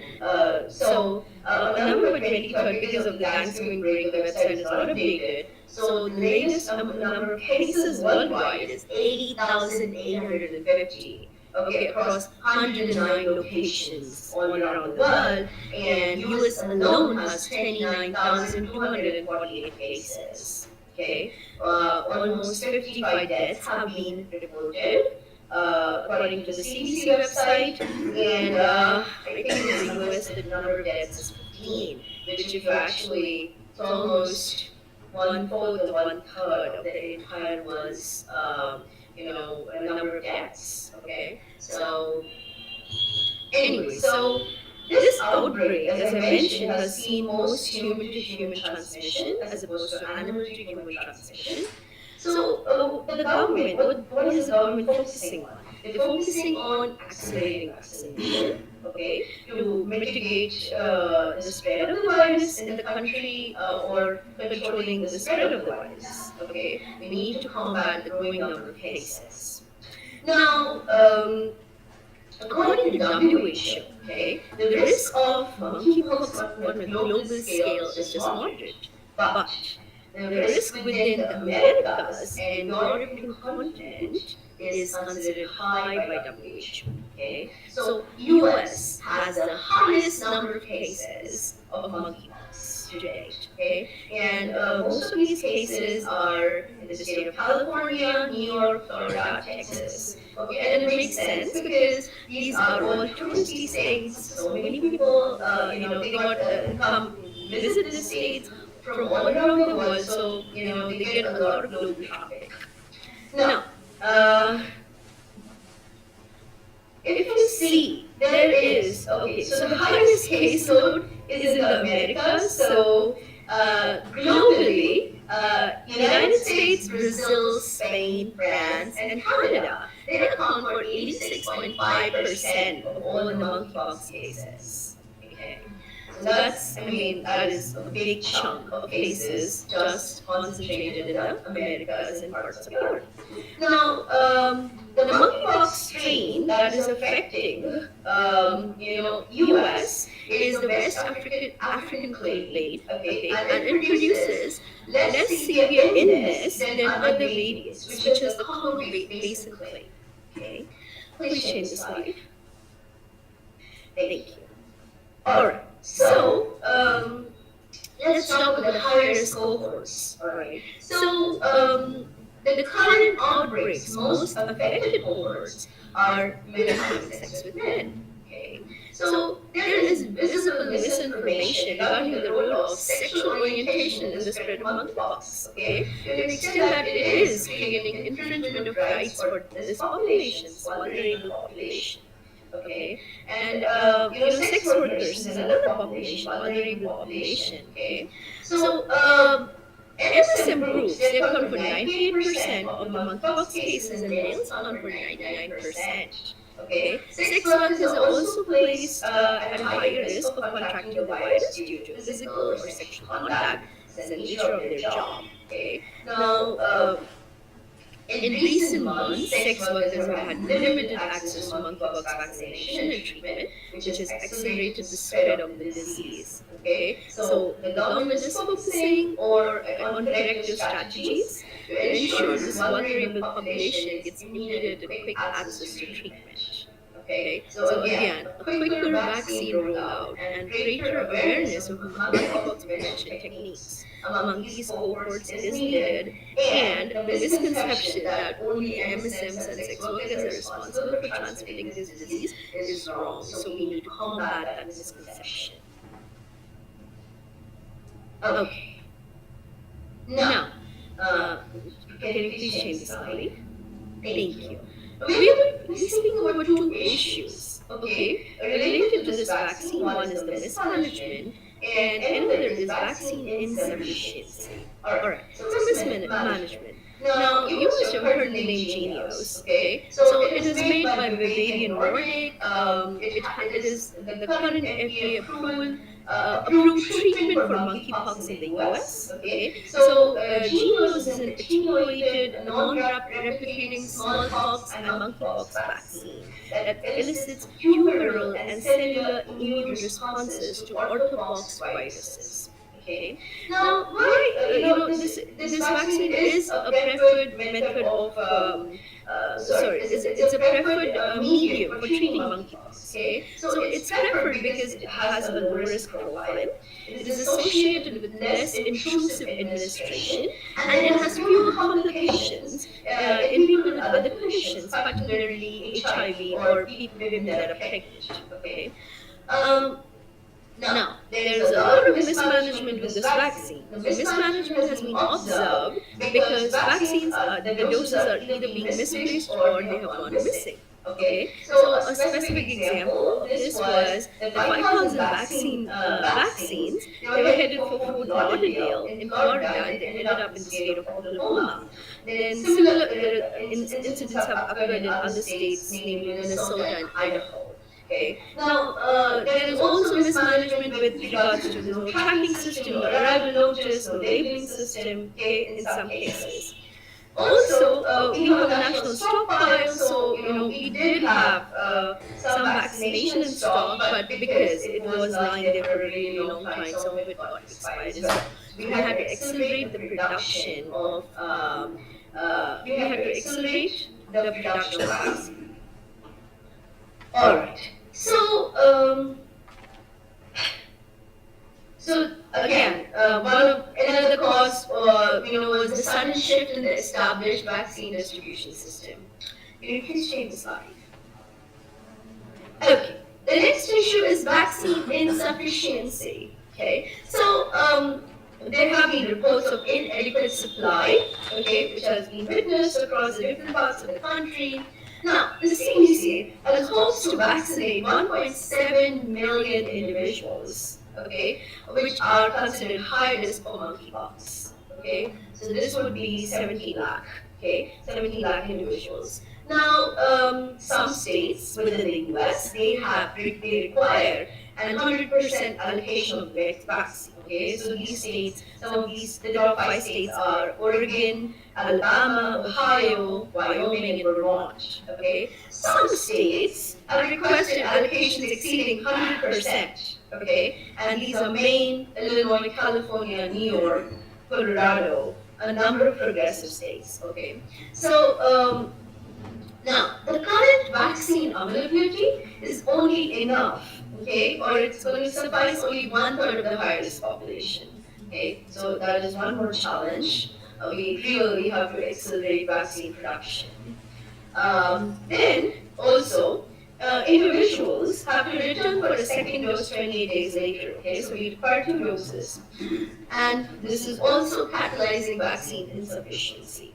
Now, there is also intradermal and subcutaneous route, and with subcutaneous, you have to use 0.5 ml per dose. With intradermal, it's only 0.1 ml. So I was just reading that Australia is using intradermal because they are like, instead of giving a dose to one person, we can give a dose to 5 people. Okay, which makes sense. Now, initially there was some debate if intradermal route versus subcutaneous route. So, is it as effective as a subcutaneous route? And there is research which says yes, both subcutaneous and intradermal routes of vaccine administration give equal efficacy. Okay, but there's also research that with intradermal route, many people have more side effects. Okay, as opposed to subcutaneous route. Right. So that is that, and also, so in the US also this is happening, but some officials have reasoned that they are only able to administer 3 to 4 doses per month.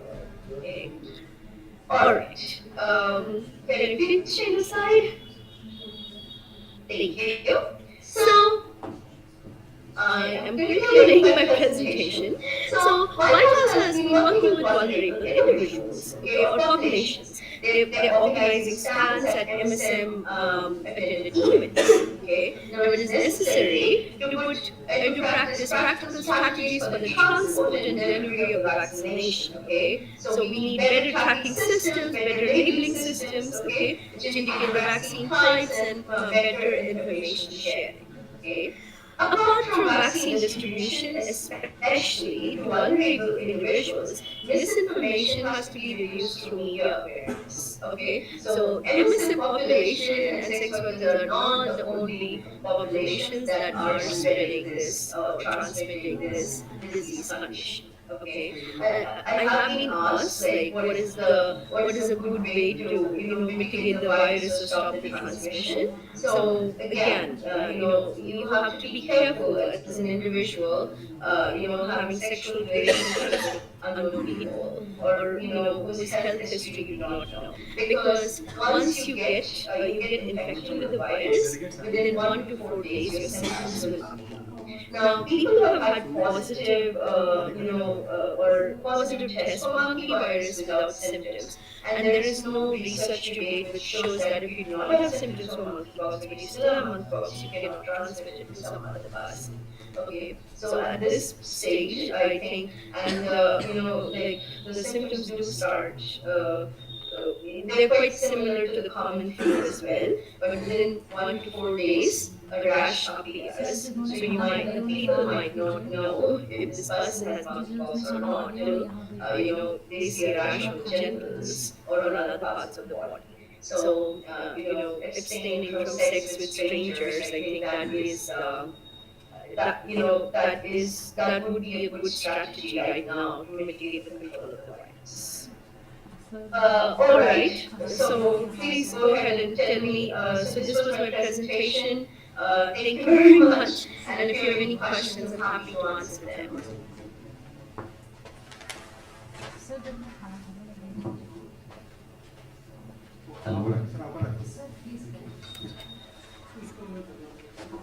Place on the Google. Yes, so please. आप उनको बंद करके वो दिखाते हैं Google Hello. Thank you, Dr. Isha, for nice presentation. Given proper information regarding the prevention of the disorder, and but basically you have covered the case study of the US data of US. So how we can correlate with the Indian or Asian countries over here? How they may get affected with this? Well, fortunately, sir, the spread is low in India. But again, I mean, the virus transmits in the same manner as it would transmit in the US. So, as I said, that close physical contact, we have to be careful about that. So, especially, I think with strangers, that people that you don't know, I think, I mean, limiting your contact. And this disease is especially transmitting through sexual relationships as well. So, again, keeping that in mind is very important.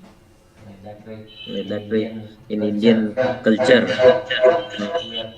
we are quite safe, I think. So, in treatment schedule, what they are prescribing over there, can you throw some light? Medications over there?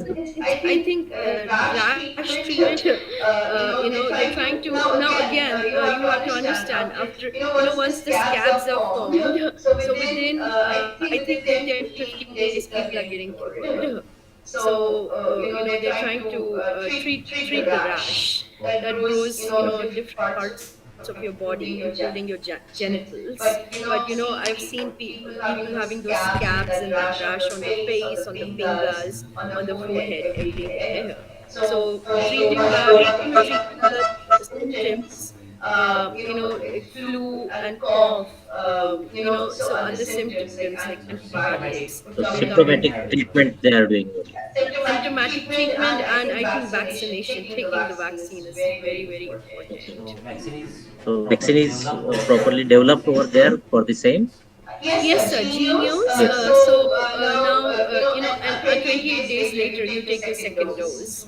Initially, I think there was a shortage for the second dose. So people, and I think like cities like San Francisco, they did, people who were MSMs, so gay men, and also healthcare professionals who come in touch with these patients, they were given priority for vaccination. Now it is, I think it's more accessible now. So this is back in May. That is what I'm talking about. Okay.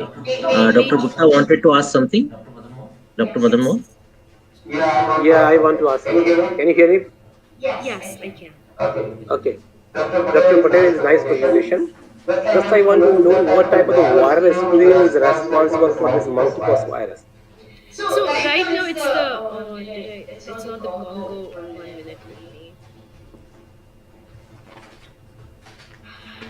Yeah, it's the West African clade. That's the strain. So there are two. So this is the one that is impacting people in the US. Not the Congo Basin, but the African clade. Okay. And like I heard about this one drug that is a Sidofovir. This drug is right now using in the US. This drug is they are using like a three drug they approved by the CDC. There is a Sidofovir and Tecovimate. These three drugs they use. They approved. I think the CDC approved. So they are using these drugs in the right now in the US. So since they approved, yes. Okay. Thank you. Yes. Uh-huh. Dr. Isha, Yes. Dr. Kumud Upadhyay, Yes. I am at Grafihira University. I wanted to ask one question. This is a very strange thing about it is the number of infected people is not as large. You are giving some figure of 29,000 and some in US. So it's large in the US, and I can assure you, I mean that in case of US, that is accurate data. So the numbers are not reduced like in other countries, especially Asian countries. So this is an accurate data, and it's really shocking that 15 people have died because monkeypox is a treatable condition. So No, but go ahead, sir. what I was trying to say is, for that reason, you have to vaccinate whole of the population.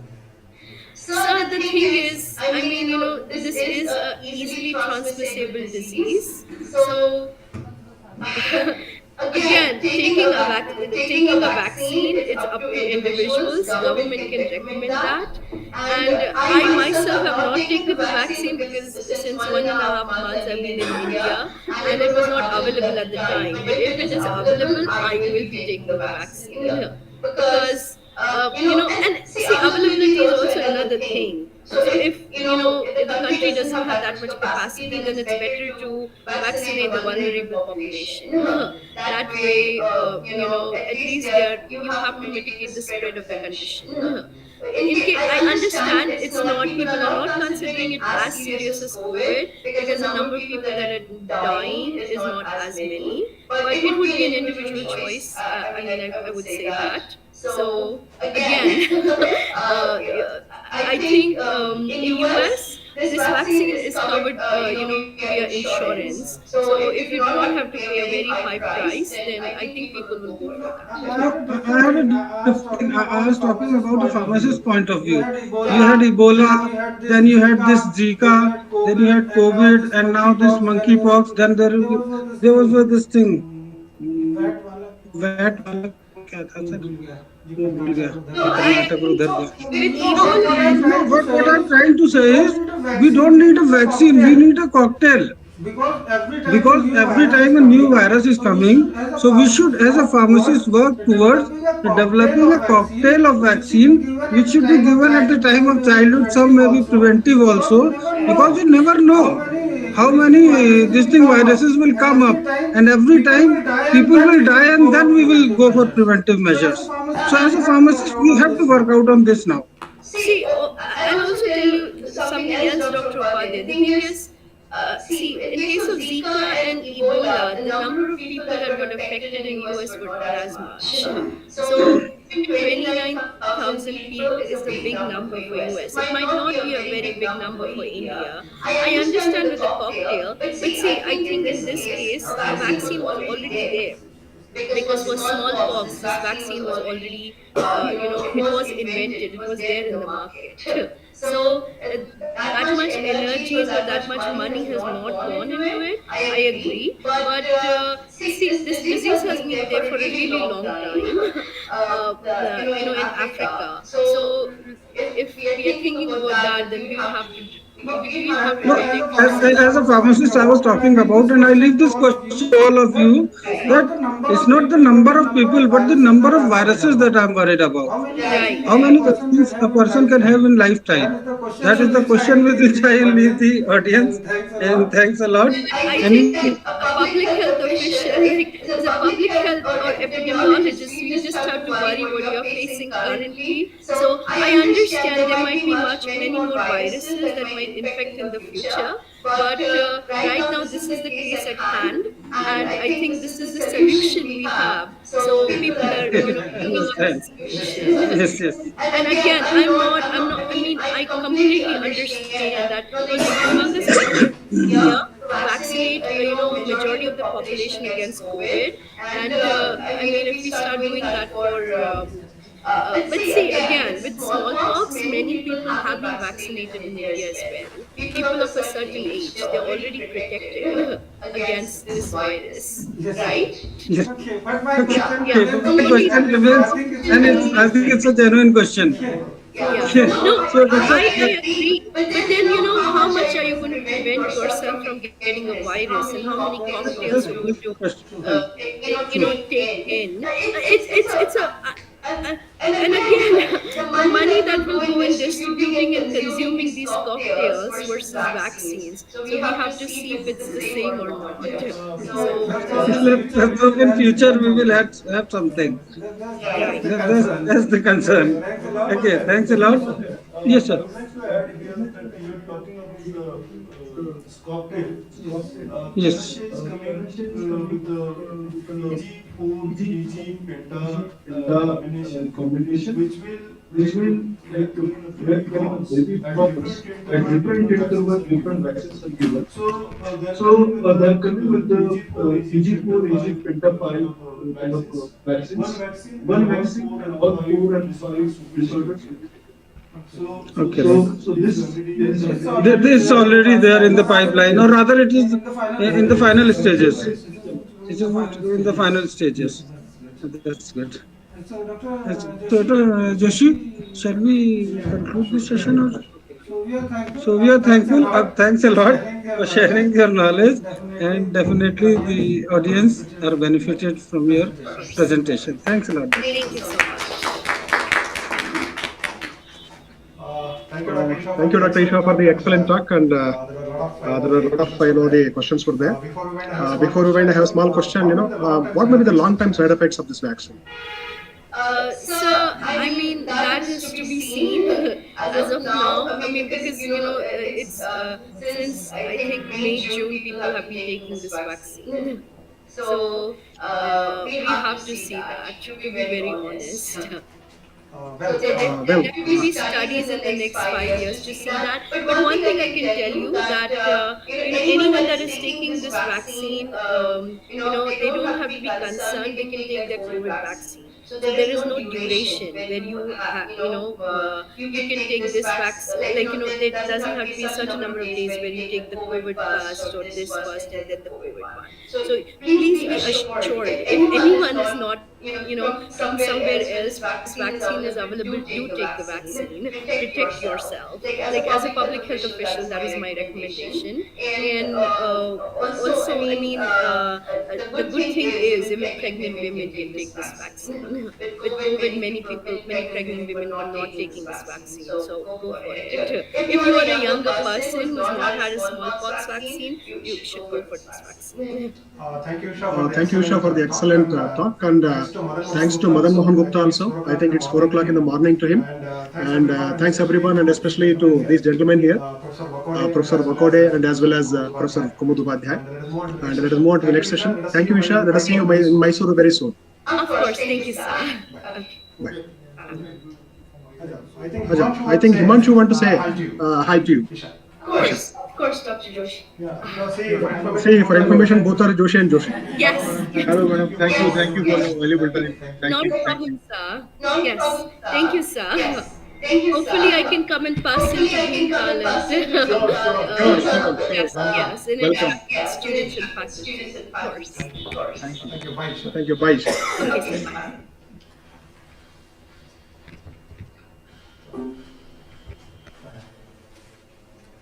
Organizer.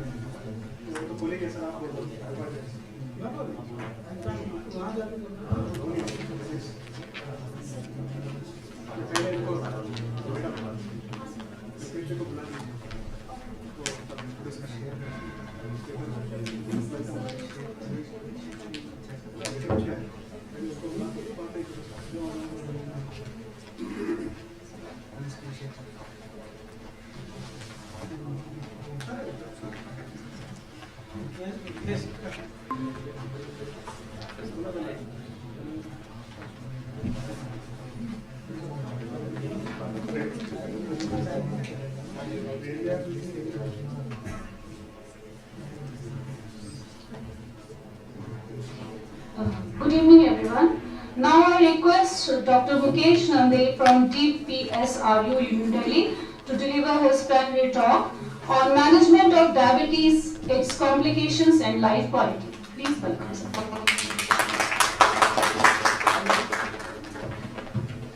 Welcome, Dr. Mukesh. It's a privilege to welcome a dear friend and a very good scientist. Dr. Mukesh Nande is Associate Professor in Department of Pharmacology at Delhi Pharmaceutical Science and Research University, Government of NCT Delhi. Dr. Nande earned his PhD in pharmacology from AIIMS Delhi and received his postdoctoral training from the Division of Cardiothoracic Surgery, the Ohio State University Medical Center, Columbus, USA. Since more than 19 years, Dr. Nandave has been investigating the role of nutraceuticals, herbomineral formulations, plant extracts and phytoconstituents for myocardial ischemia and reperfusion injury, diabetes, obesity, pain management. He has published more than 75 papers in peer-reviewed national and international journals. His lab received more than 2 crore total funding from government. So as I said, he is a wonderful researcher. I welcome you, Doctor. Please.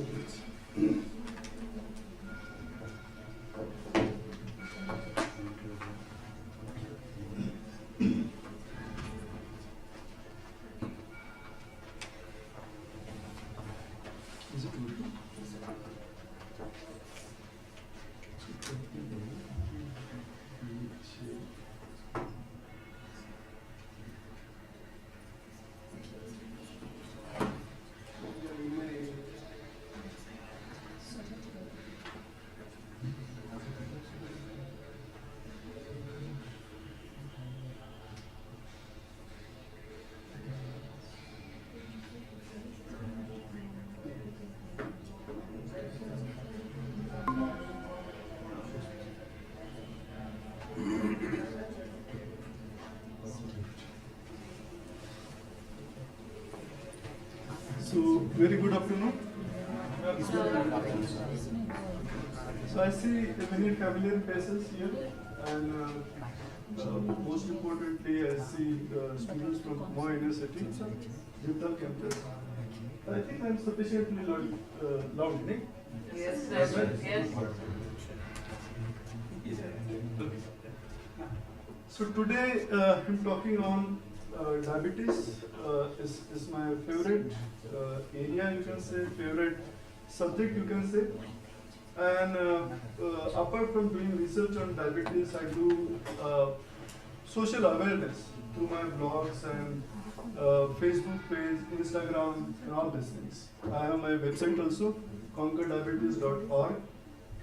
Now, objective is not to talk too much science, is to aware you that someone is having diabetes and how to manage it, how to live or how to cope up with the diabetes. Okay? And it's doable. Believe me, it's doable. So, everyone talks about the number, everyone talks about the problem, but few people talk about the solution. And we should more and more talk about the solution. So if we see that 422 million people are with the diabetes and literally 1 in 11 is diabetic. And that's really alarming. Now we are number 2 after China, but very soon we'll be number 1. Okay? So it's good, no? Like population number 1, corruption number 1, then diabetes number 1. No, it's not good. Because this is a root cause of many problems. Okay? And that's why we should address the basic issue or basic cause of the disease. Okay?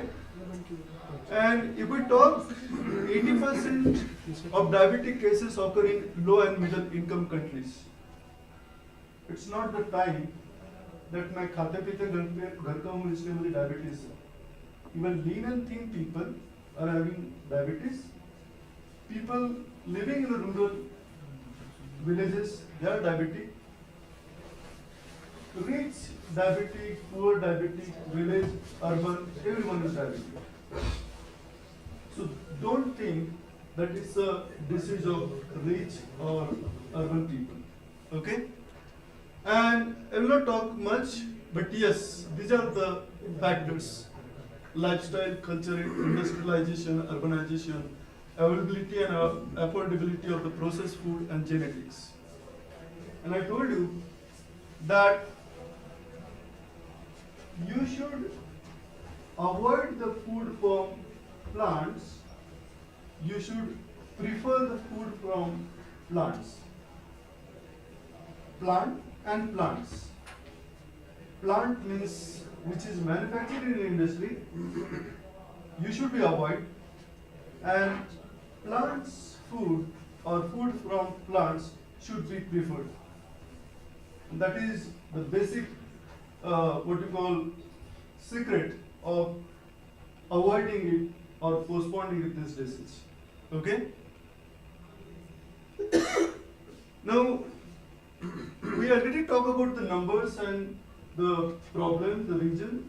Now, let's talk about the complications. Okay? So, this diabetes has so many pathy. Okay? So, pathy, diabetic nephropathy, neuropathy, okay? Retinopathy. So, very strong, very rich disease. Okay? One disease creates so many problems, so many what we call complications. Okay? And if we talk, all the target organs, take from the top to bottom, are affected by diabetes. Okay? And if we talk, we can divide this all the complications in micro and macrovascular. Microvascular means very finest arteries. Okay? In fact, what we say today, it's because of poor lifestyle and all this. Ayurveda said so many centuries back that what we see in a modern science, that every disease starts with the subcellular inflammation. This is already talked in Sanskrit shloka in Ayurveda, that every disease starts with the koshika, the small cells. Okay, it's not new, but yes, we have proved it with the modern tools and technology. Okay? So microvascular, if you see the smallest arteries, eyes, very finest arteries, and that's why we classify them under the macro. And these are brain, heart, and extremities. They are under macrovascular complications. Okay? So what can be the in a brain? Cerebral stroke. Okay? Can be a diabetes related complication. Okay? So it's not a one-day phenomenon. Many years, if you poorly manage your diabetes, definitely that person will develop kind of these complications. Okay? Now, there are traditional complications and emerging complications. Okay? So what I said in the previous slide, there are conventional, traditional, that only we talk about the heart, brain, kidney, and liver and eye. But there are what we call emerging complications like cancer, infection, liver disease, functional disability, cognitive disability, and affective disorder. Let me take one example out of it, cancer. So okay, a Nobel laureate already proposed a Warburg hypothesis. The cells who are living in a healthy metabolic environment will remain healthy, but cells live in an abnormal, metabolically abnormal environment, they will likely to convert into cancerous cells. Okay? And that's why diabetics will likely to have cancer. That is what I mean. Okay? So it's not only the dill, dimag and kidney and all. Thus even a cancer can be a cause of poorly managed diabetes. Okay? So Warburg hypothesis already proposed that abnormal metabolic environment can turn normal cell into cancerous cell. Okay? Then affective disorders. Affect means mood. Okay? So depression is more common in diabetes. Okay? Why? It's a biochemical basis and another basis, that is psychological basis, when person has to manage on day-to-day basis, hourly basis, what is his or her sugar, how much should eat, when should eat, it makes really frustrating. Okay? And this prolonged frustration one day leads to a depression. Okay? So these are the emerging complications. Now, this is about specific number for diabetic retinopathy. So 1 in 3 living with the diabetes will develop diabetic retinopathy. Okay? And there are numbers for nephropathy. Okay? Now, if I talk about the diabetes management, okay, it's doable. Okay? But let me explain that with the help of story. If you blindfold a man and ask how elephant looks, okay, so if that blindfolded man touches maybe 10, then the person will perceive it as a rope, or will say that elephant looks like a rope. If he touches the maybe main body, feels like it's a wall. Okay? So person to person, diabetes management can be perceived.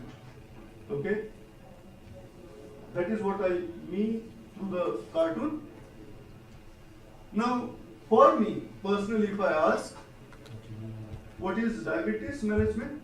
It's basically a coordination between these three.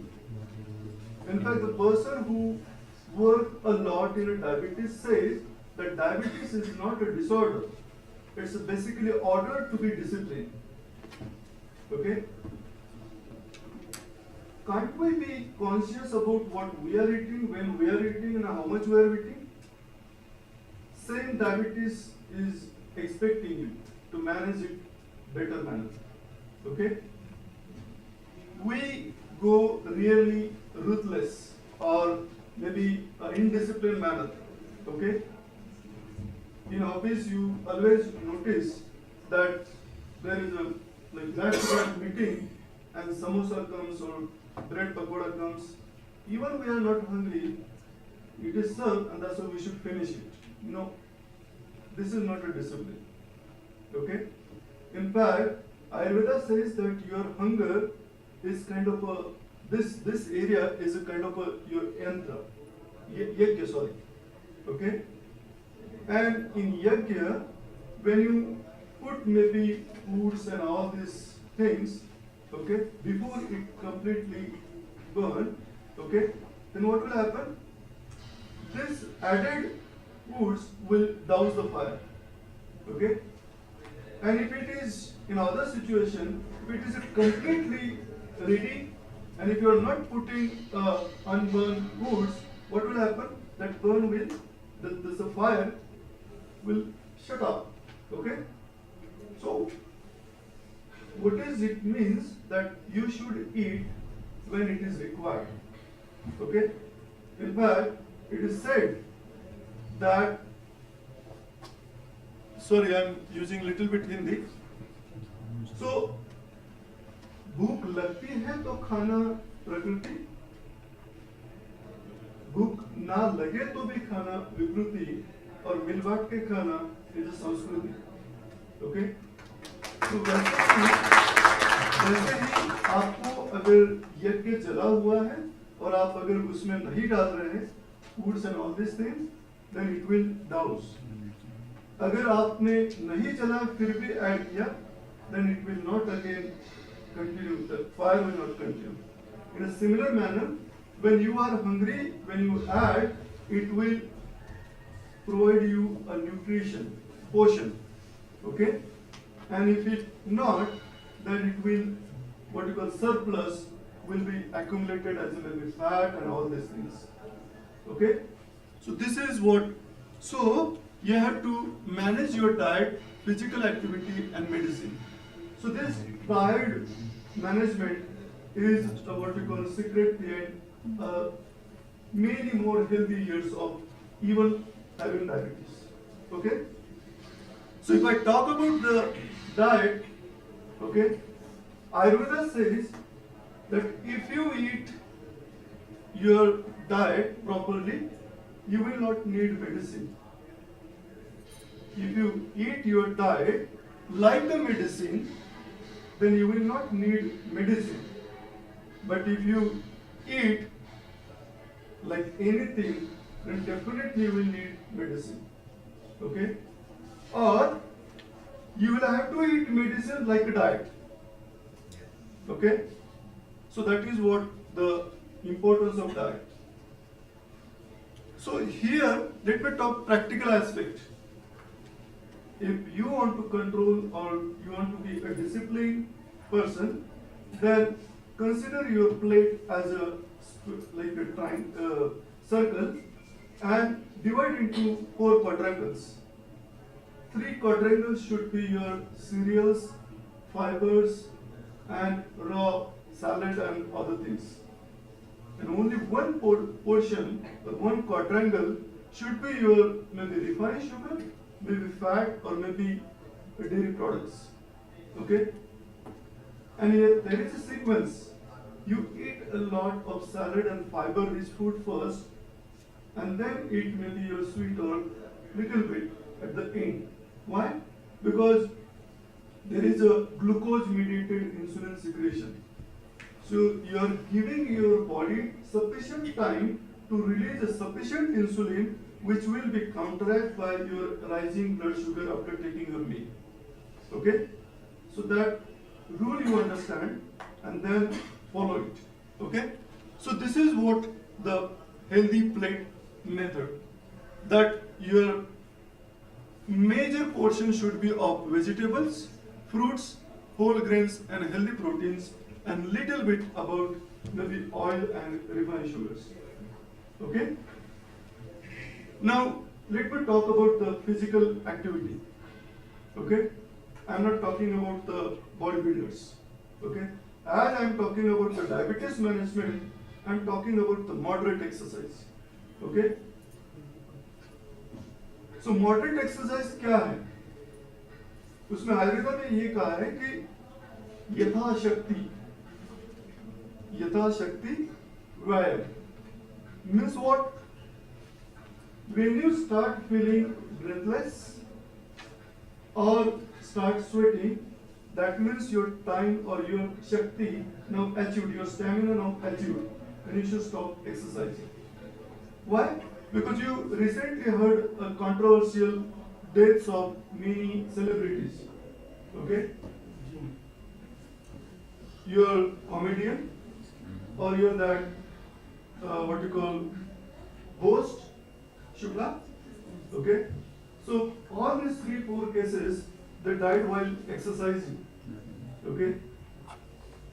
So you should do exercise yatha shakti as per your stamina.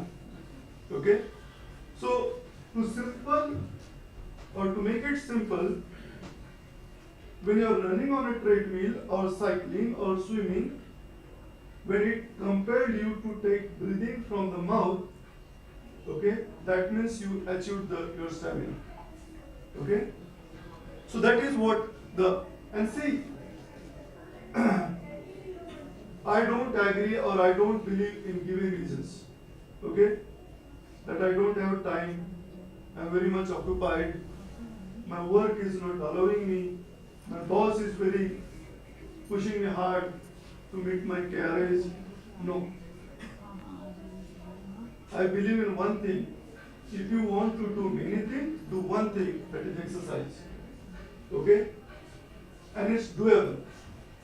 American Heart Association says that weekly 5 days, every day 30 minutes, even that daily 30 minutes can be broken or break down into 10 minute slots. Okay? So आप अगर आपके लिए नहीं कर सकते तो definitely नहीं कर सकते. Okay? So do it now. Okay? So this 7-minute high intensity interval training, jumping jacks, wall sit, push-ups, abdominal crunch, squats, is it so difficult? Do you need a costly membership of any gym? Do you need so many instruments? No. Okay? So, your financial status, your work schedule, your lifestyle, your job should not come in between your exercising or lifestyle. Okay? So, it's doable. So, this is HIIT, 7-minute high intensity interval training. 30-second each exercise. Okay? And 10-second rest between exercises. Okay? Then, need weight to increase the activity. Okay, if it's not possible to give a dedicated 30 minutes, then yes, on daily basis, do or plan your day in such a manner that you incorporate exercise or physical activity in your lifestyle. Okay? What are the need? Non-exercise activity thermogenesis. Non-activity non-exercise activity thermogenesis. Okay? To simple, drive your office and take the elevator to your floor. Okay? If it is on the second floor, don't use elevator. Use stairs. Okay? Then talk on the phone for an hour. Okay? At least then walk while talking to someone. Okay? Then call a cleaning service. You call. You clean your garden. You do a gardening. You clean your car. Okay? Maybe when you are going to a grocery shop, park your vehicle away from the shop. At least you go and walk that distance. So small activities can be incorporated and can what we call incorporate that exercise or physical activity in your lifestyle. Okay? Now, HIIT versus continuous moderate exercise. When you go to gym and when you do this high intensity interval training, then what are the advantages? Improvement in aerobic fitness. Okay? improved insulin sensitivity, improved fasting glucose, improved SDL cholesterol. Okay? Now why? See, there are 3 cases of myocardial infarction or heart attack. One person experiences the heart attack and dies on the spot. Second person experiences the heart attack, goes to the hospital, treated and survives. And the third person, heart attack comes and it is unnoticed. Okay? So, what you call pray to God that you lie in third category. Okay? Why? When you do everyday basis, I'm sure you will definitely in a third category. Why? Because, see, let me give a very raw example. If parents scold again and again, that boy or girl will ignore after a few days or months. Okay? So tolerance develop. Tolerance, you are pharmacy student, so you know what is tolerance. Okay? So in a similar manner, when you challenge your heart and circulatory system on a daily basis, even though one day you experience the heart attack, okay, you will survive. Okay? That is what is the importance of physical activity. Then, if you are diabetic, then yes, you should take your blood glucose measurement really seriously. Okay? It is always better to know the problem in advance and at early stage. Okay? Because a bigger surprise or bigger problem is out of hand and unmanageable. Okay? And that is why when your blood sugar on maybe 4 to 5 times a day tells you what is the trend, okay, then you can manage it really well. Okay? But when you measure your blood glucose every 3 months and get to know that your blood HbA1c is 8 or 9, then you cannot reverse the damage what already happened in the last 3 months. Okay? So it's better you measure the blood glucose regularly. Okay? So these are the values I have quoted, that if the blood sugar is more than 250 or 300 with no ketones ketones are present or not present, then still your physical activity should not be done. It should be postponed. Why? Because high glucose and ketone bodies are already there, and if you work out, then the what we call ketone bodies will increase. Okay? That is what damaging. Then if less than 100 milligram per deciliter, it's something light, okay, and then do physical activity. If you don't, then further physical activity will decrease your blood sugar and it may lead to hypoglycemia. Okay? And if it is 100 to 250, then physical activity can be safely done. Okay? So, what are the technologies in blood sugar measurement? Okay, earlier we used to use the intravenous blood and then measure the blood group. Okay, but now there are so many small devices.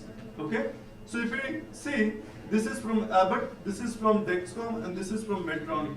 Okay, these are continuous glucose monitors. Okay, very small device. It is placed on a tummy, and a small what you call thread-like sensor goes in a ski, and it gives you blood sugar every 5 minutes on your mobile. Okay? It tells you the trend, whether it will go up or it will go down. Okay? And your graph, maybe on a daily basis or 3 monthly or monthly basis, will tell you when you frequently get a hypo or when you get frequently high. Accordingly, it helps you personally and to your healthcare professional to manage your diabetes very well. Okay? So these are the smart devices. Now, needle-free revolution is also coming. Okay? These devices, CGM, can be used for maximum 15 days. Okay? But this needle-free revolution means your infrared sensors, like you apply here and non-invasively, your blood sugar can be measured. Okay? Now, you know the Google Lens. Okay? Although it not reached to market, but yes, they were what we call working on it. That You apply as a contact lens, your blood glucose is continuously measured by measuring the blood glucose in lacrimal secretions or in your tears. Okay. The needle free, another that Know Your Sense from Netherlands is going to be a very tiny device which can be placed under the eyelid and continuous glucose monitoring can be done. Okay. Then anti-diabetic delivery. So when you measure the glucose in a smart manner, you should also deliver your drug in a smart manner. Okay. So if I talk about the insulin, okay, it was discovered long back, and people nowadays do a very little science and hide mouth. Okay. As soon as they do research, they patent it. Okay. But believe, what is the selfless research they have done? Okay. Now, in pen, this pen is a very smart device, can be used as your what you call ball pen. You can keep in a pocket, and it will tell you how much dose you taken maybe last week or maybe last hour. Okay, it records. It monitors the temperature as well. Okay, if it is exposed, your insulin exposed to more than 30 degrees, then it should again give you alarm. So this kind of smart features are there. And then this is the exenatide continuously delivering osmotic mini pump.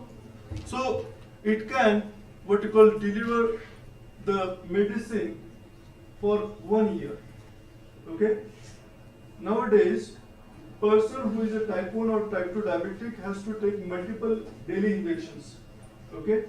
But this kind of technology can deliver medicine in one go for 1 year without any frequent administrations. Okay. Then people are trying with the drugs which can target both all three: pancreas, liver, and muscle. So if glucose is utilized by all three, then it will be better marriage. So these are the semaglutide drug, okay, which is approved for type 2 diabetic. Then artificial pancreas or closed loop system. Okay. So there is a lot of artificial intelligence data science.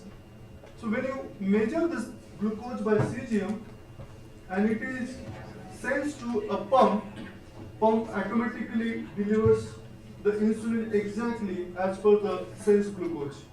Okay, blood glucose. So it is a closed loop system. Okay. So let me tell you here. So this is your continuous glucose monitor which measures the blood glucose and sends the information to this pump.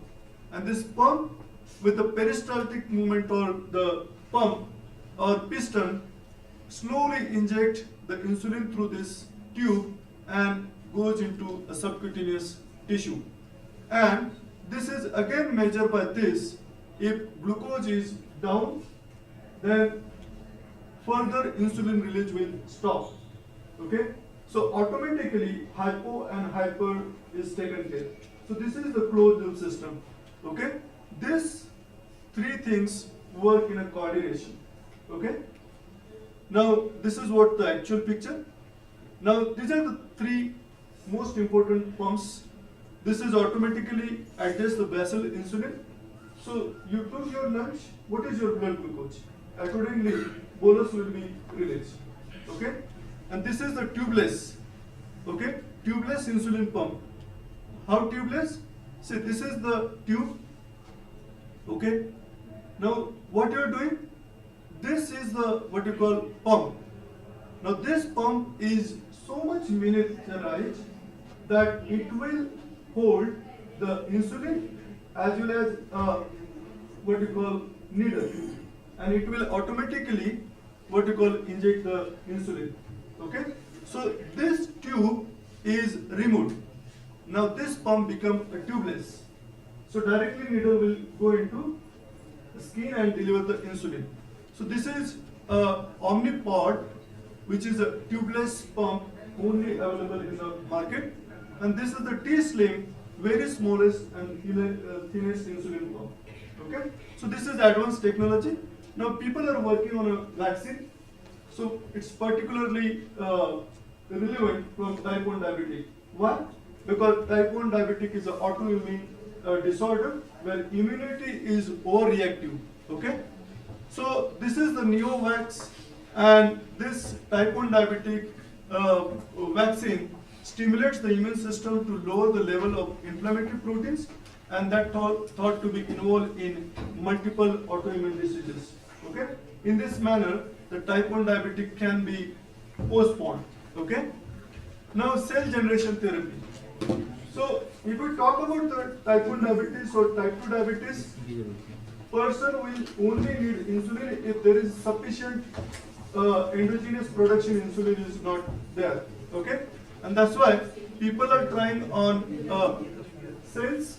Okay, so these are the various bioengineered mini organs, and this transplantation of beta cells actually reduce the what we call insulin requirement. Okay, and this is FDA approval is there. Now, what is the next treatment? Okay, so I already talked the advancement. What is next? That microchip that can diagnose the type 1 diabetes before symptoms appear. Okay, or nanorobots traveling in the bloodstream while they measure the glucose and deliver the insulin. Next advanced level. Okay, now remember, although people are working on technology to diagnose, technology to measure, technology to deliver the anti-diabetic medications, but remember, we still have no cure. Okay, and that's why how to make your life better or improve your quality life, these are the what you call results. One of the survey, online or telephonic survey was conducted, and the patient feel that better quality of life when you have less or fewer lows and fewer highs. Okay, so don't rely on HbA1c even. Why? Because if the person experiences frequent hypos, definitely that person will have better HbA1c. That doesn't mean that person never had a high.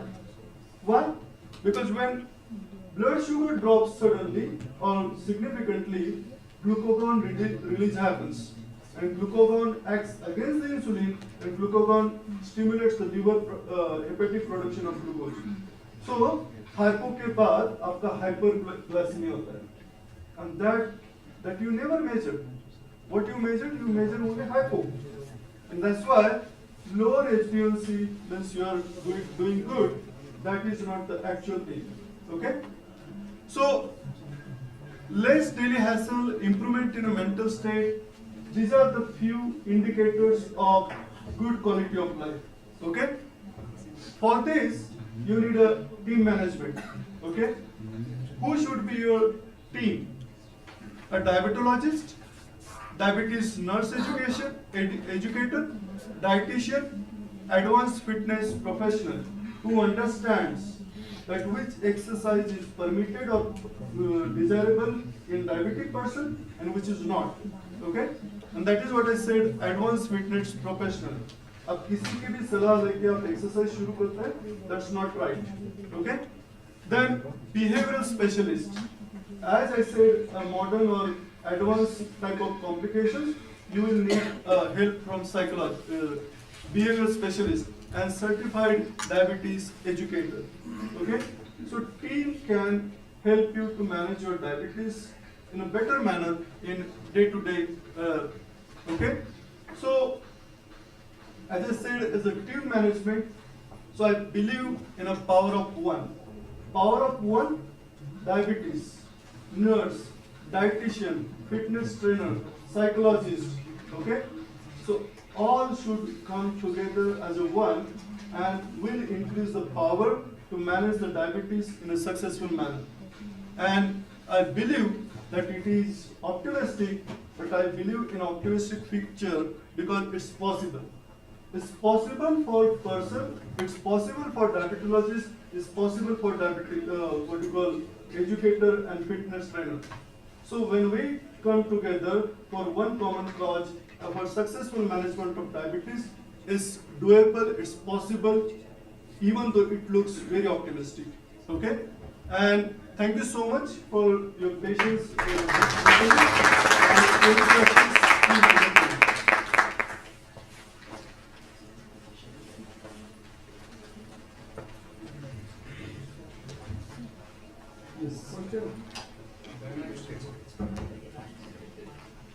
Doctor, you mentioned that even if a person is having low HbA1c, for example 6.1 or let's say 7, or and the person feels that he is okay, the diabetes of person is managed. So we are, as you very correctly mentioned, that we are actually measuring hypo, not hyper. And HbA1c tests happens or should be taken every 3 months. Now this is actually slightly alarming to me because I am one. Okay. So what should I do? I'm finding my HbA1c always below 6. Below 6. Below 6, and I feel always very happy about that. But at times when I do my fasting, fasting sugar, it comes out 150, 140, 170 at times. Okay. See, relying only on HbA1c is not advisable. Your advice, average glucose, your logbook. Your logbook is how much time you measure the glucose and record it. So if your HbA1c is 6.5 and your logbook says that you barely manage throughout your 3 months, then your HbA1c is a reliable parameter. But you are not recording at all, you are experiencing hypos frequently, and still your HbA1c is 6.5, this is misleading. That is what I mean. So advice is that daily blood glucose measurement at least 5 times is advisable before every meal. In fact, we in India manage the diabetes like once doctor prescribes this much dose, this much tablet, this much frequency, we continue that. But in US, they use a carbohydrate method. Okay? So your chapati is of 1 carbohydrate, your rice is of 2 carbohydrate, 1 bread is 1 carbohydrate, 1 bowl of dal is 1 carbohydrate. So how many carbohydrate you took, accordingly you will inject a dose of insulin. Okay? If glucose is maybe 250, so it's 100 more than 150. So 150 is the ideal blood glucose for diabetes. So it's a 50, 250s or more. So you will take 2 units extra than your prescribed dose. What is correction factor? Now, Doctor, this is slightly confusing. And another thing is that measuring glucose every 5 times a day is certainly a cumbersome process. Yes. And even if I've been taking medications for the last 5 years, if it were I would have been testing my sugar every day 5 times, it would have been very, very costly. Yes. So, ultimately what happens as a human being, incurring so much of amount of money on just testing myself and trying to keep myself fit makes me seriously frustrated. That is what I said. Yeah. But daily basis, managing the blood glucose, your physical activity, your diet, and blood glucose is a cumbersome task, as I already said, and it is frustrating, and that's why it's lead to psychological problems. Okay? So, but bad surprise is not good. Okay? Maybe instant surprise may be manageable. Okay? So, instant gratification और delayed gratification कि जब आपको पता चल रहा है कि आप मेजर नहीं कर रहे तो आप समझ रहे हैं कि बहुत अच्छा चल रहा है but when you actually measure and know कि आपका 250 है शुगर तो आपको करेक्शन करना चाहिए so that is more practical approach and it works in a long term So don't go by 5 times, but yes, at least you're fasting and 1 or 2 before and after. Like not all fasting, not all postprandial. आपने अगर एक fasting measure किया तो एक postprandial measure कर दीजिए. If you are tendency to develop the hypo midnight, then measure the blood glucose before going to bed, and then take a corrective measure. Devices which are available in the market, they are always prone to errors. And normally the patients, they are advised to go to the laboratories Yes. and for the diagnosis. The Medtronic's 650G system is so accurate and precise that even it can be used to diagnose and decide the treatment. So I'm talking about the yes. It's freely available on the FDA website and on the company website. Yes. Any more questions? Okay. I believe.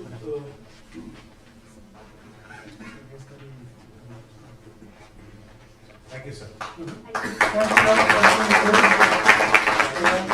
As I had promised to all of you, this was a wonderful presentation, an eye-opener on diabetes. You must have learned many things, and you feel free. He has given you the email ID and all, so you can contact him. Or if someone is doing some research or wanted to have some has some query, he is free to contact him. He is very cooperative gentleman. He will be always there to help you. Thanks a lot, sir.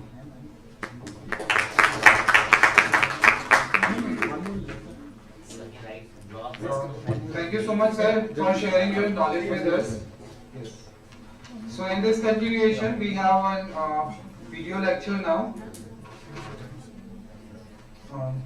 May I now run a video lecture on cognition and communication difficulties in dementia by Dr. Venus Jonet, Professor, Faculty of Medicine, Université de Montréal, Quebec, Canada.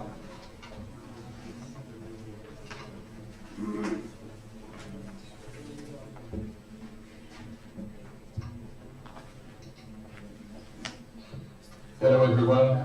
I regret I'm not able to be physically with you in Maizuru, but it is a pleasure to be there virtually. At least this is the way it can be done this year. We are very, of course, we think about all of our friends in India, and colleagues, and all of you and your family, because we know how the situation is really difficult for you, as it is for many other people on the planet. It was, and it's still difficult here in Canada and Quebec. We had a number of fatalities in the long-term care centers in particular. Quebec has been one place where this disease has been the most devastating in terms of number of people deceased because of the fact that unfortunately for some reasons it entered some long-term care facilities and so was the source of a lot of damage and lives taken. But I'm really happy to be with all of you, and thanks to technology, I'll be able to share some of what we are working on and some of the ideas. And one thing I would like to share with you today is all about the brain aging and about communication in normal aging and also in dementia and cognitive disorders. So I'm going to share with you these slides during the next approximately 30 minutes. And you'll be able to see me here in the little corner where I am. And so let's talk a little bit about communication abilities and how communication abilities is the meeting point of cognition across life and life events such as the one we're living currently. communication is there as we're born. I mean, the first thing that we do as babies is not necessarily to give a course or walk.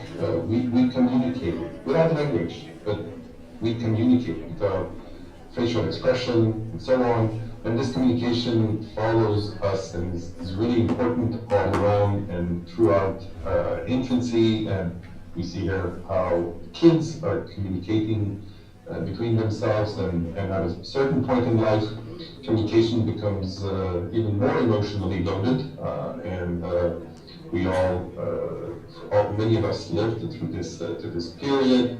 And then throughout lifespan, communication is very important in terms of intergeneration, and so communication is everywhere in our life, everywhere. And I know that in India, you love communicating and talking. So, and you do it in a very direct and in a very nice manner. I had marvelous communication events in India with colleagues, but also with taxi drivers and people in at markets and so on. So it's really something that you know what I'm talking about. And you know that, at least in our countries, here in Canada and Europe, communication is very important when you get older, because if you can walk a little bit less and if you can enjoy a little bit less other aspects of India. Now, sometimes who seems to have not communicated their whole life, and there are some people I suspect were not great communicator, or maybe it's simply a glimpse of the camera.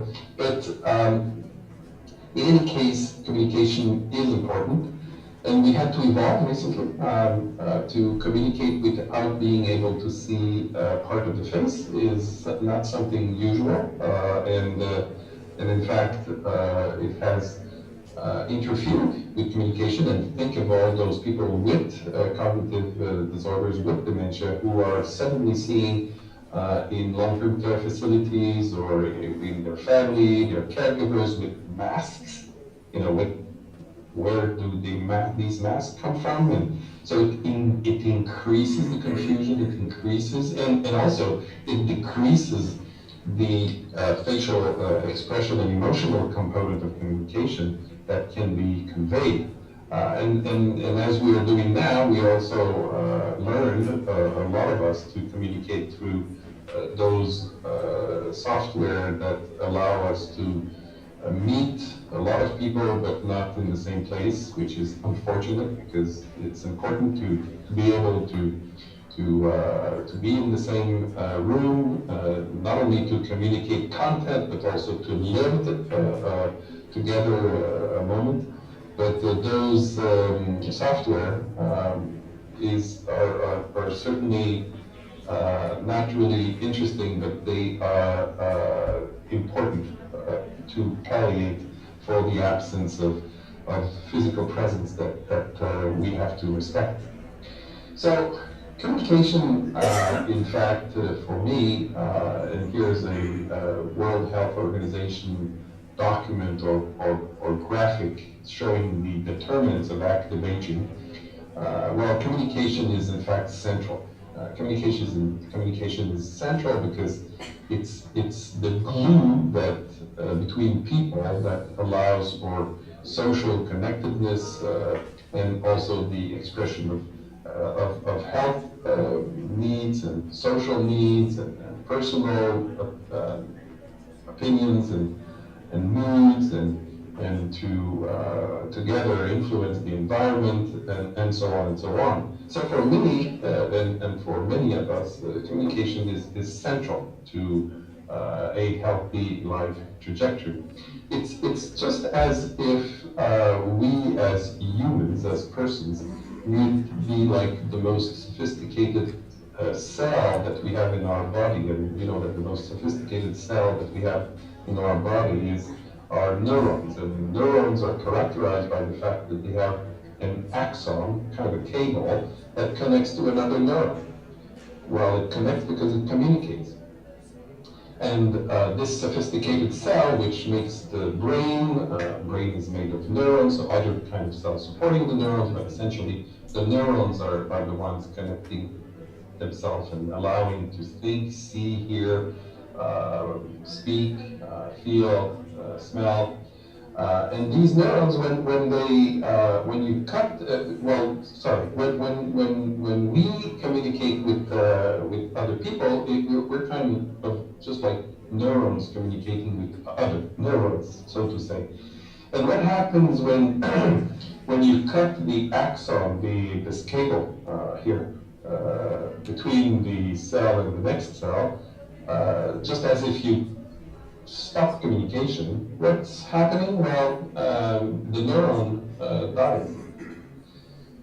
And if you think about it, if you isolate someone and if that person does not have the ability to communicate with others, he or she will mentally, so to say, nearly die, just because it's so basic for us to be able to communicate. And communication here is not only verbal, it's not only the language, it's also the signs, the emotion, and so on. And that's why for us and for me and my group, communication is really important. What I'm explaining to you now, it has to change, because here below here you have the sounds, but between the intention and the sound, you have to first use the pragmatic layer. In other words, I'm going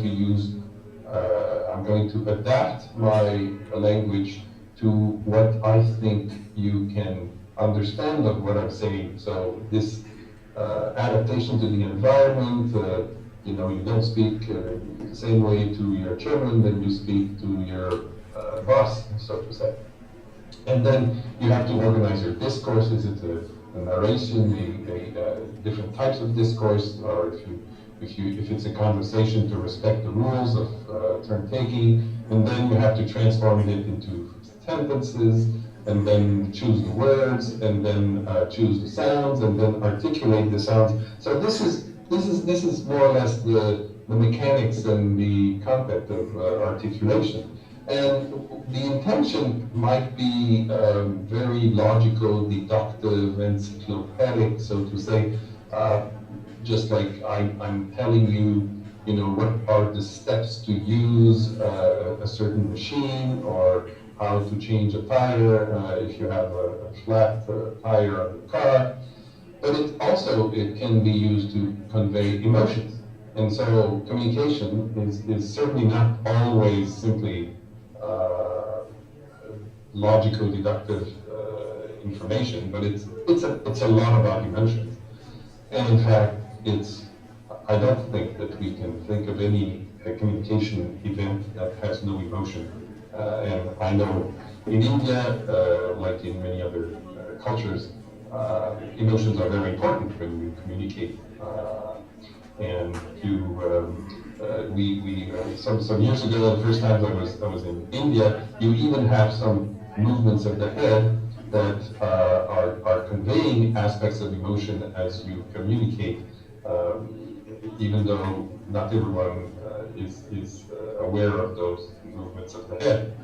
Anyways, if we go back to communication, so where is communication in the brain?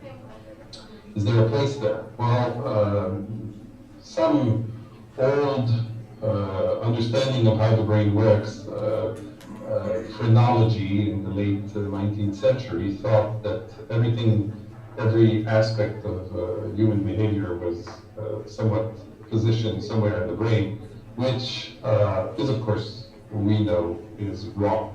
So there's no center of communication or language which would be independent from, and in fact, in this particular model, language was more or less here in sentiments, but also matters of the Center for Science or for Arts. It doesn't work like this. It works for universities. It doesn't work for the brain. The brain is not organized that way. And how is communication organized? And that's important because you'll see it's very central to cognition. The brain Well, we know or we identify different behaviors or domains of cognition by clusters, right? We say here's something that's called language, and here's something that's called memory. Well, we know first that, of course, this is useful for us. Doesn't mean the brain knows where memory is or where the language is. And not only that, but we also know that there are subcomponents. For instance, memory. There is the working memory, in other words, the memory you're now using to put in your mind the beginning of my sentence in order to try to connect and understand the whole sentence when it will be finished now. So that was working memory. It's also the memory used when you go from the phone book to the telephone in the other room in your house. You have to keep in your mind, the number, and that you repeat yourself. But of course, you'll forget about it. And then there's episodic memory. So those moments in your life. First time you did some bicycle alone. First time you cooked an egg. I don't know. And then there's semantic memory, which is the memory about the world. We know that you know certainly what an elephant is, but you know also what a seal is and what a moose is, even though you probably never crossed one in the streets of Mysore. At the same time, other aspects of cognition, like language, has those things I told you earlier about the layers and components of language, like discourse, pragmatics, phonology, syntax. But there are also components of language which are shared with memory. So semantic memory is where also the concepts are, and one way of expressing a concept is either a typical picture or a word. So the words are part of semantic memory. And words are not stocked isolatedly, they're attached to concepts which have other aspects or groups to access those concepts, such as you can, if I say the word rose, well, you can understand the word rose, you can say, you know that it spells R-O-S-E, but you also smell the rose. You can also feel the rose if you ever try to pick the rose by the stem, and so on and so on. But is it the way, because these are like faculties, these are like departments, like the University of Delhi, is it the way the brain is organized? Not at all. The brain, in fact, is organized in such a way that there are cognitive processes. So this is the brain level here. This is what we think or we see at the surface. And in the brain, there are neural circuits, there are networks that will do, let's say, long-term maintenance. So they will be useful for a number of those things here. Other will help it with planification, with inhibition. If you speak many languages, for instance, and I know this is the case for many of you listening because you speak lots of languages typically in India, when you you switch from one language to another, you have to inhibit the others not to come. And so inhibition here is something important, but it's also useful in other aspects of life, not only for bilingualism. Syntactic rules, planification. So this is where the brain is, and what I just want to bring your attention to is that language and communication abilities, because of the complexity of the behavior language, because of what it requires, it probably involves a lot of those basic cognitive processes, probably more than any other aspect of cognition. That's why I think language is central to cognition. So, how does language and the brain evolve, and how does the brain and language evolve, let's say, during life, from left to right here, or throughout the life events, such as the one we're living currently? So first of all, let's see in life trajectory, in aging and in dementia. We know that as we get older, we kind of lose some neurons and we lose some white matter in the brain. And this is normal. It's not normal when you lose too much, then it's because of a disease. But it's normal to lose. And here's a disease picture. You see here some infratemporal atrophy in an older person with Alzheimer's disease, but the same area in a 75-year-old normal person will not be atrophied. So it's normal to lose some portions of your brain when you get older, but it's not normal to lose too much, and that's when you have disease. Now, is it why are we losing neurons? In fact, you have to know that the period in life where you lose the most neurons are probably the first 2 years of life, even the first. Because when we're born, it's like if we have all the potential, the pluripotential of the brain, we have all the neurons, and it's kind of it's like if all the neurons would be connected with all the other neurons.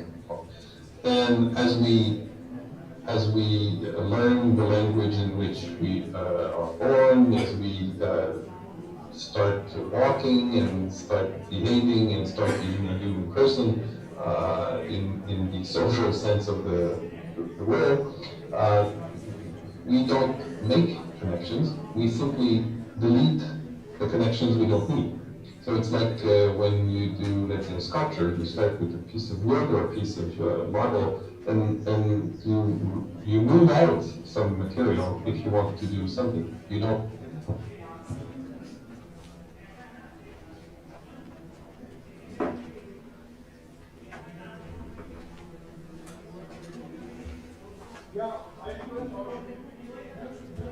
Alright, so as we are already running out of time, we will have to assemble everything as now. So I'll request Himanshu sir now for the valedictory session, and I. Then it just will invite Alright, so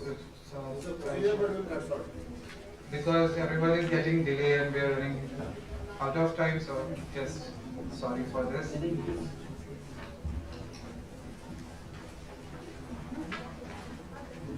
should be added to the procedure, but we can cut short the Sir, we'll be announcing that. I'll hand over this to you.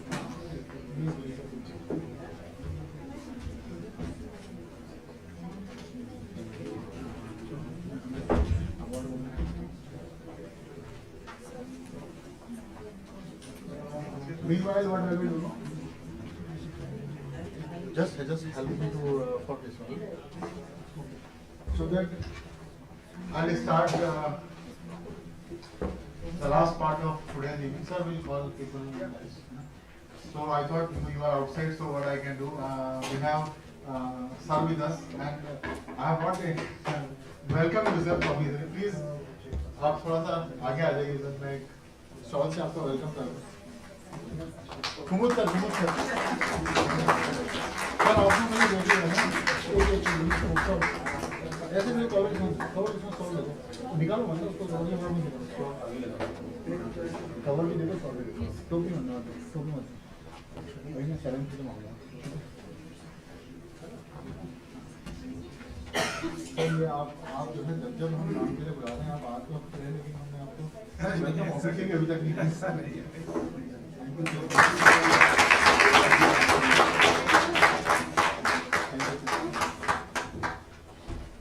also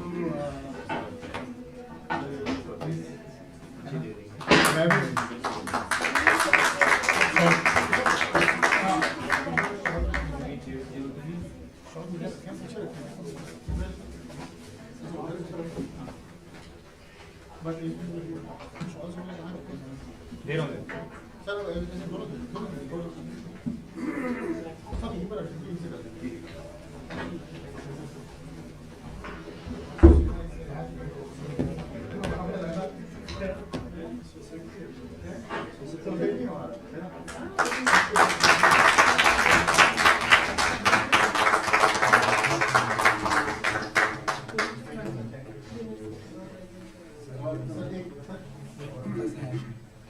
And I request our APSC member to challenge sir.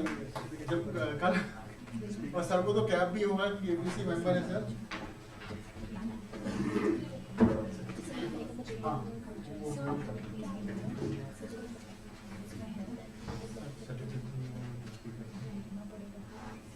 Sir, I will just add one line.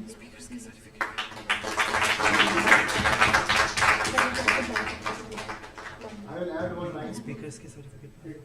Without spending a single money, हमने उनको एक पैसा भी नहीं दिया और forcefully हम sir को गोवा से यहाँ तक लेकर आए और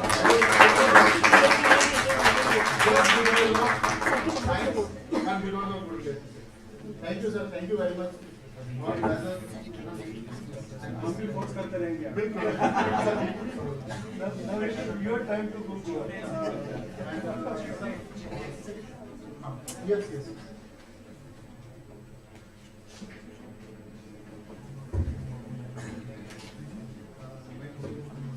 Diesel madam, yes, please. Because morning I was searching you and you were sitting in another hall. Same story here.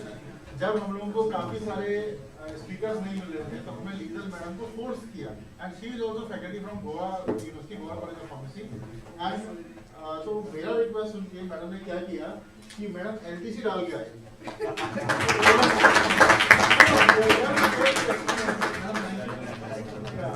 So this was only because of relationship. And later on people started, एक के पीछे एक आए और फिर मैंने madam को बोला कि आप ड्रॉप डाउन करो हमारे को और अच्छे स्पीकर हैं. We should share the experience.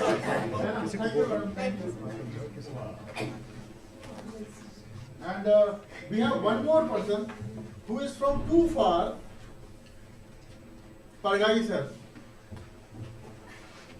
He is from same college. Okay. But a person who is day and night behind all the things, behind pharmacy people. So if I will not welcome him, I think I am missing cap. But I will give him later on. Great.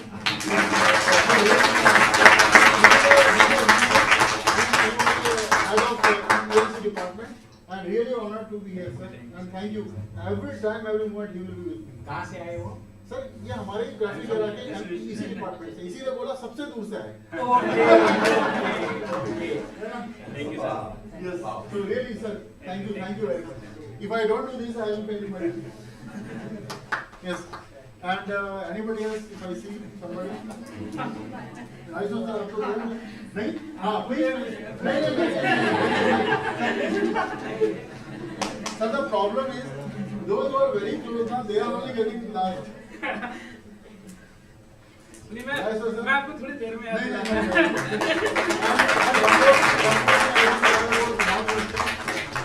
This is the best example in India you can take. We have MOU with Kumar University and every faculty from Kumar University was here for 2 days. They are not here. They have participated in everything and I used to get calls every 3-4 days from Dr. Kiran Kumar. I think he is also not there. From him, from senior person like Kumar sir, कि हिमांशु क्या चाहिए, है ना? And that was the biggest support. अब एक आदमी और बैठा है, वो अगर आपने मुझे पहचान तो अच्छी बात है, और नहीं पहचान पाए तो मेरे को उठाना पड़ेगा. गोयल साहब. सर क्या? हाँ. It's an honor. It's an honor. आपने कुछ सुनाना भी है?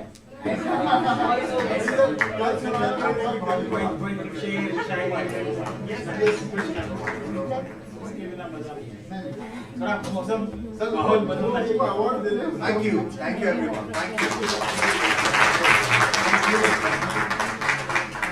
Thank you so much. Sir एक बार अवार्ड हो जाए फिर साफ हो जाएगा बच्चे. एक मिनट लगना है.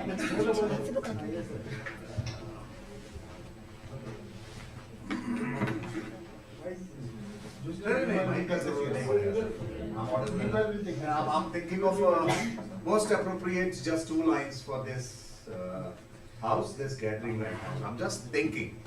हमारे लखनऊ के एक लेखक हैं, उन्होंने लिखी थी ओरिजिनल. मेरा को थोड़ा सा ये इशू है बिकॉज़ स्क्रिप्ट्स बहुत सारा दिमाग में घूमता है.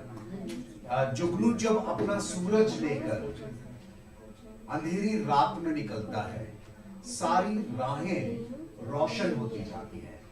The Juno actually doesn't need any suraj, any other source of light to travel around. So the same way, Dr. Saab की अकेली will थी when he started discussing. That was just mentioned the same thing. I was not a part of the planning process, but he just mentioned that he got inspired from an event. आप समझ ही गए होंगे. There will be so many other people who would actually understand. नहीं, मैं open आती हूँ. मैंने community का एक इवेंट था, तो मैंने इनको ये आके बोला था, डॉक्टर साहब मैं अपने बच्चे यहाँ 25 बच्चे लेके गया था, और अपने बच्चों को मैं इसलिए लेके गया था, मैंने अपने स्टूडेंट से भी कहा था कि soon we will have another event in our. Yeah, I was thinking that was so beautiful.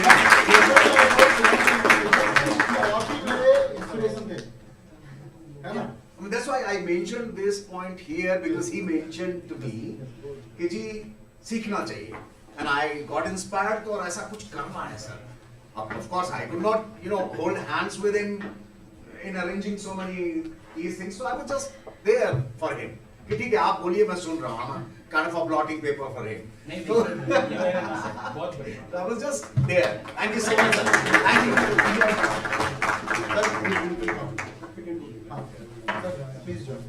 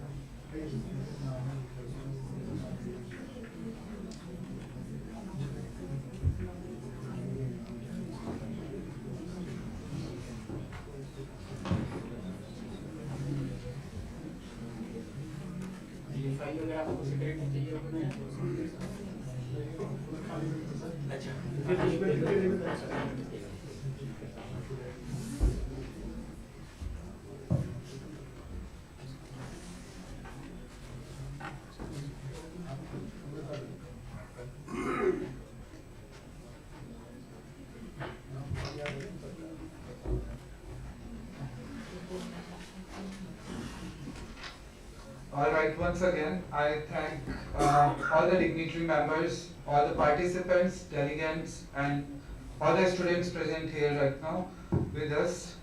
I welcome all of them. We have Dr. Milind Parle, sir, Dr. Hanmangachar Joshi, sir, Dr. Somnath Basu, sir. We also have our chairpersons, Dr. Sharad Bukade, sir, Dr. P. Sangha, Dr. Vikram Sahu, sir,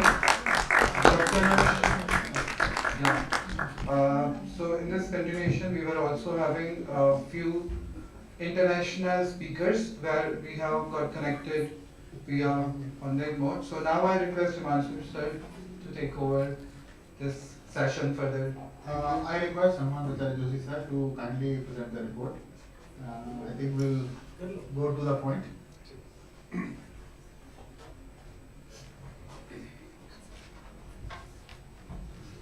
Good evening all.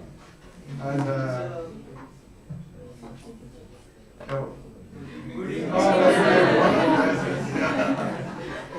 no, this is normal for a teacher.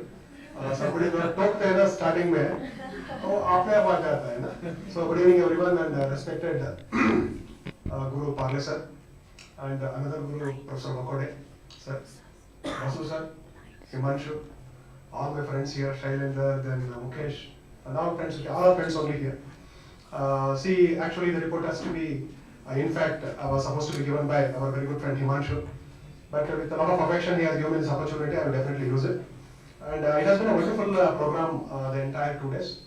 Yesterday we had a very good inauguration and excellent, the information and as well as, the guidance by our guests.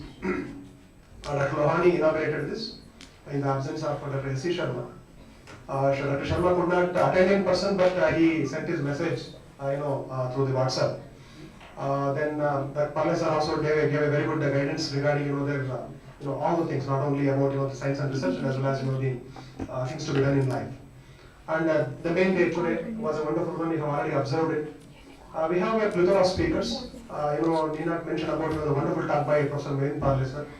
It is not only a scientific talk, it is a very good, a talk with a lot of examples. And there was a lot of zeal in that. Thanks for that. And of course, the next talk was by myself on dementia. And can I have the program schedule? I think there is some. Yeah. Dr. Parle delivered a talk on knowing the mystery of autism. And Dr. Joshi delivered a talk on herbal actions for healthy brain. And Dr. Somnath Basu, delivered an excellent talk, with his vast experience on Ayurvedic medicines, regulations, and vigilance, which very sparingly, being done in most of the conferences. It was really a ready reckoner for many people who want to be in the field of regulatory affairs. And the chairs and co-chairs were Dr. Sharad Bakode, Dr. Sandhya, Dr. Vikram, Dr. Shailendra Yadav, Vanita, and Kumar Upadhyayji, Rajeshwar Kamal Rawat, and then the next talk was by international speakers. It was always a pleasure to have Professor Magnus Tuti. I understand many people couldn't get the words. I don't know whether you guessed their age or not, because the experience matters rather than the age. But if you for information to you, she's 79, right? She doesn't look like it. Very excellent lady, very active. She spoke she gave very good information regarding medicinal plants for better health and quality of life. And she is an authority in Jamun in Indonesia. And the next talk was by Dr. Palaniswamy Shivanandi, who is the Vice President of our APC in Malaysia.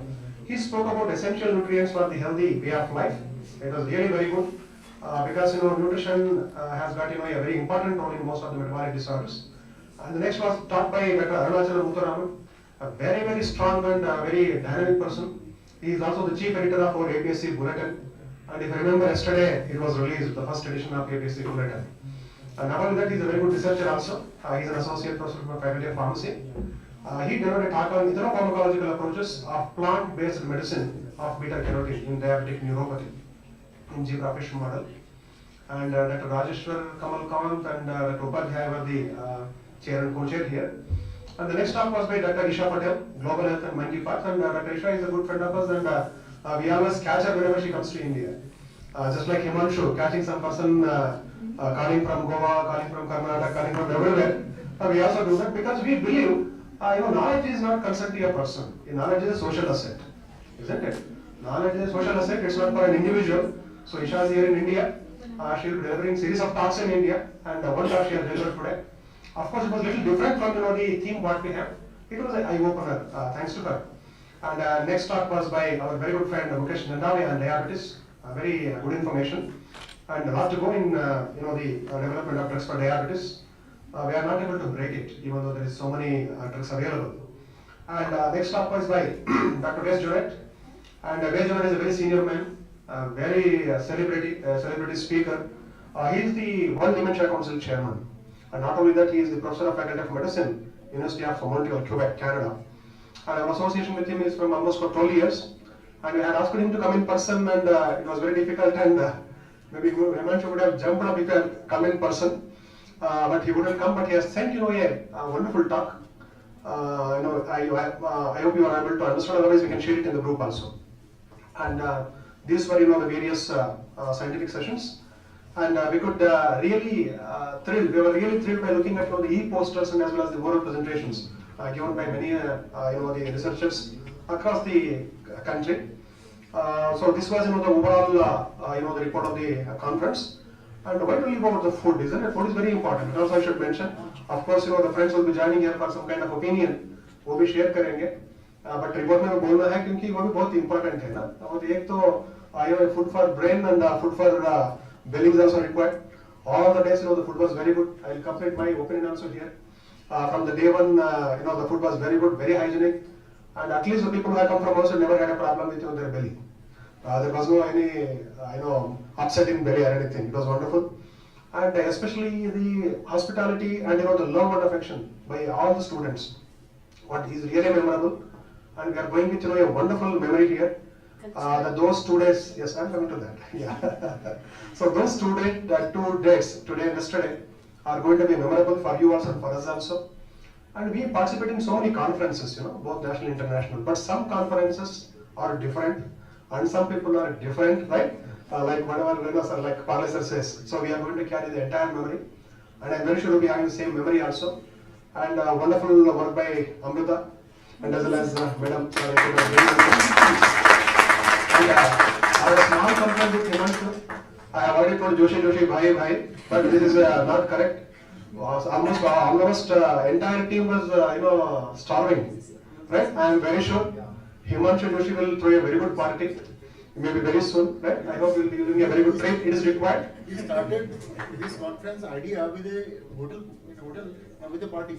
नहीं वो सब छोड़ो, लेकिन क्या है ना, एक हफ्ते में आपको पार्टी देना है, हमें ना क्या है ना, WhatsApp से जुड़ना है. I want to see the photographs and wonderful team, and I request all people to give one round of applause for this wonderful committee.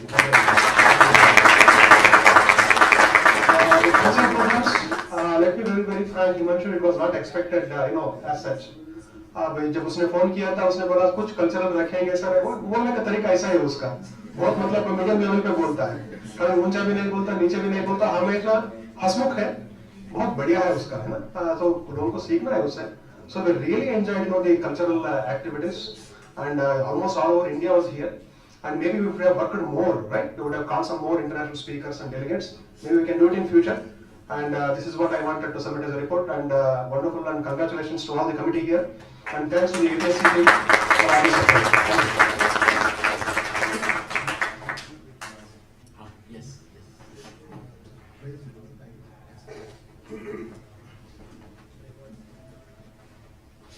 Yeah, why I told Joshi sir to do this work, because I have a very important work to thank everybody, and I think that is my responsibility more than that. Yeah, just I'll brief about prices. The very important thing what I have to declare now. See, we had two things. One is online and offline both. Because when we started our conference, our idea was many people, they can come here in Icmphql campus, so they will present their work, and those who cannot come, because we had, I think, not more than 1.5 months, but maximum 2 months time. So people need time to plan their journeys. I know about Karnataka. If there is no exam in Karnataka, I think the crowd would be double. Yes. Because throughout Karnataka exams are going on, and so many of my friend, they told now we are in a, you just delay this for 15 days, and we are ready to come. And the same crowd, sir, unofficially they are coming on in December. Yeah. So for the two categories, those who are in Icmphql campus, for them one class of things, and for other those who are online, for them. When we evaluated e-posters, we evaluated under different categories. Undergraduate. First, we will start with undergraduates. So it is e-poster undergraduate, means you have recorded your presentation and sent us, and that we have evaluated. So under this category, because these people are not there, so I'll just take the name so that it will be in record. Bhavna Sunil Harry, and she is from Pune University, Pune. Okay, we'll have a cheer for that lady. Second position, Gauri Joshi, College of Pharmacy, our student. Yeah. Congratulations, Gauri. You are doing a wonderful job. Thank you to hear that some students are from our college also. Under postgraduate, yeah. No, let me continue because these people are not there.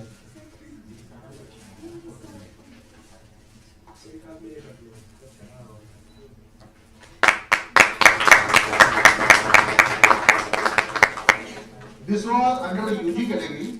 Under postgraduate category, first person is Chaitanya P. I don't know she is from which place because I don't have any detail right now with me. Chaitanya P. Okay. And in this same category, postgraduate, second position is Kadam Jayesh. This is MET Institute of Pharmacy, Pune, Nasik, Maharashtra. And for second place, another person is also there, Rudresh from Goa College of Pharmacy, Goa University. Yeah, sir can receive, I think. Yes, sir's student maybe.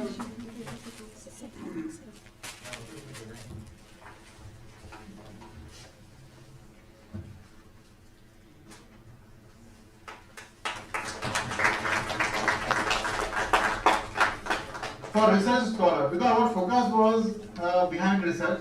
So I would like to add one thing. For research scholar, we did a little more scrutiny, and a group of people, some people was postdoc and all, because they came from US and all. So it was a learning lesson for me. It was a cutthroat, because we are declaring the results of somebody who is not there. He should not think that simply we have done the evaluation. So when I had a good discussion with him, so he told me that just reviews I kept aside. Okay. Then the laboratory work. Out of that laboratory work, it was suppose computer based or something and all. And then the first place where he has given first and second a team of 2 people. So they kept place where transnational research was involved. And that was a very happy thing. So because we have to promote research, right? So this is a very good, so I'm very happy that first position, Varsai from Meta University. And second position is Priti Kothari from SBS University, Dehradun. Okay. Under faculty, because we got some posters from faculties also. So that we evaluated in another category. And the first place is Dr. Virendra Yaligar sir and Dr. Nandakumar UP sir. I don't know from where they are. So, okay. Posters. Because now Parle sir got some posters. Now so he submitted this report of 3 poster presentations. Manisha Thakur, 3rd prize.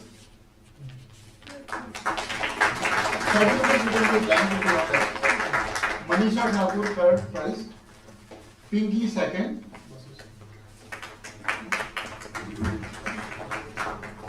And Sukhmanpreet Kaur, 1st.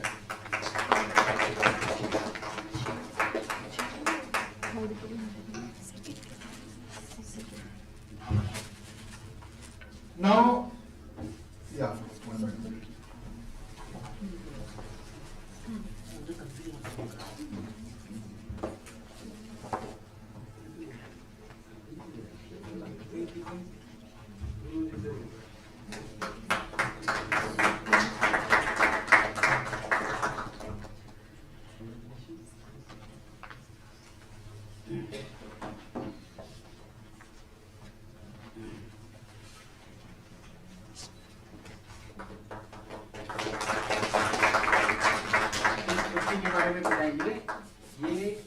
First prize मिला है as the best research paper.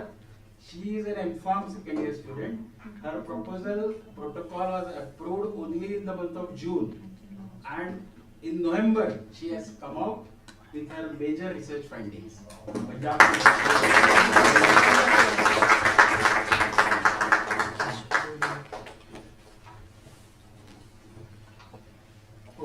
Yes.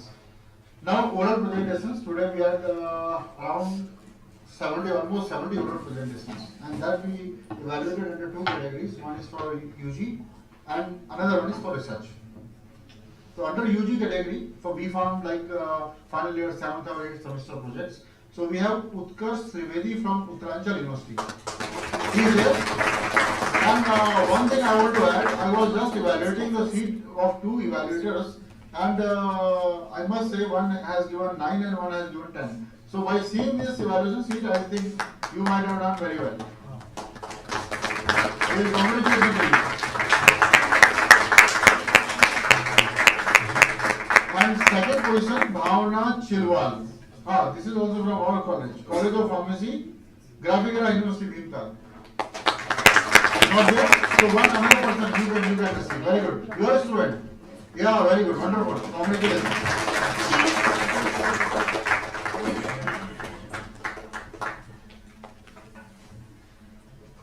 Okay. Now it's a very important category. I always we are talking from 2 days. We have to promote research and research, and I think these people are the real budding researchers. And now all we are talking about how to promote these budding researchers. So from yesterday night we had a group of discussions, and finally what we are doing that is in front of you. So we got 4 positions. Why? Because we have not taken as a first, second, third, fourth. So we got 4 positions because we got 4 sponsors. So based on each sponsor, there is nothing called first, second, third, fourth. So we can say the best four proposals, and APSC is supporting these proposals. At least we are giving you a small monetary support, so that what you have spent at least from coming from Delhi or nearby or something, and it is a travel grant award, and it's sponsored by 4 people. So from yesterday night to today morning till afternoon, we got some few people, those who have sponsored your this one. So I present. I think we can start with Deepika Pandey.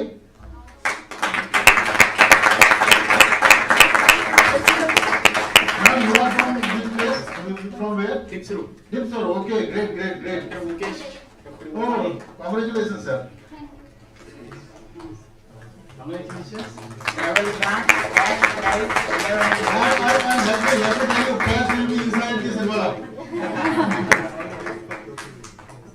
And we have done a mistake because you can just give us to scan this also, because we need a scan copy of this one. Just after you receive, you just give us, we will scan this letter.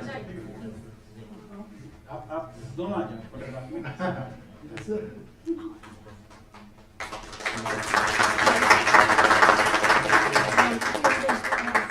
Lizel Maria Fernandez.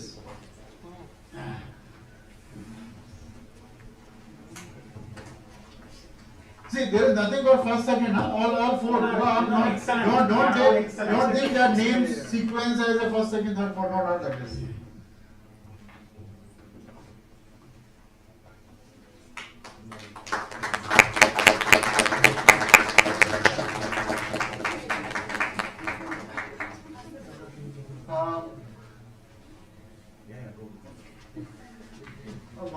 One request, I think what I can see, this is only certificate. There is even letter of appreciation. Skip behind that. But certificate is not main, that letter is very important. And inside the cash is also there. It's inside that folder. So inside that folder. Inside this folder, the letter is also there. Letter upar. Yes. Priya June.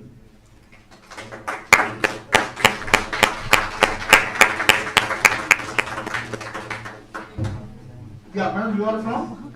Punjab University. Punjab University. So, associated with Parley's assistant.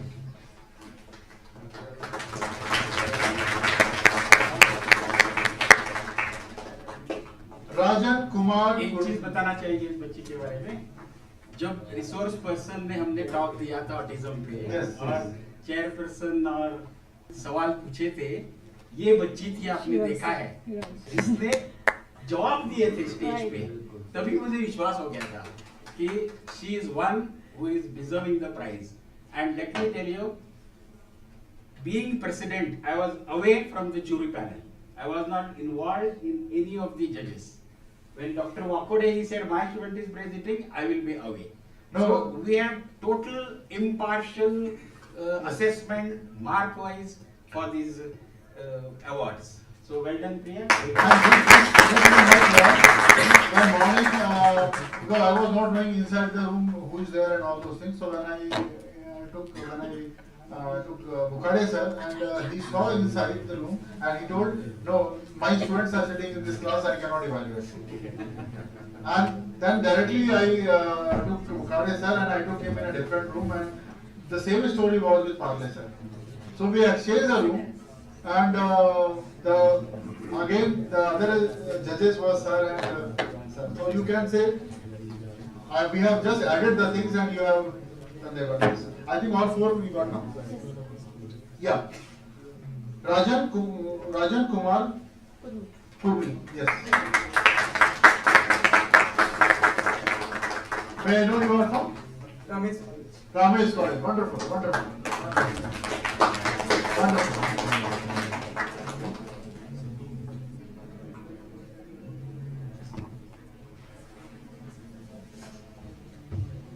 think this is also a quality of good evaluation. We have only student's name, he is from where, now nothing is there.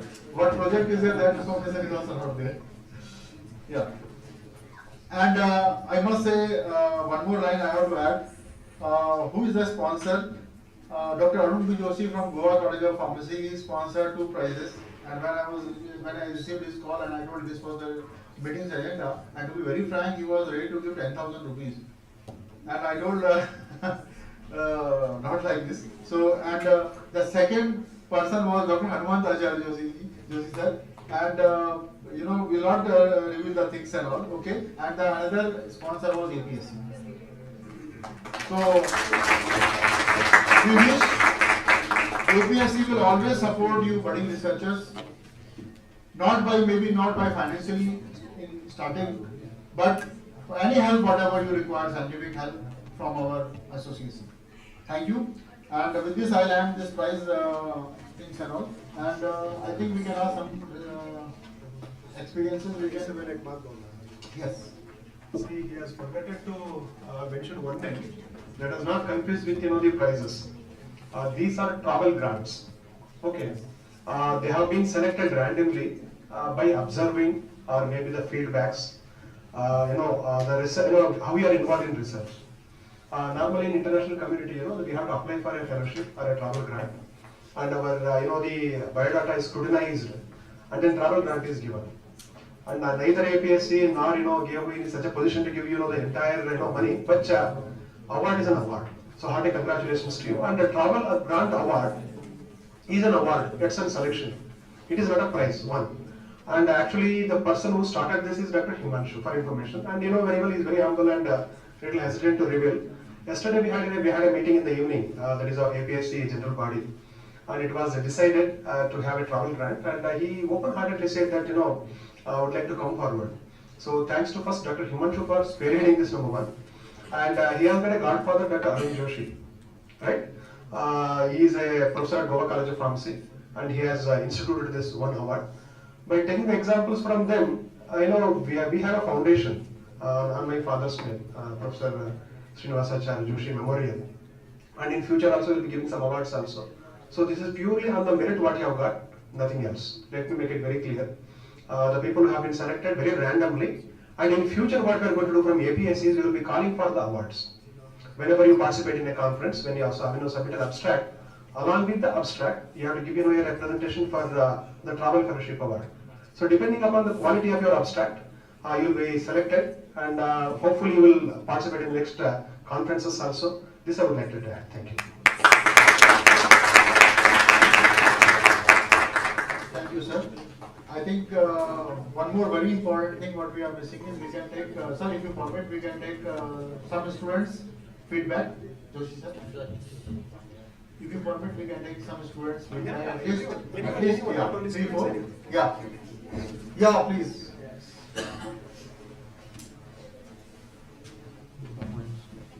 But keep it short and.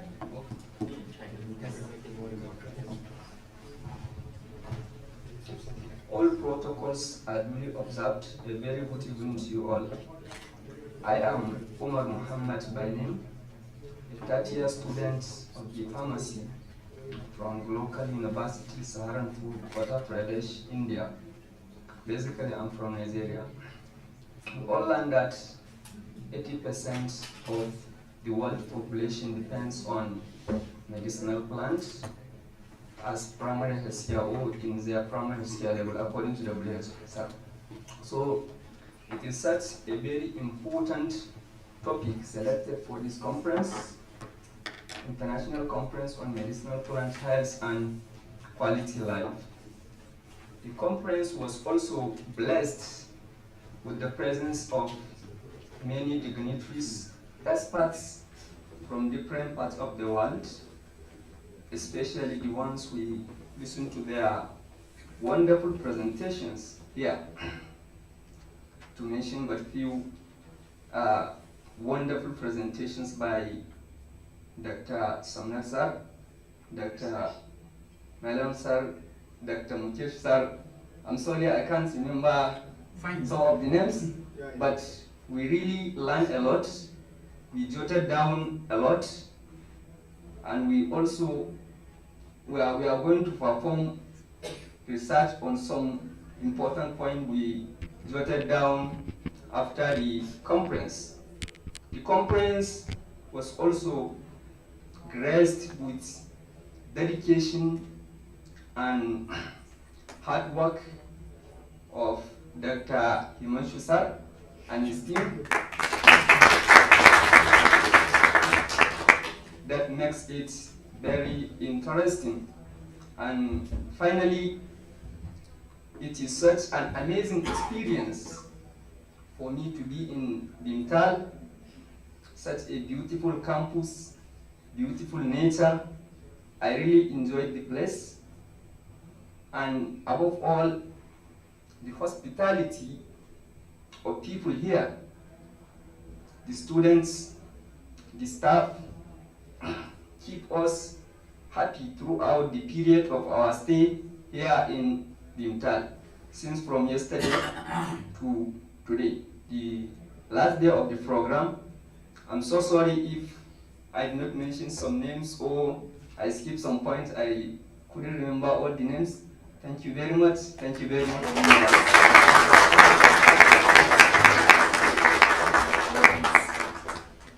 Thank you, thank you, thank you. Anybody else? Yeah.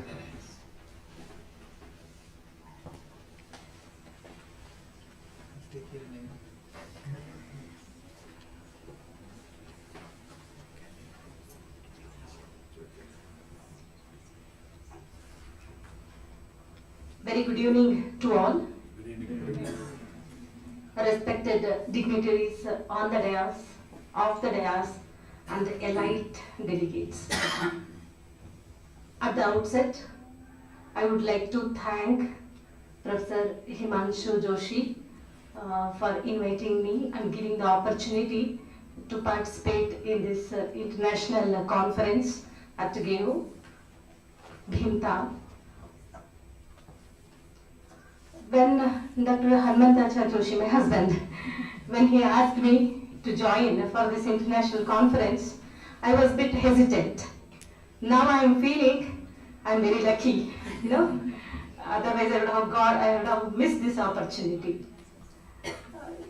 From the beginning, when we entered to the campus, we could see the culture of Uttarakhand. It was amazing, the way students received us. Then, the hospitality from Himanshu sir, and the proceedings, especially the proceedings of this conference, lot of takeaways. Milind sir's presentation, what to do, what not to do for a happy life. Great, sir. Lot of learnings from your side. And as usual, Hanmantacharya Joshi, very good talk. Yeah. Then lot of learnings from Mukesh presentation, and especially from Somnath Basu sir. I could understand how important is to know about Ayurveda. Normally we feel Ayurveda, there will be no side effects. We can easily take up the Ayurveda, medicines. But it is not so, right? So from now onwards, we have to be very, very careful when we take the Ayurvedic medicines. And of course, there were several international delegates, lot of learnings from them as well. And it was a complete happy, learning from all the delegates. And I should not forget to thank the entire scientific committee. A big round of applause to the scientific committee. They wonderfully managed all the sessions very, very meticulously, especially these two guys, amazing. I'm sorry, Jatin and Madam Amrita. And the entire team. So I understand there will be a lot of committees like travel committee, then accommodation committee, stage committee, food committee, scientific proceeding committee. Let me congratulate each and everyone for the success of this particular conference. So, at the end, I thank Graphic Era Hill University, for conducting this amazing conference. Thank you, one and all. Survey Jamaat Security. Take care.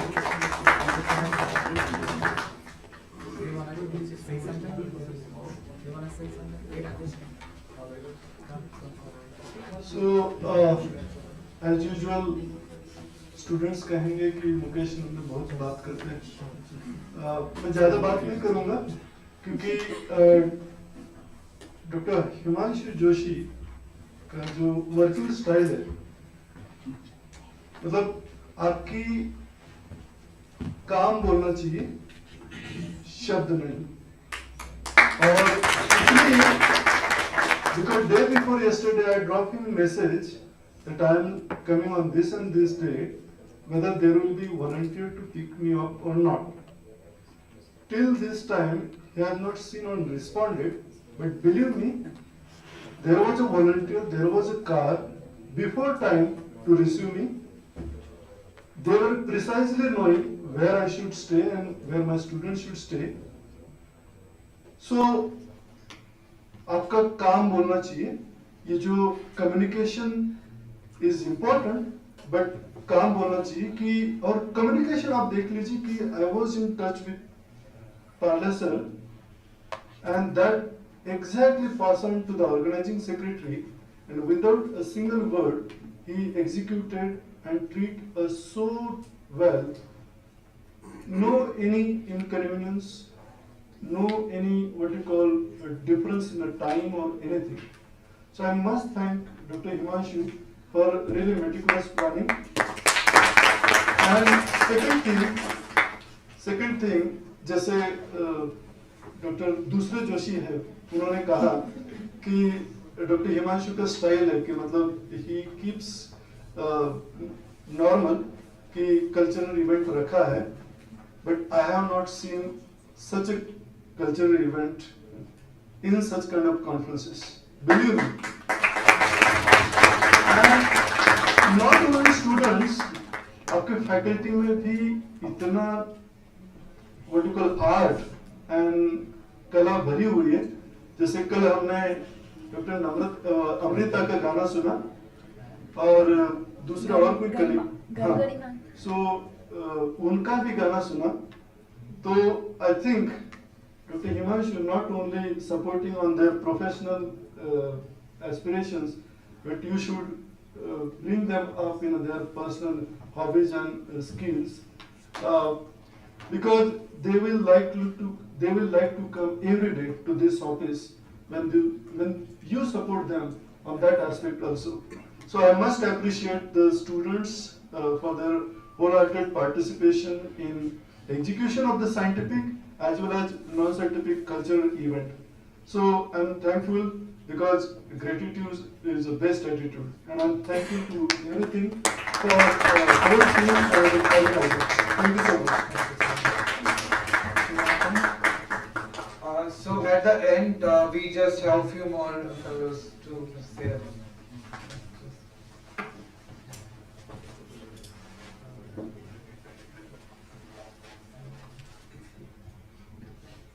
Good evening, everyone. मेरा नाम यमनिका मैना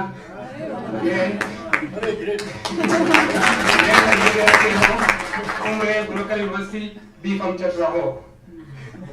I would like to use this opportunity to thank each and everyone here, more especially the teachers and lecturers, for imparting us more knowledge about this wonderful conference, international conference. We are very thankful to each and everyone here. Thank you so much.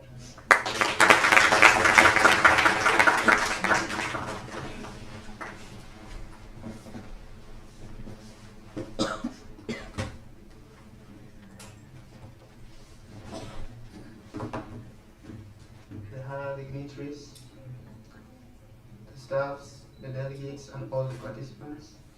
My name is Khalil Nuruddin Ibrahim, a B.Pharm student, third year. I'll make it just short. I'll use one Hindi sentence to show how I enjoyed this conference. Sari kaumi maza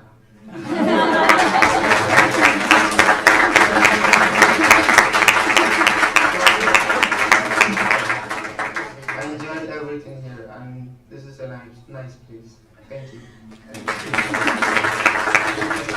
Thank you so much.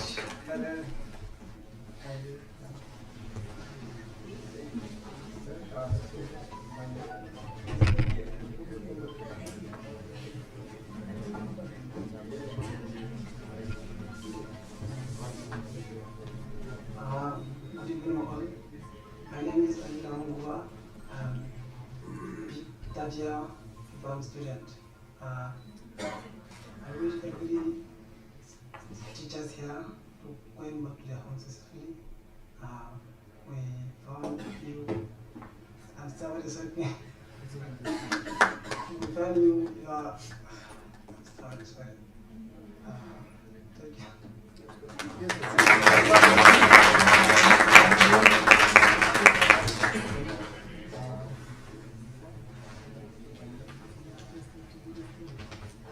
Anybody want to share experience from this research group? Those who got award at least. One at least one. Award winner.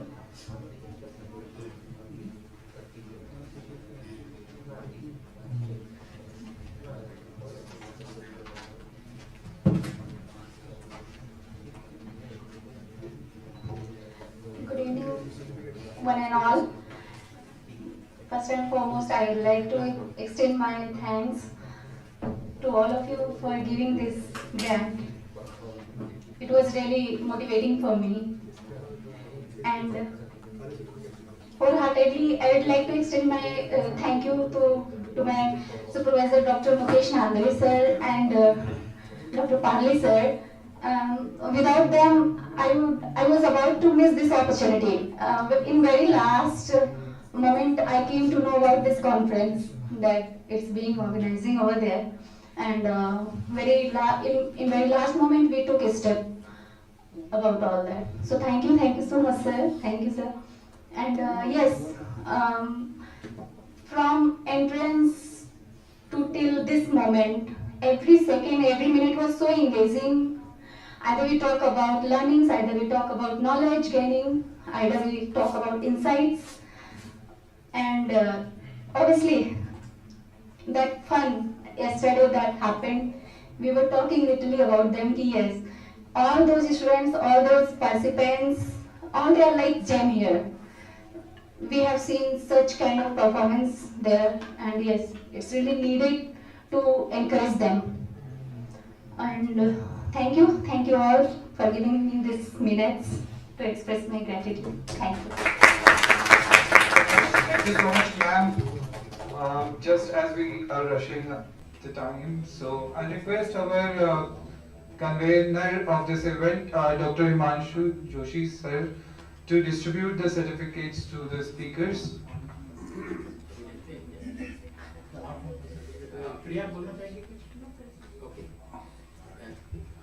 To Professor Dr. Milind Parle sir. Okay.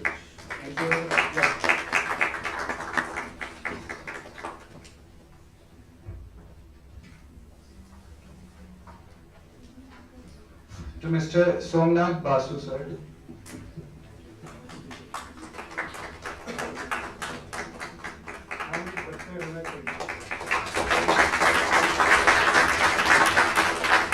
To Professor Dr. Hanumanta Joshi.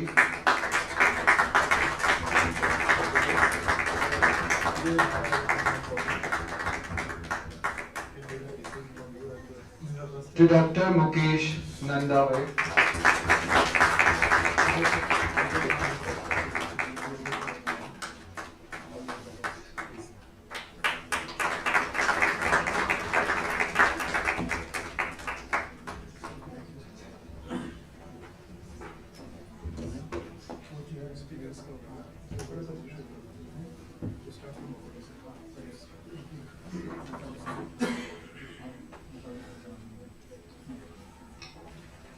to Dr. Sharad Bukade, sir.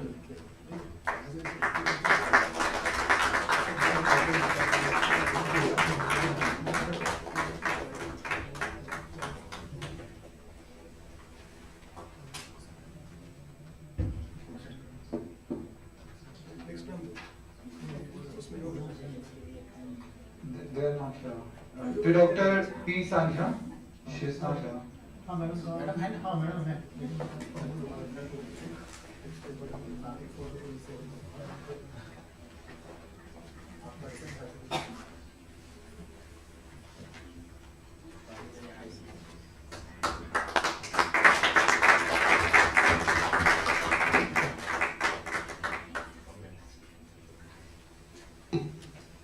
To Dr. Rajeshwar, sir. Okay, they have left. Dr. Anita Singh. Dr. Shailendra Gaur, Grover, sir.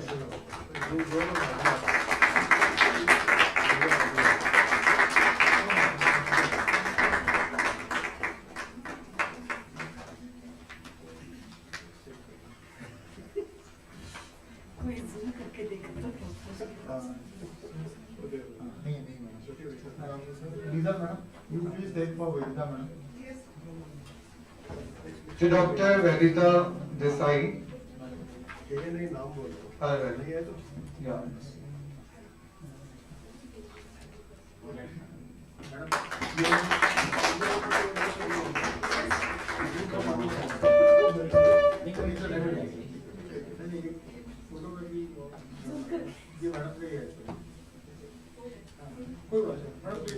To Dr. Vikram Sahu. कोई नहीं है, बस madam का ही बोला था, photo भी madam का ही certificate और वो जो था वो हाँ ये भी बहुत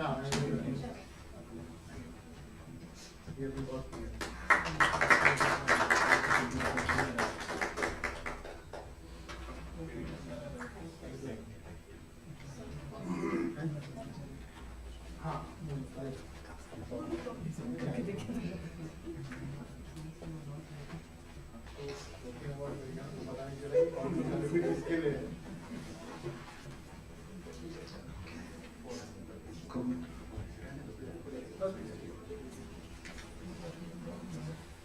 Dr. Kumar Upadhyay, sir.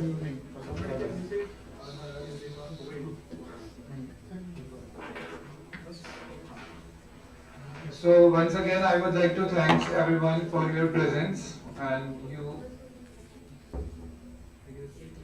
binding.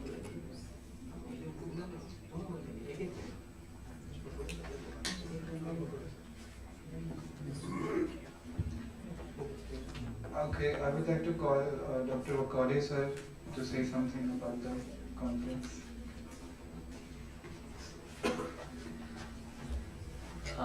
To describe this conference in a short words is a very difficult thing because it was a wonderful conference and all the organizers, hats off to them.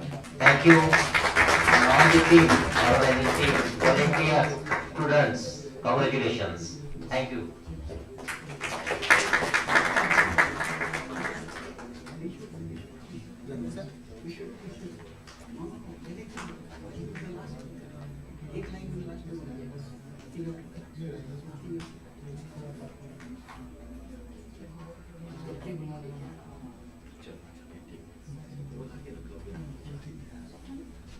Now I request Parle sir or Guru to say something.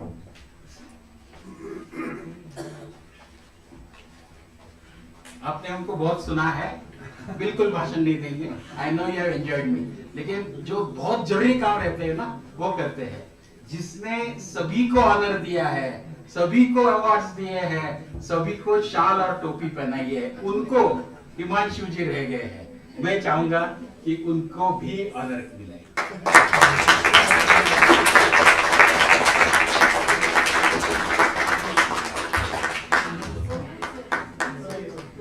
I think we can do it by with standing ovation.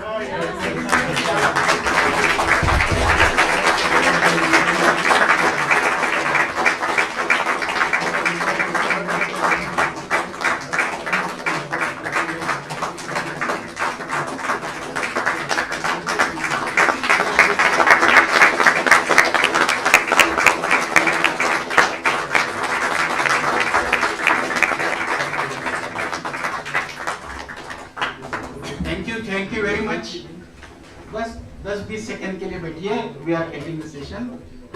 ऐसे है, मुझे बहुत अच्छा लग रहा है आप सभी के चेहरों पे मुस्कान देखिए, मुझे बहुत अच्छा लगता है। when everybody is laughing, you know, everybody who has participated, presented papers, oral, poster, award नहीं मिले हैं, वो खूब हंस रहे हैं, और जिनको अवार्ड मिले हैं वो बहुत ज्यादा हंस रहे हैं।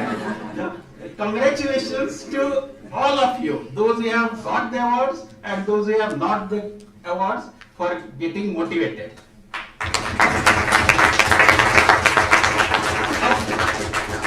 Something about the foreign Nigerians here. जब हम morning में I started my talk, very first slide पे one Nigerian come from the last bench till here and he told me one thing, sir मुझे हिंदी नहीं आती। During the course हमारी जो interaction हुई है, थोड़ी देर पहले उसने एक बात हिंदी में कही जो सबको अच्छी लगी, सारे कामों में मजा आ गया।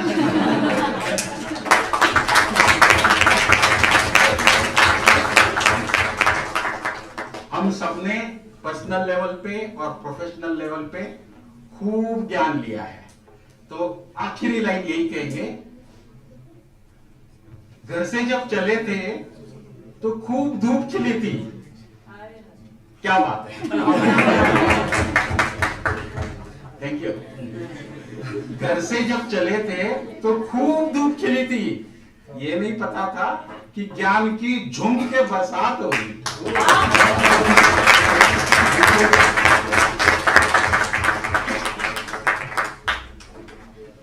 I request Basu sir also, sir, one word from your side, please.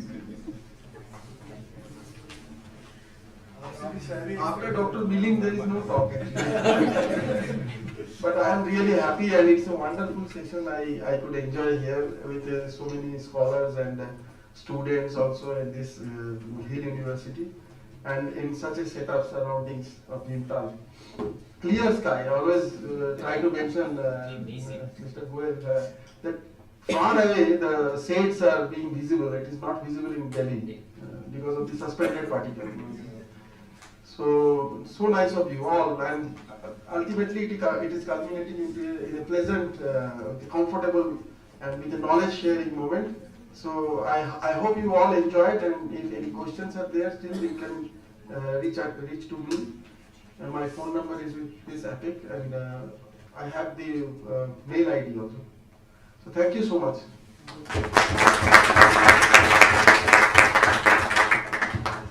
Sir, your next invitation is already ready. So we don't want your mail ID, sir. So Next will not be Ayurveda. So something. Yes. So first, what I want to say, this all what I got, I want to dedicate to my entire team of this one.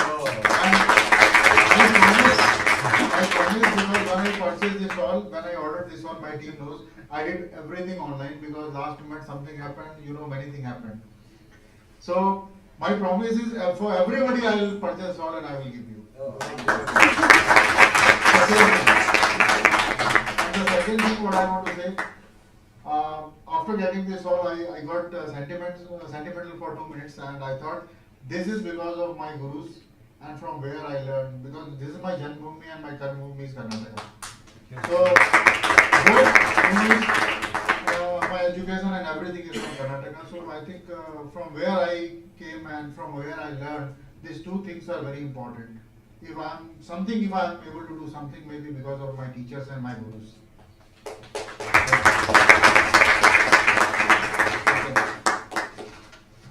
So we'll Sir, before that, let's give a standing ovation to all the participants. Yes. Without this,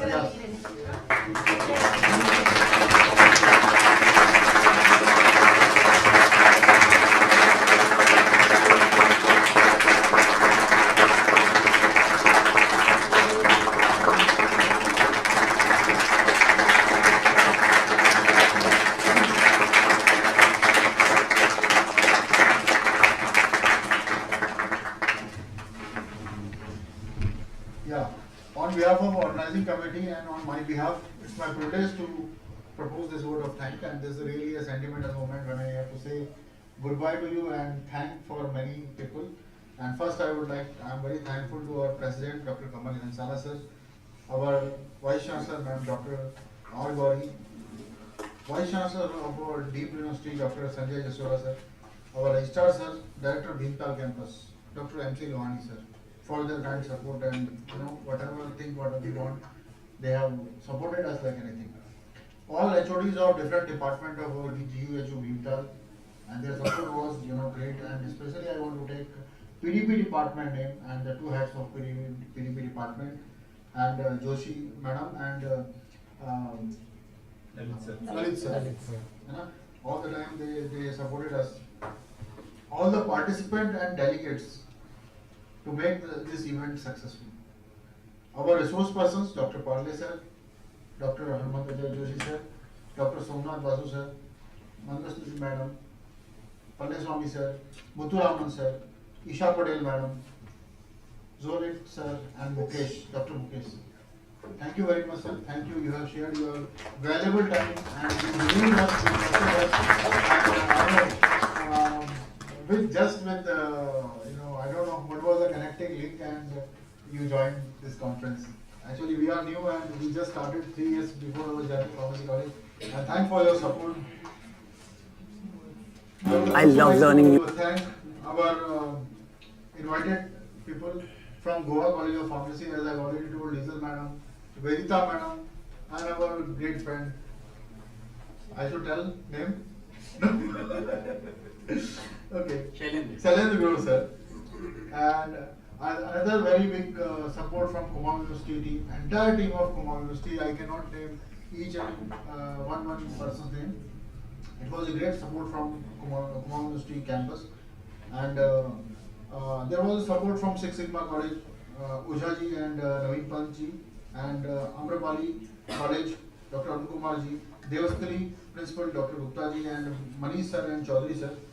And the people behind this screen, my entire team, I want a big clap for my entire team. In my team, I also use the person who is sitting behind. He is always a person who will not be in the screen, but he will be a big support. Pargai sir. So he will I will name Sonia madam, Mamita madam, Neha madam, Sunita madam, Karak madam, Sikha madam, Dima madam, Namita madam, Priyanka Joshi madam, Priyanka Bhatt madam, Garima madam, Jatin sir, Pritam, Pawan, Bhavna, Kavita, Ravi and Munna. If I don't take somebody, this will name my word of thanks will not complete. Sorry for this one. And special thanks to Govind Jeti sir, Nishant Khan and their team members. And another very important thing we have to include, those who are not connected here, those who are not present here, my friends from Karnataka. One word I have to tell them, especially my pharmacology department of British University, they have supported me like anything. I don't want to tell you in what way, even a compilation of things and my students, my friends. So whatever scientific support we wanted, I used to get call in night, Himanshu, if you want any help, please don't hesitate. This word they used to send message. I am really thankful. And photography team, news and media team, and my friend Jatin, and where is Pritam ji? Pritam ji is not there. Okay. So thank you one and all. If I am missing somebody, please excuse me. And thank you once again for all the delegates and researchers. You made the event successful. Thank you.